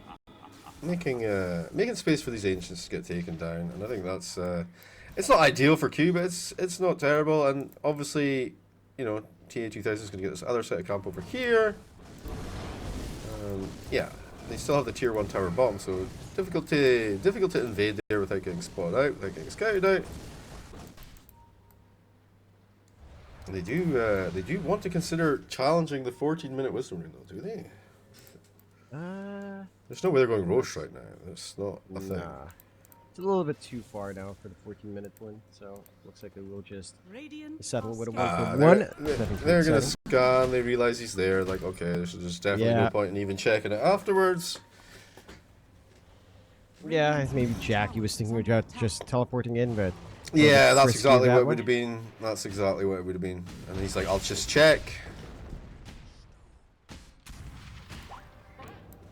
Big brain. Using the abilities in the game. Yeah, no, scanning before the TP, I know. Yeah. But maybe I should, though.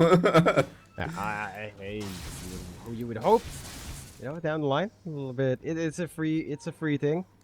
You know, as long as you don't spam that out too bad. Blink up now for Mac. Smoke out for Aurora. See if they find his flank into the triangle. They're Nice not to really get hugging this FBZ position. here. FBZ is breaking the smoke on the ward. Does mention blink away in time. And the D wards are there. That's it. That's all it is. Good smoke break, though. Now they smoke up. Not under vision. Still need to see this Counterplay. blink RP from FBZ. Dangling the Might get that inch here. collapse. Scanning. It's Zhao. working. It's working. He breaks the smoke on jabs. Just need to find the angle in for FBZ, but they are slowly walking their way out. They know something's wrong. No one else showing up. Tier 1 will cut the smoke angle badly. So they also can't commit. So, alright. 4-4 at 15 minutes in. Jeeves, we are back to when do we get double digits on the kill board? Or do you think we get it before 20 minutes? I do not think we get it before 20 minutes. Very good. I If we get it think, after around 25 as a Q. No, not dead. Life drained up. He's fine. He'll be okay. No worries there. One thing as well is this is kind of like the anti-Dawnbreaker situation, right? So now the position 1 can play elsewhere on the map and only join when on P onto RP. 2.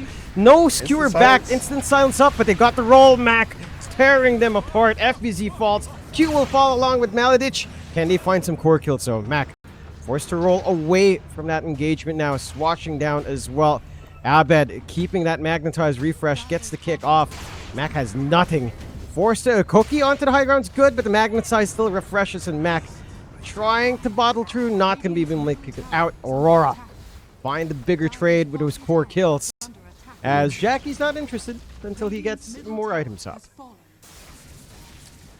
Even with the items he has, he could make an impact there, but it's so dangerous that he could end up just be targeted instead. So the Nature's Prophet's not exactly the most beastly hero at this point in the game. Yeah, he's going to have a lot of right-click damage, but he is very vulnerable, very susceptible to one of these melee heroes getting on top of him. But yeah, really clean fight for Aurora. They only lose the supports. They get 2 big core kills. They take down Granny as well, who's like the richest of the supports. So yeah, you can't really complain. 3k net worth up now, and the DK. Has a full Slange and Yasha finished up, looking for his Blink Dagger next, and Jabs has the Manta Falcon Blade double Wraith Band into Hurricane Pike next. This is a very steady build-up for all of the cores. Again, the scaling from Aurora is just so clean. We've got 2 big cores that scale up. Side of Boom, you're a little bit more tempo in the NP. And threat of RP is always big from FBZ, but again, falls a little bit flat when he doesn't manage to catch the cores there, and the instantaneous silence just kind of ruins The things silence well was from Ahmed. it was so clutch. It was so clutch. He had such a good RP initiation, and then the Rolling Thunder follow-up was good though. Like if they don't quite connect on that, then he literally gets nothing from that. You know what I mean? It's really the Pango saving the day in that situation, and Dire's bottom tower is problems for the initiation. I mean, do you then start looking for a BKB? Yeah, he does. Yeah, on the Magnus. And then you pop the BKB just as you're about to jump in. They won't be able to do much to interrupt you in that situation. Dire's bottom tower Yep. has fallen. Starts to feel a little bit better, a little bit easier to play your game here for FBZ. You managed to at least clear a bot tier 1 for the side of Boom. And just trying to shrink the map a little bit. Neither side really crossing the river too hard. Maybe Boom's a little bit more gung-ho about that. Going a little bit further out, but Aura's happy enough to just sit back and again play this farm game on your 2 big cores. The Blink's not too far off now for TA2000. You've got the BKB working up here for Jackie as well. It's a little bit further away. Eventually we hit that point where the NP can start to look a little bit scary. And there's that to have to consider there. I mean, the Mjolnir's doing some work, of course. You could also use it to push out the wave with the Tria. It's got some versatility. I always wonder though about this, like, why do you go Mjolnir over Gleipnir? It's Like, more I always farm-based. see Mjolnir for Nature's Prophet, but I think this hero could presumably benefit quite well from the Gleipnir as well. Hold that thought just a bit as they will commit the roll here from Mac. It does catch Maladich, and they're getting the kisses off, trying to find that kill, but they already isolated out Tims. So no pick-off to come out for Boom. Punishment is just severe. Jabs finds that. It's so nice to see a TA who actually does damage. Just throwing 1.2k damage with 4 or 5 right clicks uphill. Oh, yeah. Yeah, like normally it's all the reflection or whatever, but yeah, the actual raw power at this point in the game, yeah. That's pretty overwhelming. To that query about the Mjolnir, I believe before we used to see a lot of Leipnir. I think people realized, why join your team for fights? Just throw out the Rat of Nature, sit back, form with Mjolnir. The active is nice to throw onto your Treant as well. They nerfed the Gleipnir as well, right? I mean, it did get hit pretty hard. But it's also just that, like, your farming pace is nice. You might as well just scale up a little bit more on the NP. They'll take a Tormy for their trouble on the side of Boom. They will get a nice free shard for Tims to compensate for that debt. So he's a happy camper, at the least.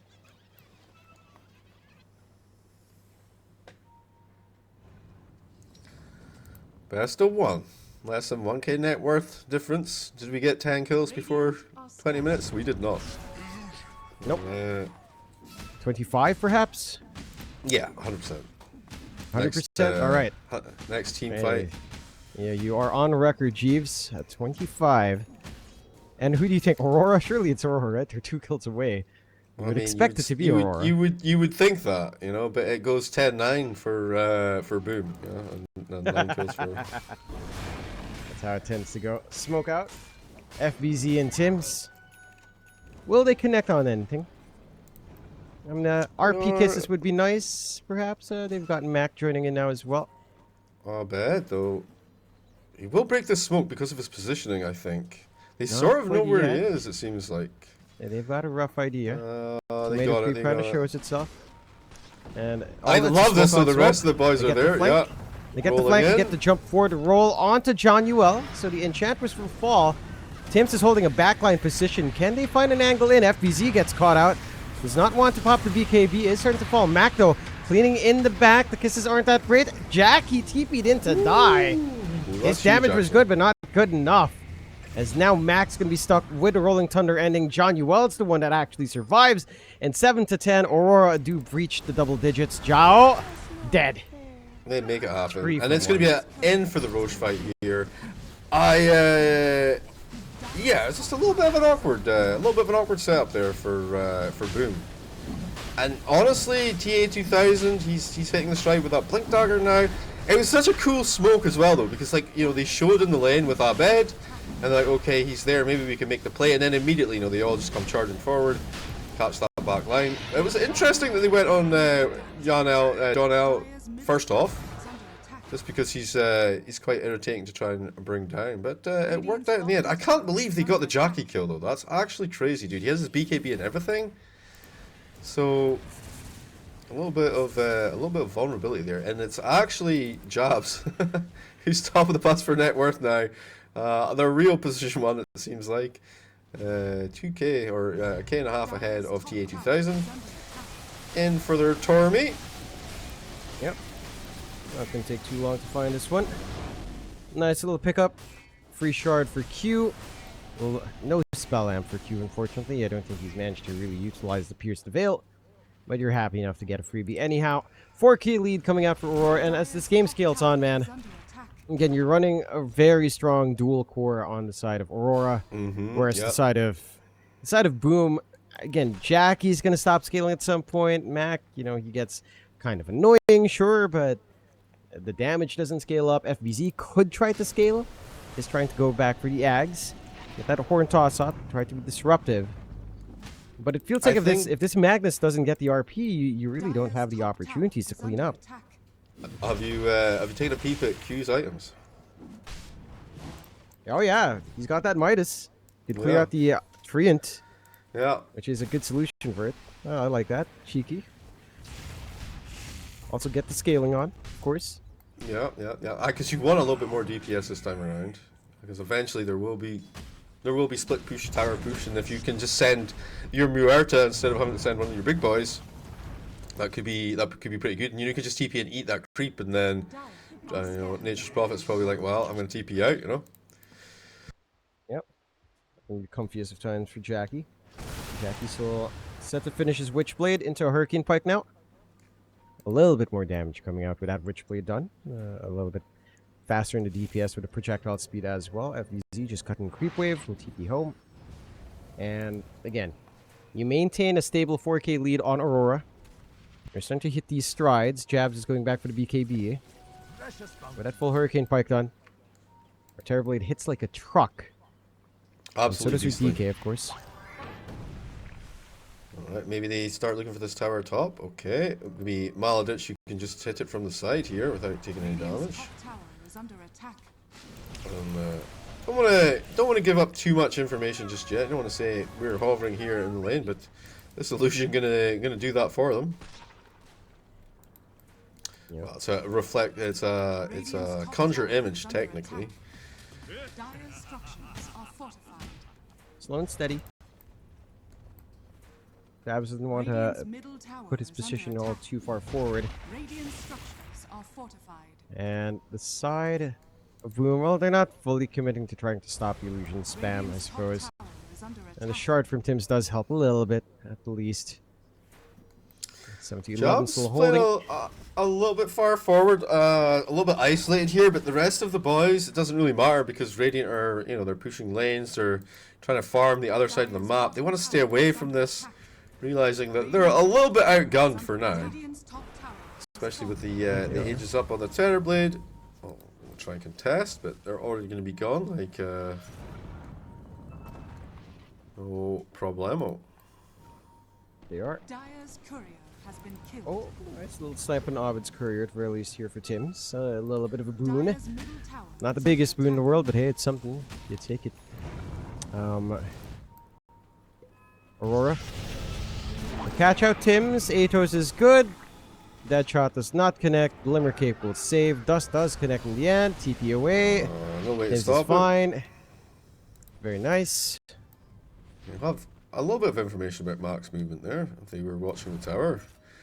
On TA2000, how far for the creep wave? It's not that far, actually. Maybe they could turn and get a little bit of damage done there. Still got about 30 seconds on the Aegis or something? 16 seconds on the Aegis. Yeah. Decent farming Aegis. Like I say, it's put the Terrorblade so far up that he's even still ahead of the Nature's Prophet. What was on that courier? Really big snipe. BKB was on that courier for Jabs, down for 2 minutes. 2 minutes 40. It's a nice little move out from Mac. Really nice. A little bit of an opportunity if they can kind of play off of it. Jabs, don't care.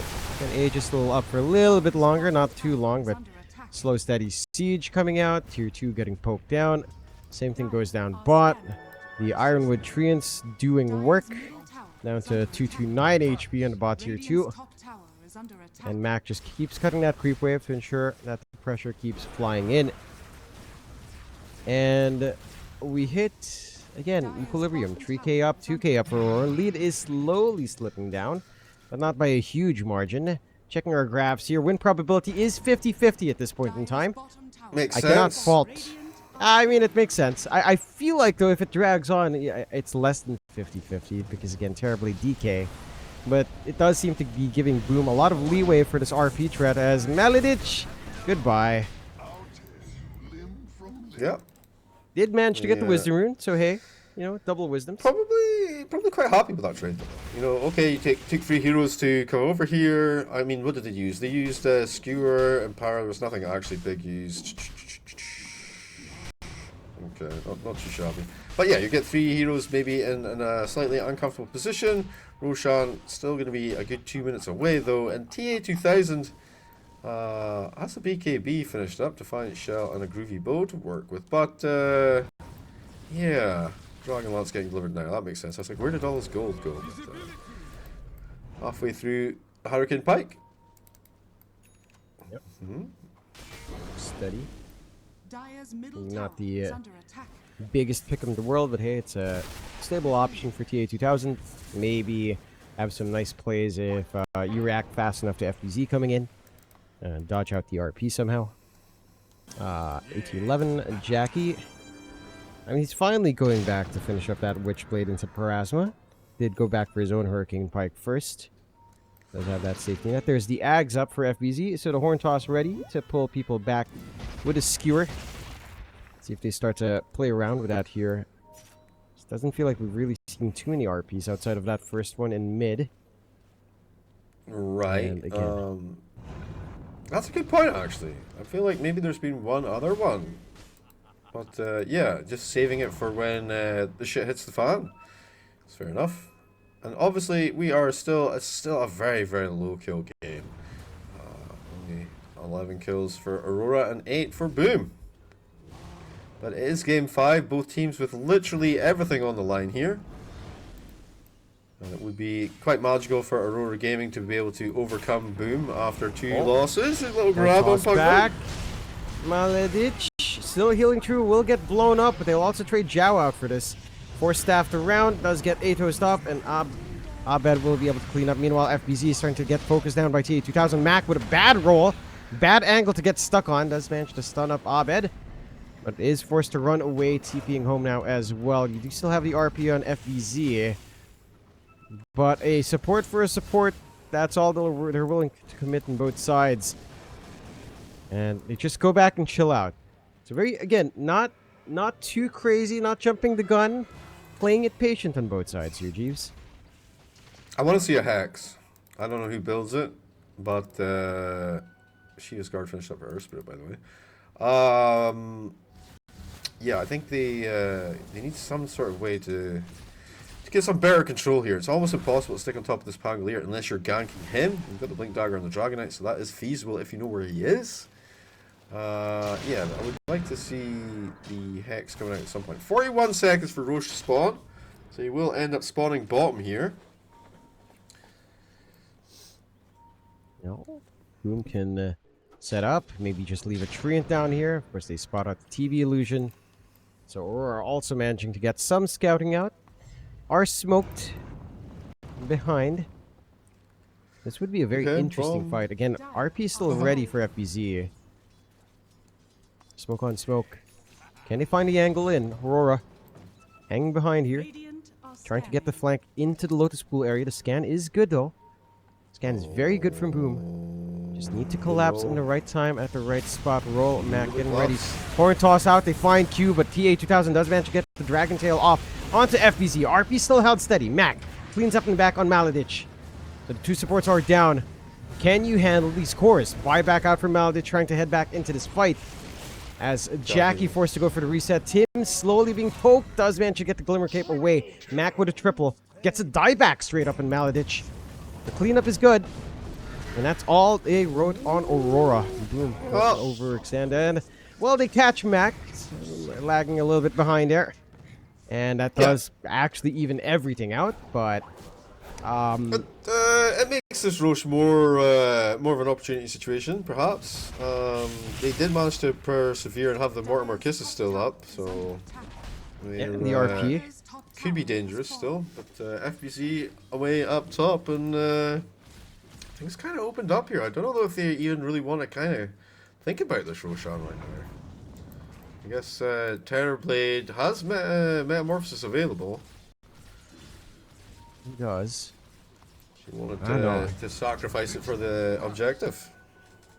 Yeah, they could. They are slowly making their way in. You've got the full Parasma up for Jackie. And a little bit more DPS to play with. I like this from Jackie, though. Straight for Revenant's Brooch. He knows that the armor is not... It's going to be a massive issue. So you know what? Why not just go for the Revenant's Brooch? You're not going to go crit damage on the NP. Anyhow, you'll play with your base damage. There goes the Roche. There goes the Roar. Banner and Age is set to come up here for the side of Aurora. Boom. They're really not making their way down. So just willing to surrender that secondary life. And Aurora can be happy enough to just take it. Once they lose the Pango in that situation, he's happy that he got the triple kill. You know, he got the gold, but yeah, you can't really go from there. But they have the Nullify finished up on Pango as well. Not sure if we mentioned that. And into the Octarine Core next. So not just gonna be, you know, a very stable beast. Yeah. I'm feeling nice and good about that. And at the very least, just have a way of taking away this nuisance on Maledic. Again, I don't think he's mind how much he's died. 386 right now in the Pugna. Doesn't really care too much. A very even game still. Jeeves 12 to 13. 2K lead coming out And you look at the graphs here again, Jeeves, it's 50-50. Still 50-50. So much so much trust from Gavin in a Nature's Prophet comboed up with the Magnus, right? The split push ability, very high, and then the Wombo combo with Granny and Pango rolling in and doing all the damage while the RP's going off. Yeah, Gaben's a believer. He's all about that money. And Boom Esports with a 2K net worth lead now as well. Any cool items to be seen here? The Parasma finished for Jackie. Tim's with the full Guardian Greaves up. Well, now, sadly, just with a Solar Crest and a Divine Shell. That's all he's got. A little 4-staff action, maybe. Japso almost with the Daedalus finished up. He's about 300 gold short. That's going to be another ramp up for his DPS. And then TA 2000, what does he go for next? So he finished up the Hurricane Pike. He's going for the Nullifier because of the implication of can you I'll never build this item. Can you dispel Revenant's Brooch? I don't think so. It's an ability toggle, so it just stays Yeah, toggled exactly. on. I don't think it gets dispelled, so to say. Maybe you just build a Revenant's Brooch of your own then. Maybe. Nah, you already have the Morera to deal with that situation. It's not like it's not that big of a deal, you know. Yeah, it's more of maybe to deal with, say, 4-staff saves, Glimmer Capes. You can apparently dispel Skewer, so you could try to, I guess, slow him down a little bit, stop him, stop FBZ from running around. I don't know if that means you can dispel the slow. I believe it's talking about the slow, not the pullback, but I have no clue if that forced movement is the same thing as forced staff, which you can kind of constantly dispel. So could be interesting if that's the reasoning here on Aurora's end. See how they get on with it, and it will be, like I say, how much time left on the Aegis here? 4 minutes on the Aegis, so plenty of time to work with in theory. Yep. There's that Daedalus you were mentioning. Much more deeps here for Jabs. Feeling very happy. I really just want to see Jackie finishing up that Revenants. Give him power, pop the Revenants on, sprout himself up, be very happy with his DPS. Get the Rampage, win the game, go to Bangkok. Maybe. For Jackie, maybe fingers crossed again for our honorary Thai/Indonesian/Filipino at some point when they were staying in Pampanga for good old Jackie boys in that iteration of Boom. So Jackie is basically the everyman of C. That's what he is. He must know a lot of swear words. Oh, that he does. Tim's could stand to learn a few. Does get jumped up. Does get the Glimmer Cape off. Is he going to be able to juke out? 4-staff into the low ground. Dragon Tail up. Dead shot. Goodbye, Tims. He dies for the cause. What that cause is, who knows, but he dies for something. As now John Uel gets jumped by Chabs, is somehow alive. There's a crit. There's another crit. Can they kill him off? Zhao gets silenced, gets rolled. Surely dies. Yes, eventually. Yes, eventually. Probably, yes. maybe. Yeah, okay. That took a little bit longer than we wanted to. Just But Enchantress eventually- things. Just Enchantress things. They do see a little bit of gate action here. As Maladich gonna hop through there and get out of the danger zone. Pangolier was thirsting for blood, trying to get a little 5-on-5 return there, but quite gonna happen. And yeah, Q hunting down this treant. Worth 21 gold. Okay, not too shabby. Yeah. Sometimes your Midas is on cooldown. You know, you have to just do it yourself. Feels bad, man. I mean, you know, it's working out for Q. He's got leveled up. He's got the Hurricane Pike, the Atos. Could go Gleipnir. Could start to go a little bit more right click as they jump a big one. Mac held Super back. peck Does manage to here. get the roll. Does manage to instantly just go for the Rolling Thunder away and gets a blink off. Almost bounces into a wall in his nervousness, but does bail out. instant smoke out from FBZ and Tim's. Refresh up for FBZ. Double BKB, double RP. Although I'm not sure if he has the full mana to kind of sustain that. We shall see. Should be. Revenant's Brooch is done. Jackie can start to rip them a new one. See, toss back onto Q. He's going to be the one to rip apart. Revenant's Brooch doing work, and Jackie's happy enough. Does manage to get the force step away. Roll forward, though. Abed wanted that. Jackie just going to TP away. Just TP out. But FBZ refresh BKB. Fair. No RP. Can they kill Is him he before gonna? he goes? No, Oh my God, FBC, dude! why did you just RP? What Why, the Tim's? Okay. He So much refreshes to damage. BKB. Doesn't even try to RPTP. Yeah. Just dies. Well, he wanted to save it, dude. He wanted to save it so they had the threat for the next fight. I get it, but like, you don't expect to get absolutely nuked through 2.8k HP in less than 4 seconds, bro. Yeah, He that's a hedged big his win. bets and he came up lost and empty. Unfortunately, 40 seconds, no Magnus, and maybe you can get Mac yourself a full set of Trying rocks to get the here work with done. Look at Max's the damage onto Jabs. Does have the Sunder, but it will clean up Maladich off of that. It's keeping that pressure onto Jabs. Aegis only 10 seconds away. Mac does not sustain, and that's going to be able to hold out enough. Did he Once that sunder Aegis Maladich? Yeah, he sundered Maladich to kill him. And it's like, you better die instead of me. I don't want to lose this Aegis, Aegis. bro. He's like, I don't want to do it. I don't want to do it. It's gonna, you know, that respawn time is 3 seconds they could set up. Yeah, Three seconds they could set up on you. So no, Before he you don't presses risk it. BKB. Yeah, they catch out Johnny well for whatever reason. He thought it was a good idea to go to the triangle. Because he's Now he will learn invulnerable. why it's not, as he will die. The respawn is there but for Tim's- FBZ though. Timmy. That's one they should not be getting right now. Nah, it has managed to at least back off. And what is this game? 39 minutes in. Less than 1k lead. Win probability 54% Aurora now. Swinging back right back their way. So they are feeling pretty fine. Mac, is he going to die in the same spot? This is the same spot, man. He didn't die Does last get time, the though. roll up. He rolled Doesn't up. have a roll. He Okay. got away. He got away. He did it again. Rolling Thunder was on cooldown for a little They bit know longer exactly than where you are, bro. Mac, don't go there again, Mac. The roll, Mac. Oh, blink.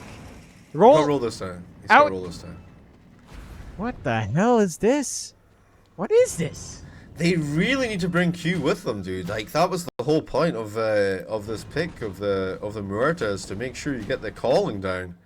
But I feel like maybe you even need a blink dagger on the Muerta to get on top of them, you know, and make sure you screw that kill. I suppose you can always. Oh yeah, he didn't go for BKB. Yeah. As explained during the draft when we were picking. Radiant's bottom tower is under attack.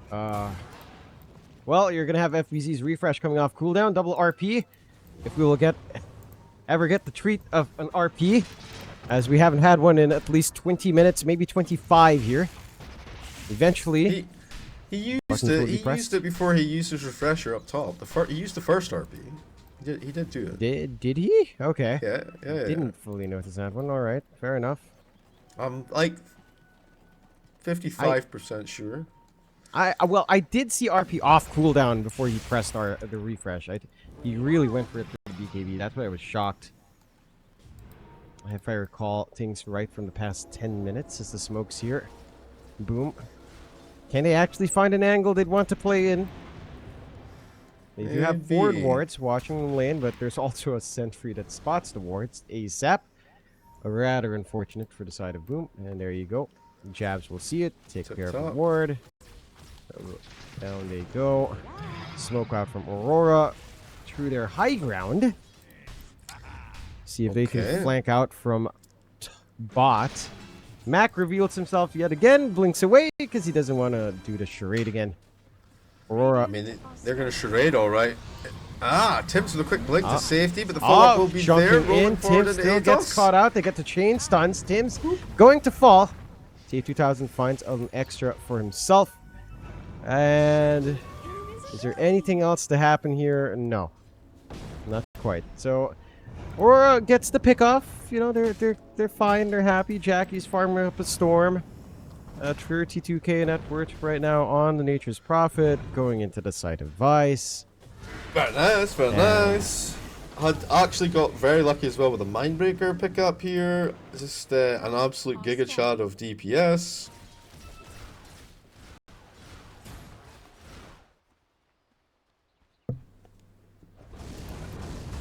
Oh, it's so neck and neck. By the way, it's just everyone who's from C right now. This is the classic C game 5 in a best of 5 for qualifiers. Like, we don't want to lose, but playing to win means we have a chance to lose. So we will just play not to lose on both sides, and then we will just get into a stalemate for at least 60 minutes. Refresh up for Abed. Yeah, sounds good. You know, there it is. It's I mean, this is very smart, very conservative. I think it's actually fine for Aurora to play this way because they will win late game. I think it's Boom who are missing their shots. Right? Again, there's no RPs coming out from FBZ. They're trying to get these smokes out. It's not been successful. Late game, you already basically have this demon of a Terrorblade and a demon of a DK, and all you have is poor old Jackie to deal with it. It's Jackie against the world, and I just don't think it's enough. Great Dragon Tail and Nullifier out onto Mac, but hey, has the roll up, has the Rolling Thunder to fly on as well, and hey, he's just fine to TP away, man. All good in the hood. So you get the Butterfly out here as well. I need to see Abyssal on Dragon Knight. I know it's shit, but the only other option would be on the Air Spirit, which is even shitter. But yeah, Abyssal, just to kind of deal with this this roll up and get out of jail free card would be nice. Well, they want a challenge, by the way. They're coming across. I'm not gonna bet they're in time though. It was super quick though. That was Aegis Tree's refresh coming out. Did manage to get a little bit of poke with the Greater Treant onto the mid. 500 HP down on that tier 3. Well, he hit something's happening on the map. He hit that level 25. He gets the 3 times damage and HP. Time for Midas on Pango. Not Pango, on Pugnat as well. I'm so curious about that. Over teleportation cooldown here for Jackie. You always take it. You always, because the Treant then just basically becomes like a mini pushing hero of its own. You know? I mean, that it does, but again, like you mentioned, I mean, all they could do is just get Midases. Yeah. And, well... And Q just it's not like you went Midas to creep, so... It's not like you went the Treant build as well. Like, you know, Solar Crest, drums, you TP in with it to throw this Greater Treant times 3 HP damage. Solar Crest drums it and then leave it alone. Goes through the towers nice and fast. Yeah, you didn't go for that route either. You can put it to the other lane while you TP to one lane. Mac again this time around. He's not going to live through this one. You know why? Finally get that You know kill. why? Because fucking is Q is there, bro. He gets the calling off and it's an easy kill. It's an easy pickup. That's all they needed to do every time. And now Mac is going to be like, okay, I need BKB, right? Surely? No, he's going for a refresher still. Alright, he's thinking about it. Yep. Looking for about that build up. Meanwhile, Jackie is just sending these times 3 HP damage treants down lanes. 4.5k HP, 234 damage. Very nice, of course. As they are playing tag. There you go. You finally get progress. There you go. The word is showing. Again, they only had the one Midas. Can't be everywhere all at once. Fairly long cooldown as well. Time for 5-man Midas. You do good get, old NA team. You can build up two stacks of it. You know? So if you're not the one Midasing or killing the creep, then you know you can be prepared to be the one to Midas and kill the creep. You know, it's it's a good time. But yeah, I wouldn't mind seeing one come out on the Pugnut, because it's quite a cheap investment. He's gonna go for the Dagon. Yep. A little bit more spell lifesteal to play with, I suppose, down the line as well. 3k lead out for Aurora. 58% chance to win on Aurora, man. This is such a close game 5. And both sides know it, and that's why they're also playing so safe. somewhat moderate, not necessarily fully safe, but very moderate. I mean, Dota here. throughout the qualifiers, time after time, you see people going high ground and getting, you know, cleaned out, and then you know the comeback is so freaking strong in this current meta. So yeah, nothing wrong with being sensible about it. Disarm. Can it happen? Backdoor protection going to come up on this tower. They still have tier 2 towers up in the mid and the bottom lane though, so even if you do punch through there, not necessarily going to be able to do much else off the back of it. It's not going to be a situation where you close out the game. And Terrorblade rocking the Aegis for another 1 minute and 40 seconds. Has 6,000 gold to play with, and he's thinking about Boots of Travel. I think that's fair. Like, if you get a sense as to where Jackie's at, just get right on top of him, kill him off in the game. Or, you know, force a buyback, something. Anything. Some sort of progress from the stasis. It's just, yeah, he is really pissing him off, because Dragonite is also, he's also already invested in the Boots of Travel too. And, yeah, it's such a dishonorable way to play. Fight me like you know, face to face. This is just classic Jackie, though. Like, this is exactly what Motivate Trust Jackie would do with Fearless Masaros and Q, who'd be familiar with it, and Leonak or Boom Booey, whichever pause 5 they had at the time. This is just classic Motivate Trust Jackie. I forgot. The only thing we're lacking is like a ballista. You know, it's like we need ballista. The good old days, and this is just it. Screw it Is back Ballista on nothing. in the pool at the moment, or no? No, it's dead.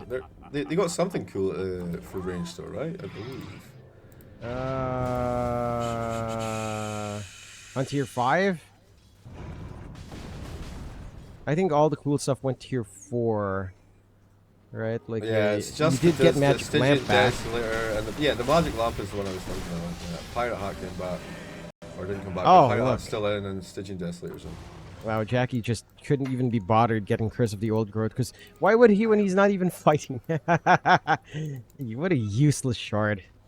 Not gonna be showing up for that one anytime soon. Smoke out Aurora. Looking for something. Searching for the meaning of life in this game. Well, both smoke on smoke action here. Yeah, For the old wraparound. And it is TK who's kind of like on the back end of things here, so this could be big if FBZ finds the angle. Oh, can you imagine? He gets like a 5-man RP. Yeah, that would be pretty spicy. They're trying to cut this creep wave up though, and honestly, it's going to cost them this tower, perhaps the fortification to start to bring some TPs. But surely they can't TP everyone. They can. No. They can TP 3. Yeah, it's gonna be enough for now. Zhao will take the enchant on one of the Terrorblade illusions, and the smoke does not pan out. Aurora still has their own, holding the high ground. Maybe they're the ones to find something here, but a second also smoke. nothing. Yeah, they resmoke. Yeah, They resmoke. And it still leads to nothing. I think that it's more in fear of Boom still being in a smoke, trying to get a flank, so at least they'd get a read on it, but no such thing. A Shadow Blade out for FBZ. So that's another way to, I guess, try to get these RPs going. Could be the difference maker here. Swift Blink up now for jabs. Our Terrorblades all kitted up, all 6 slots furnished for jabs. A brutal amount of DPS available now. 437 damage outside of meta. I wouldn't mind seeing him getting an axe at some point and you know, chomping down on it. Obviously, Jabs has been super careful though about always preserving his buyback. Kind of what you want to see from your position 3 and your position 1. So quite happy about that situation for sure. Dragon Knight looking for Daedalus of his own, trying to ramp up a little bit of damage. He does have back-to-back Dragon form though. Another Refresher Shard available. What they can find. This is really good from Boom though. Like, they are super. It feels like they're you know, they're being super cautious. They're not sending anybody out on their own too much. Nope. Mac and FBZ hanging out together here. Maybe they can get each other out of trouble. Yeah, but no one's walking this direction. So maybe trying to scout forward. I don't know if Wisdom Runes matter as much as you'd want here, but I don't even know what the timing is at this point. It's something. At the very least. 54. Alright, 54. It's a little ways off. Side of... Well, I mean, you're scaling up in Q now. Full Silver Edge, a little bit more attack speed, a little bit more damage on awareness. Get the jump, the RP. Let's connect. FBZ will just use this to TP. RP, TP away. Rolling Thunder, TP away. He has refresh. He has refresh. Yeah, he has refresh. We see RP. It's nice. It's nice. 45 seconds for Roche to spawn, though. They still have the cheese from last time around, and it will end up being bottom of the map. Wait, who did they find here? John L. Okay, down to the low ground he goes. He's got Sproink available. I mean, he should have by this point. Okay, he does. Yeah, kill off Q at the least. Jackie So it's Q for Zhao. Yeah, you're okay with that, I guess. 12, almost 12k in the bank for Jackie. Money has lost all semblance of meaning. There is no value in anything. Monetary value has lost all meaning here for Boom. Inflation has gone through the roof, and we are reaching the point where one piece of gold is probably equal to one IDR. He got a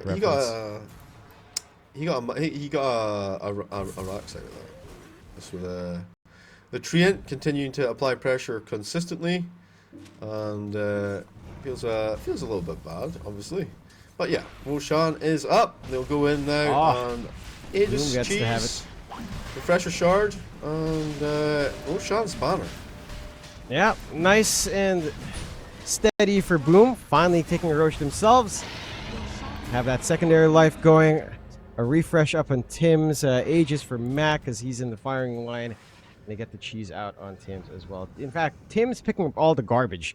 Refresh, cheese, and the banner, of course, being held here on our Snappy. This past the cheese along at the very least. A 2k lead still standing for Aurora.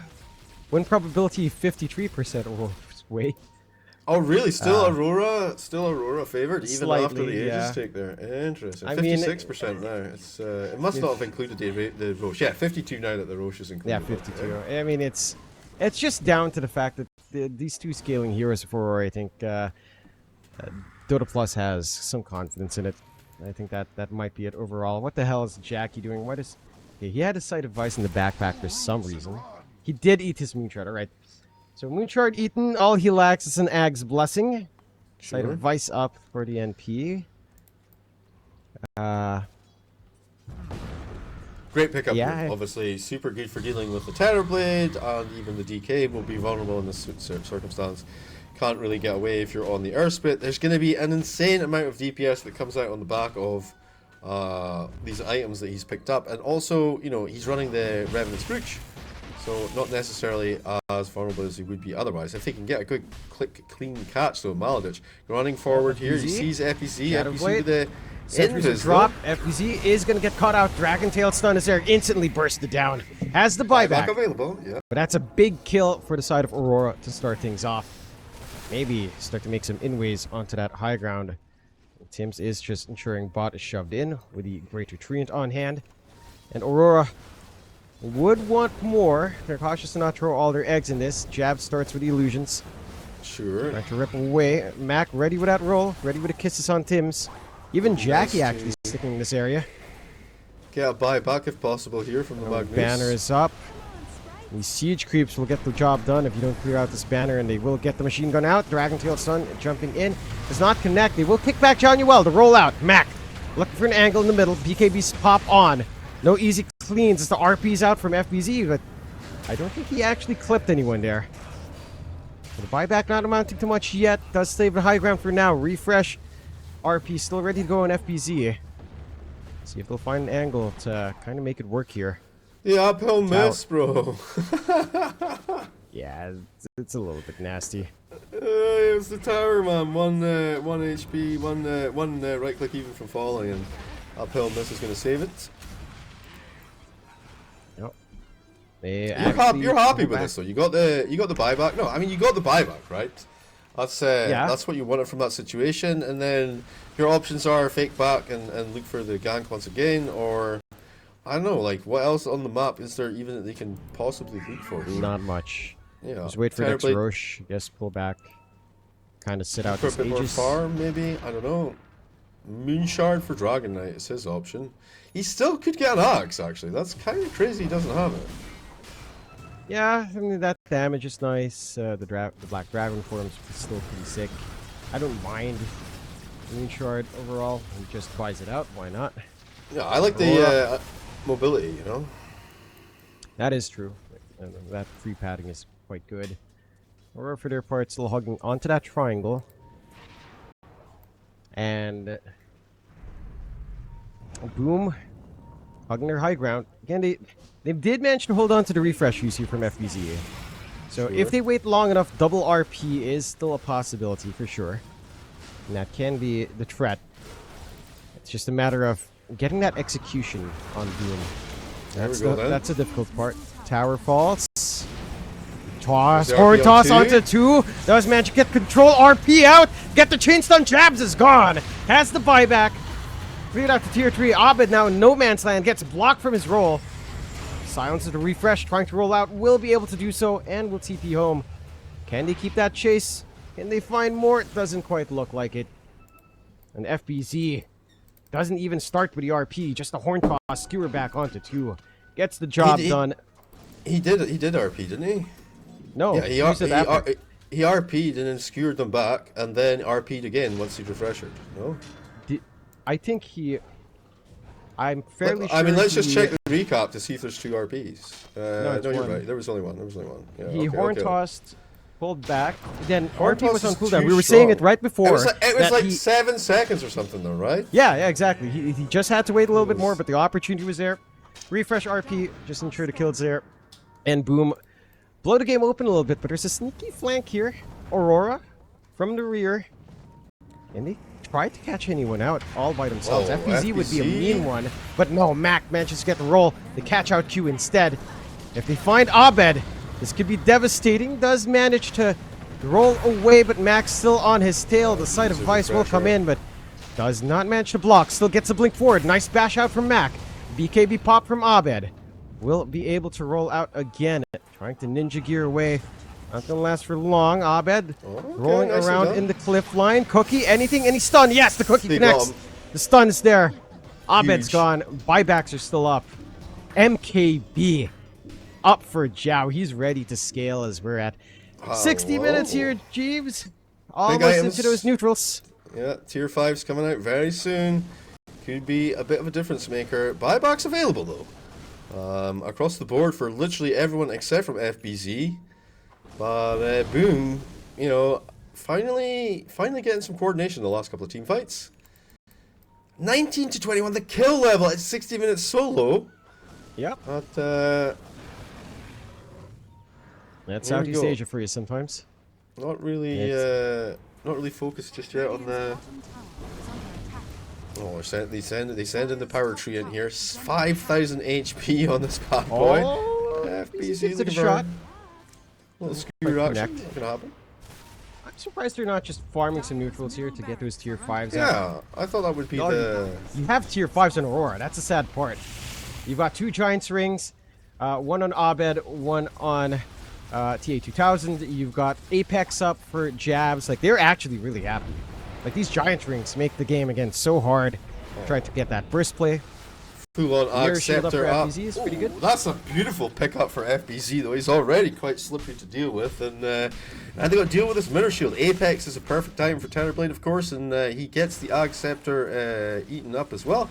So he has the Terror wave to try and take a bit of defense there. Yep. But Okay, you know all what? tier Nature's 5s Prophet's available. still taking towers with this Treant situation. That he is. Everyone's up. Okay, all tier 5's gone. Pirate Hat for Mac on the Pangolier. Book of the Dead for good old Tim's. Mirror shield for Jockey. That's honestly, so good. it's super clutch. They have 2 mirror shields now, and incredibly difficult to deal with. What does I think Muerta at this have? point, if he gets a Pirate Hat, that's kind of lit. Like if Q and if Jiao, both of them get Pirate's Hat, you basically have your second cores online. Your support cores online. Now it's a Giant's Ring. A little bit more durability out for Q doesn't hurt though, to be fair. Another freaking mirror shield. Wow, seriously? Triple mirror shields again? This is the kind of stuff when you reach 60 minutes that you're like, you curse the RNG. You see triple mirror shield, suddenly this Dragon Tail initiation feels awful. Throwing out a nullifier onto yourself is not going to be that fun. Like, there's a lot of things to have to consider when you break into these highly chaotic fights for the side of Aurora.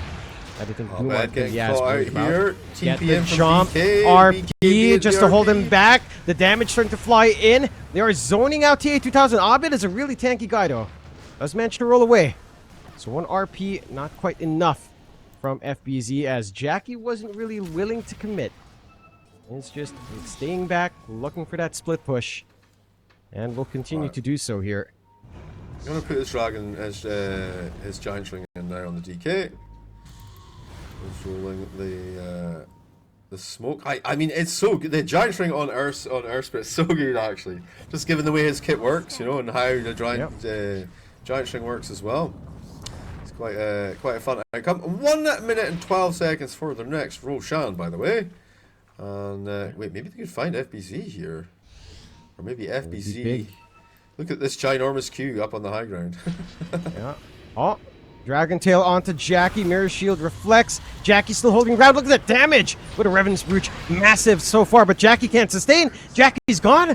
Jabs just jumps in. It does have the buyback, but Aurora find the opening this time. Could be devastating. They lose more. They don't quite, but look at that siege up top. Another 2-3 down. Book of the Dead doing work from Tim's. Rax not long for the world. And unfortunate, no instant Roche for the side of Aurora. We'll have to TP back. Another range Rax gone. And you are laughing your way to the bank on Boom. You are just trying to rat out. And yeah, you know, Jackie can't sustain a man fight. We have discovered that, but they are working the map well enough. No, it doesn't quite. Lol. Dragon out walking over Tim's there. Oh, get the control onto Mac. It's super big. Get the silence out as well, and Mac is gone. He doesn't have a mirror shield. In fact, he is just sticking to his ascetics cap, as only has the pirate hat. Not the ideal there for a Pangolier. Buyback still at the ready, of course. And win probability, I don't know if it calculates in the death of Mac, but 52% for Boom right now. Surprise, surprise. Well, they do have the territorial advantage right now. You know, they've taken out 2 tier 3 towers, they've taken out 2 ranged racks, and not really. This is the first time in a long time that Aurora have been able to kind of pressure any buildings, and obviously the buybacks are available, so don't want to commit too hard for the situation. Terror Wave going to come out. Actually, not too shabby to get the damage done. Lincoln Sphere's up on Jobs. Try and protect him from any counterplay. We'll take a set of racks. Maybe, potentially. Yep, up to the high ground we go. TA2000. Going to dodge the RP. The silence coming out. Lickety split. Unable to get that connection in. Still looking. They force the buyback out on Mac. Getting the roll out. Trying to keep control onto Abed. RP one time is there. No refresh, but that's enough. Abed gone. Mid-racks taken away fully. Can they find more to get the Hex to get control? Jabs picked apart on that Terrorblade. Jackie with a great TP in from the information given. Buybacks are ready on Aurora though. And that was Mac committing for his own buyback. Roshan is up if they'd like to cover that. See if that's the play here for the side of Boom, but they do have an opening for themselves. A chance to equalize by going 2 racks up. If they manage to find these melees. They're going Roche, I think. Nope. The call is to push. I think that's fine. Maybe force the buybacks first, then go into Roshan. Could be the way they'd want, like shove out. I think lanes. if you force the buybacks, though, then Aurora are going to want to go into Roshan to try and cover the economic damage. The Treant going to come through here. 8 seconds left on it. Going to slap it up a little bit here. And mine's not available for another 10 seconds. The Dagon is though, and that'll get the job done. Trying to push top at the same time. Well, that should work. You're going to have to lose some racks here or buy back. Fortify. Already tossed out. Horn toss does not connect from FBZ. Here's a Oh, DK. blink forward. Trying to get on top TA2000 of doesn't actually Jockey. get the stun, but the mirror shield again. Jackie straight trying to TP home. No, just makes it barely in time. Tim's surviving for now as well. Does not want to give that gem away, but the buybacks are forced out. The question now is, will they be able to contest Roshan on the side of Boom to correct for that economic damage like we mentioned there, Jeeves? Did manage to find a Rax in the end. Mid Rax again. The melee is still healthy. Though Jackie's trying to be a nuisance with his creeps. FPS drop as we are at 67 minutes. Fair enough, Mac. Fair play. Disconnect. Pretty, Sort this out. pretty normal situation at this point in the game, I have to say. I'll accept their blessing and Aegis of the Immortal. It's top for just now. The next 3 minutes or so. Surprised they weren't able to find Tim's though in that fight. I think they just kind of lost track of him. Fishing game not great right now either for the Dire. Just kind of have like this super deep ward on the right hand side, but other than that, it's looking pretty dark. And it is. It's not the most well lit map, and it's a little bit surprising that we don't really have seer stones on either side either to poke out. It's just 3 Giants rings for Aurora, 3 mirror shields for the side of Boom. I feel like these mirror shields are a bigger issue. Yeah, for sure. It's just, so trying. difficult to actually secure a kill now. Especially against trying, heroes right? like the Enchantress, who's already a problem. Do you know what I mean? So, Yeah. Tim They should be killable though, and just not quite making that happen. Oh, I think they know where you are now, bro. Oh, he's like, I'm gonna TP those. It doesn't matter. Yep. Backs off. Travels up. Refresh up for Mech.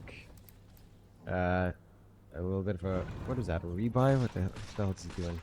I have no clue what he's doing even. Octarine up for Jackie. I don't know where he's going to slot that in, but apparently it's up. Maybe in and out with a Parasma for a chance. Just lower the cooldown on Nature's Call. In and out for the Now he hex. toppled to the side. Okay. Fair, I suppose. No. He's thinking. He's like, what's going to give me the most Okay, damage conversion. here? And I think that's fine. I think, Yeah, kind of makes sense. definitely falling No, off at 67 minutes into the game a bit for sure. But I You would can't like to solo see. the Tormentor. Even at this point, he was trying. Oh my god. Doesn't quite work, Jackie. Rather unfortunate. We are 10k lead. full Silver Edge finished up, so that kind of lets them get in on top of people, right? They got the smoke Yeah. play here.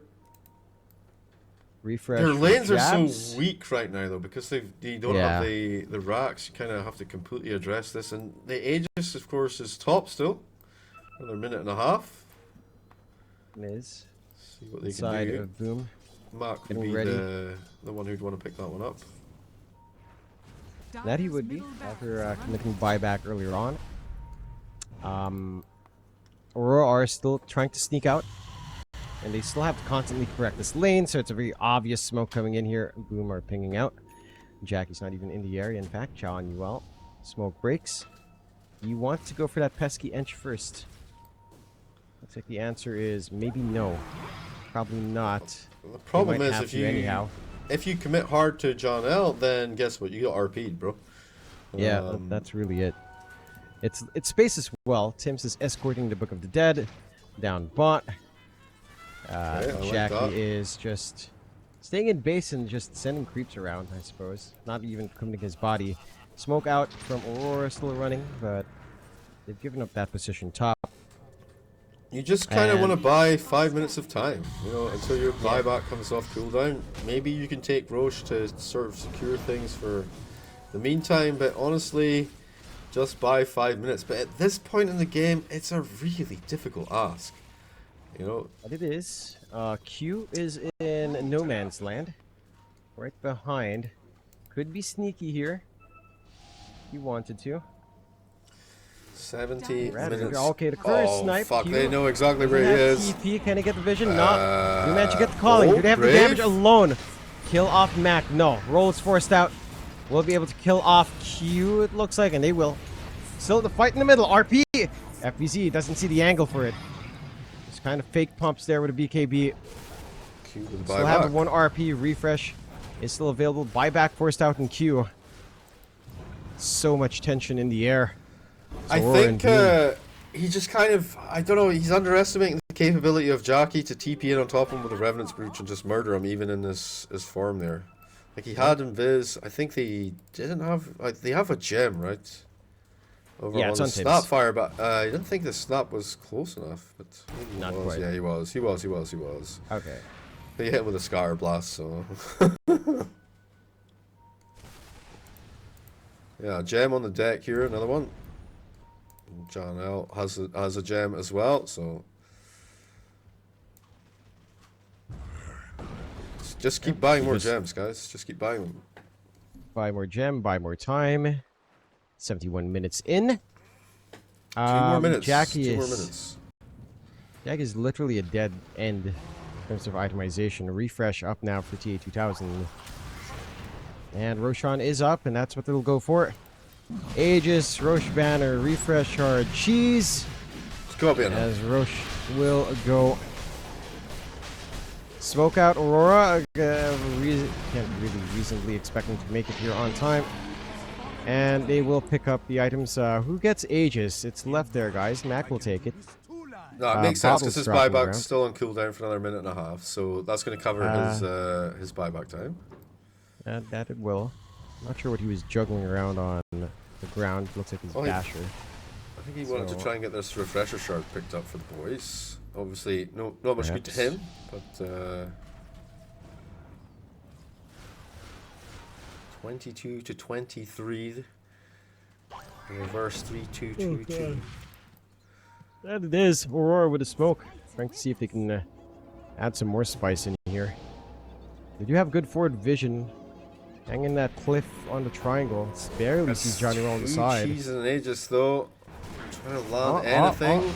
Alright, nice. Rolled RP is nice. Coming out onto 2. Double RP. Trying to melt through TA2000. He's gone. Buyback at the ready. No buyback on cue. Die back for him. They find Maledich as well. Jabs. Gonna be able to run away with Abed backing through. Mac not able to get that roll on top. 2 buybacks instantly forced out. Major win for Boom, but that did cost them double RP. So they're not going to be able to make a move just yet here. So just kind of chill out. Maybe wait for at least that next spell, but you've made that commitment on Aurora.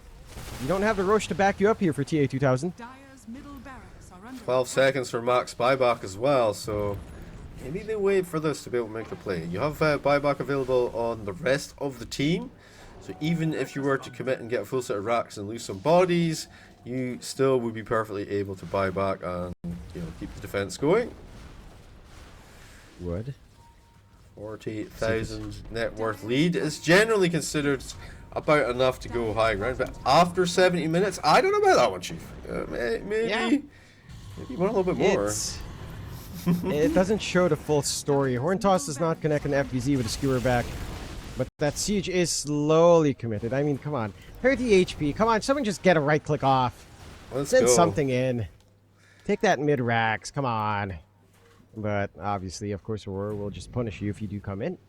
So Boom, Remember, play safe. You miss 100% of the horn tosses and RPs you don't make. Yeah, exactly. So you might as well make him. There you go. Come on, creeps. It's just gonna regen back up. You got to do something about this. Dagon out onto the Greater Treant, and yeah, it's still alive. The damage is not being done. Sight of Vice even on the Treant, but another one comes in. Jackie cleans up. MVP Treant as Mac rolls up. He's kind of done with this. Only finds illusions. Clears out for the siege. Yeah, life drain on the ward will clear out easily though. And this Rax is almost gone as well. Just off the back of a committal of 2 Treants and a little bit of Mac action. That's all it takes. Here we go Just again. need a little bit more. 1 Treant in, right click. Oh, Midas is there. Still have one more charge. Though. Blink the horn toss. The sight of Vice. The control jabs. Gone again. Has buyback. 2 minutes down. FBZ opening up this game. Big way for Boom. Could this be the beginning of the end for Aurora? Again, they still have that buyback. Back into it. RP does clip onto 1, but Jackie starts to fall. Fall support has the buyback. Commits it now. They want that last set of racks. Mac still rolling around. Has the Aegis stuck outside the bounds. in a terrible spot. Does manage to make his way back in, gets another roll up. Can they clean up here? What the hell's Jackie doing? Looking for the teleportation now. Are ensuring the pressure's coming in, but that last Rax will stand. Mind you, you did force the buyback on jabs there. He needed to emergency hit some creeps here. Looking for the refresher, actually. Interesting. Well, you just refresh and then go for like 3 treants? Mayhaps? Could be, per chance. This Roche banner is an interesting spot, just to ensure you can always go through backdoor, I suppose. Interesting. The Book of the Dead is now swarming to top lane. Very nice as well, just clearing out, and the pressure will eventually come back. I mean, Aegis, only half a minute left for Mac, not that much time. Damage not going to be lasting too long here either, so...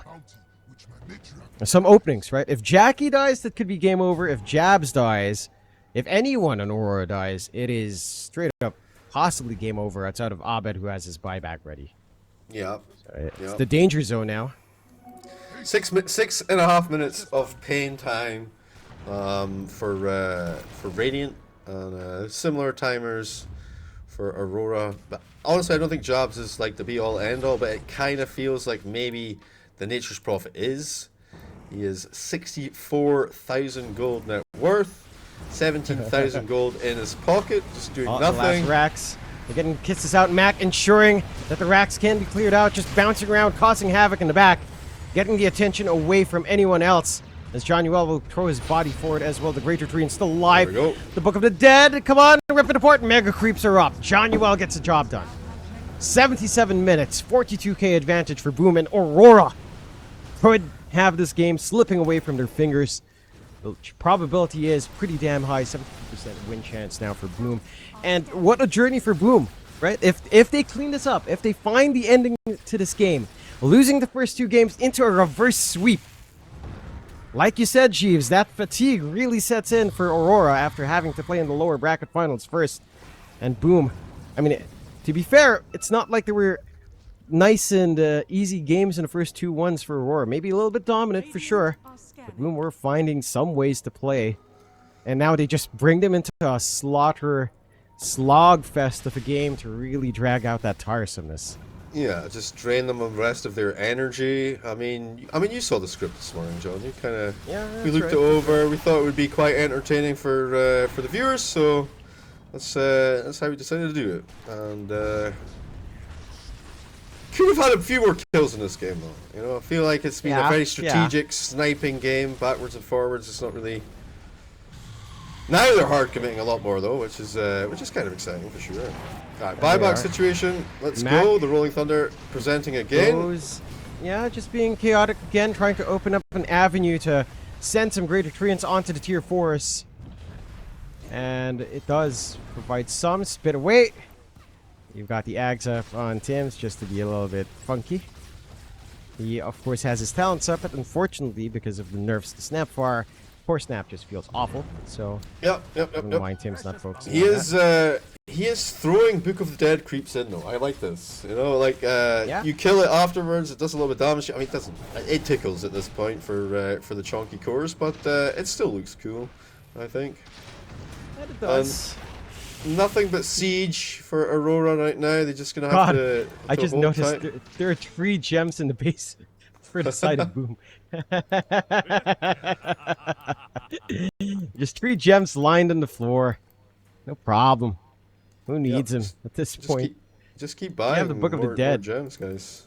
Well, I mean, Enchantress still has one, and yeah, just one. Yeah. That's it. Yeah, just for all they deboarding, need. you know. Yeah, and the Book of the Dead. I mean, again, Book of the Dead is basically your gem anyhow. That you can't see up on the high ground with the Book of the Dead. Who cares? I mean, are they gonna sneak into the into this triangle area anytime soon? Nah, they're not. No, they're not. Ain't gonna happen. The smoke.